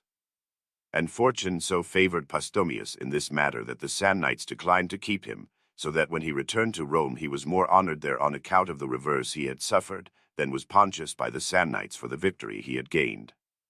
This case suggests 2 points for reflection. The one, that a general may acquire glory in any action. In victory it follows as a matter of course, and in defeat it may be acquired, either by showing that it was not due to any fault of his, or by promptly doing some act that neutralizes the effects of the defeat. The other point is, that there is no disgrace in disregarding promises that have been exacted by force. Promises touching public affairs, and which have been given under the pressure of force, will always be disregarded when that force no longer exists, and this involves no dishonor. History offers us many examples of this, and even in the present times we have daily instances of it. Not only do princes pay no attention to pledges which they have been forced to give, when that force has ceased to exist, but they frequently disregard equally all other promises, when the motives that induce them no longer prevail. Whether such conduct be praiseworthy or not on the part of princes has been so fully discussed in our treatise of the Prince that we will not touch upon that question any further here. Chapter 43. Natives of the same country preserve for all time the same characteristics. Wise men say, and not without reason, that whoever wishes to foresee the future must consult the past, for human events ever resemble those of preceding times. This arises from the fact that they are produced by men who have been, and ever will be, animated by the same passions, and thus they must necessarily have the same results. It is true that men are more or less virtuous in one country or another, according to the nature of the education by which their manners and habits of life have been formed. It also facilitates a judgment of the future by the past, to observe nations preserve for a long time the same character, ever exhibiting the same disposition to avarice, or bad faith, or to some other special vice or virtue. Whoever reads attentively the history of our city of Florence, and observes the events of our more immediate times, will find that the Germans and the French are full of avarice, pride, cruelty, and bad faith, from which evil qualities our city has suffered greatly at various times. As to the want of good faith, everybody knows how often the Florentines have paid money to King Charles VIII, upon his promising to restore to them the citadel of Pisa, which promises, however, he never fulfilled, thereby exhibiting his want of good faith and his greed of money. Let us come, however, to more recent events. Everybody may have heard of what happened in the war which the Florentines carried on against the Visconti, Dukes of Milan, and how Florence, having no other resources left, thought of calling the emperor into Italy, in the expectation that he would devote his reputation and forces to assailing Lombardy. The emperor promised to come with a sufficient force to carry on the war against the Visconti, and to defend Florence against their power, on condition that the Florentines should pay him 100,000 ducats before starting, and a like sum after he should have entered Italy. The Florentines agreed to these terms and made both the first and the second payment, but when the emperor had reached Verona, he turned back without doing anything, alleging as a reason that the Florentines had not fulfilled their part of the agreement. Thus, if Florence had not been constrained by necessity, or carried away by passion, and had studied and known the ancient habits of the barbarians, she would not have allowed herself to have been deceived by them on this occasion, as well as on several others. For the Gauls have constantly preserved the same characteristics, and have on every occasion, and towards everybody, displayed the same conduct as according to history they did in ancient times towards the Tuscans. These being hard-pressed by the Romans, having been several times routed and put to flight by them, and finding their own forces insufficient to resist the assaults of the Romans, called to their aid the Gauls from beyond the Alps, agreeing to give them a sum of money on condition that they should unite their forces to those of the Tuscans, and march together against the Romans. Thereupon the Gauls, after having received the money from the Tuscans, refused to take up arms in their behalf, pretending that they had received this money, not for the purpose of making war against the Romans, but to induce them to abstain from plundering the country of the Tuscans. And thus were the Tuscan people deprived, by the avarice and bad faith of the Gauls, both of their money and of the assistance upon which they had counted from them. So that we see from this example of the ancient Tuscans, and by that of the Florentines of the present day, that the Gauls of old and the modern French have ever conducted themselves in the same manner, and thus we may readily judge to what extent princes may place confidence in them. Chapter 44. Impetuosity and audacity often achieve what ordinary means fail to attain. The Samnites, being hard-pressed by the Romans, and unable to keep their army in the field against them, resolved, after having garrisoned their towns, to pass with their entire army into Tuscany. They hoped thus by the presence of their army to induce the Tuscans, notwithstanding the truce between them and the Romans, to take up arms against them, which they had refused to the ambassadors sent by the Samnites. In the interview which these had with the Tuscans, and especially in their efforts to explain the reasons that had induced them to take up arms again, they made use of a remarkable expression, saying that they had revolted against the Romans, because peace was more burdensome for men that are enslaved than war is for men that are free.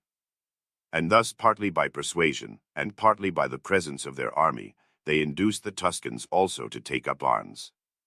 From this we should conclude that, when one prince wishes to obtain something from another, he must not, when the occasion permits, give him time for deliberation. But he must act so as to make the other see the necessity of prompt decision, and that a refusal or delay may cause an immediate and dangerous indignation. We have seen this course successfully practiced in our time by Pope Julius II. Towards the French, and by Gaston de Foix, general of the King of France, towards the Marquis of Mantua. For Julius II, wishing to drive the Bentivogli from Bologna, deemed it would be necessary for him in this matter to secure the assistance of the French army and the neutrality of the Venetians. Having for some time solicited the one and the other, and having received only evasive answers, he resolved, by not giving them any further time, to force both the French and the Venetians to a compliance with his wishes. He therefore left Rome with as many troops as he could gather, and marched upon Bologna, and sent word to the Venetians to remain neutral, and to the King of France to send his forces to aid him. Pressed by the short time given them for deliberation, and seeing that, if they refused or temporized, they would excite the indignation of the Pope, they yielded to his wishes. The King of France sent him troops, and the Venetians remained neutral.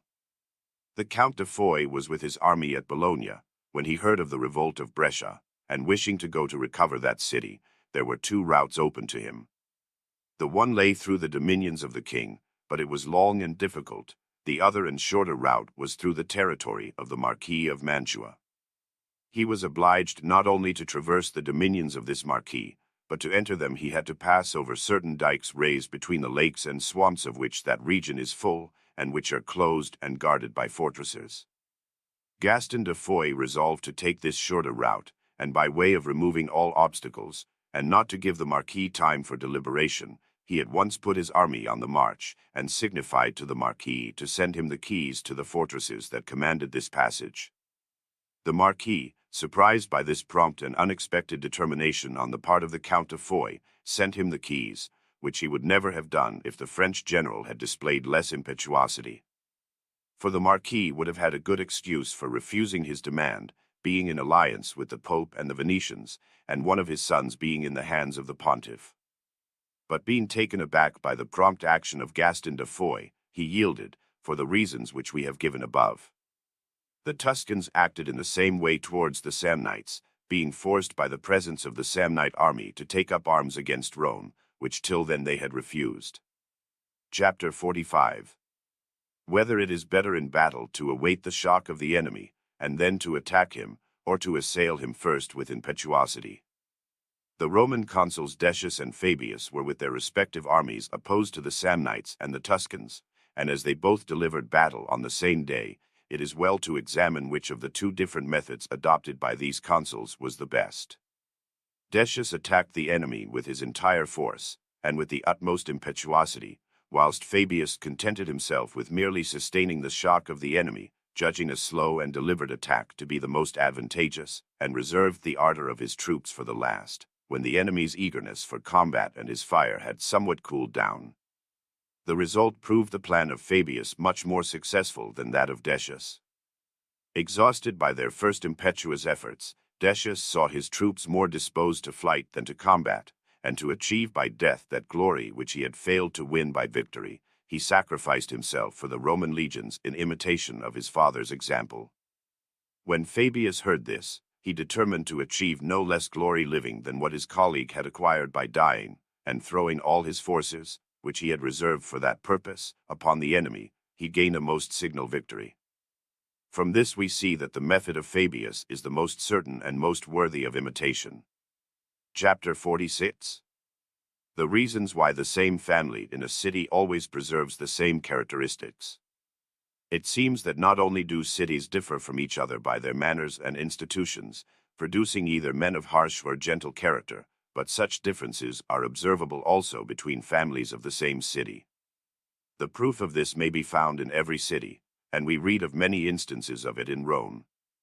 For we find that the men of the family of Manlius were severe and inflexible, the Publici were affable and lovers of the people, whilst the Appii were ambitious and hostile to the people, and so on, each family having its own distinctive characteristics. This cannot be attributed only to the blood, for that is necessarily modified by marriage, but must be the result of the difference of education in the several families. For it is of great importance whether a youth in his tender years hears any act praised or censured. This necessarily makes a lasting impression upon his mind, and becomes afterwards the rule of his life for all time. For if this were not so, it would not have been possible that the Appii should all have had the same inclinations, and have been agitated by the same passions. Titus Livius has observed this in several of them, and especially in that Appius who was made censor. When his colleague, after the expiration of 18 months, laid down that magistracy, in accordance with the provisions of the law, he declined to do the same, alleging that, according to the first law made by the censors, he was entitled to hold that office for 5 years. And although several public meetings were held on the subject, and numerous disturbances occurred in consequence, yet they found no means to make him resign, and he held the office in opposition to the will of the people and a majority of the Senate.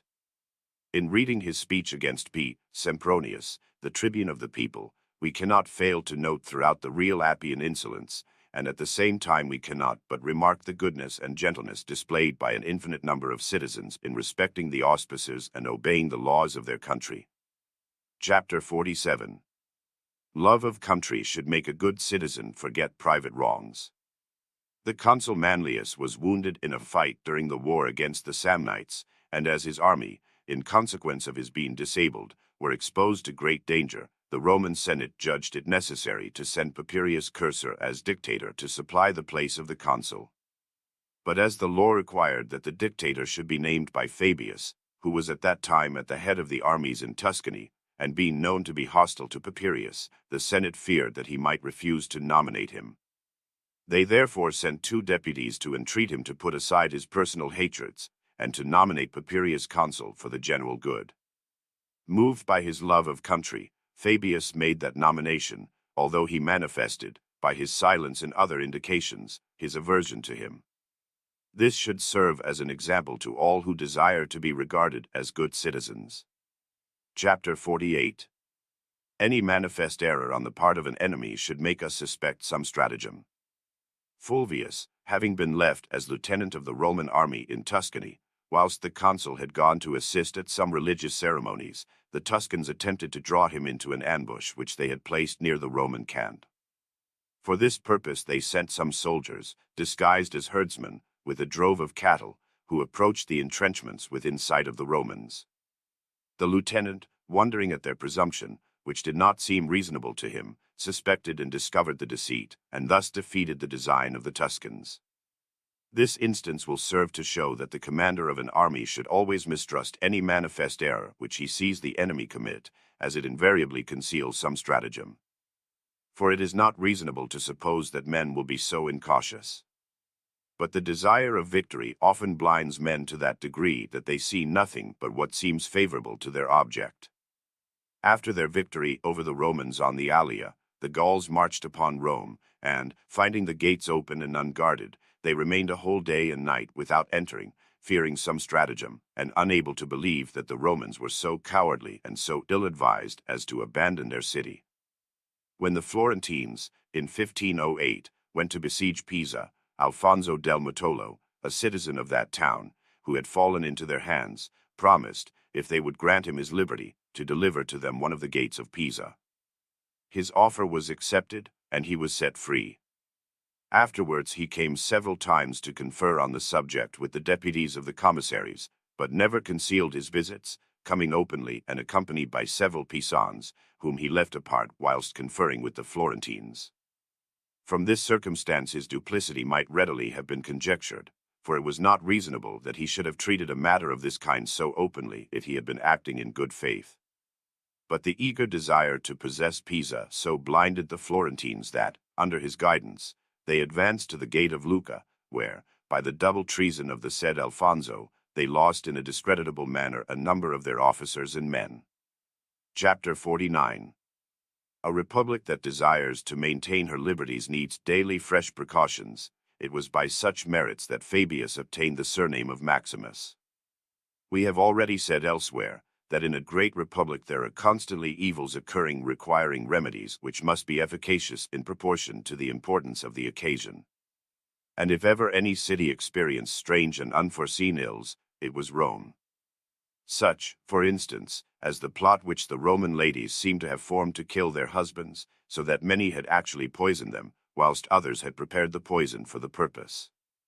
Such was also the conspiracy of the Bacchanals, discovered at the time of the Macedonian War, in which many thousands of men and women were implicated. This conspiracy would have proved very dangerous to Rome had it not been discovered in time, and if the Romans had not been accustomed to punish the guilty, even if they were in great numbers. Even if we had not an infinity of other evidences of the greatness of this republic, it would be made manifest by the extent of her executions, and the character of the punishment she inflicted upon the guilty. Rome did not hesitate to have a whole legion put to death according to a judicial decision, or to destroy an entire city, or to send 8,000 or 10,000 men into exile with such extraordinary conditions as could hardly be complied with by one man, much less by so many. It was thus she banished to Sicily the soldiers that had unfortunately allowed themselves to be defeated at Cannae, imposing upon them the conditions not to live in any cities, and to take their meals standing.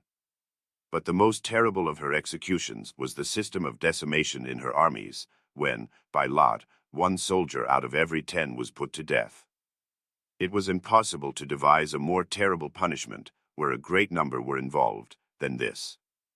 For when any crime is committed by a multitude, where the individual authors cannot be ascertained, it is impossible to punish them all, there being so many.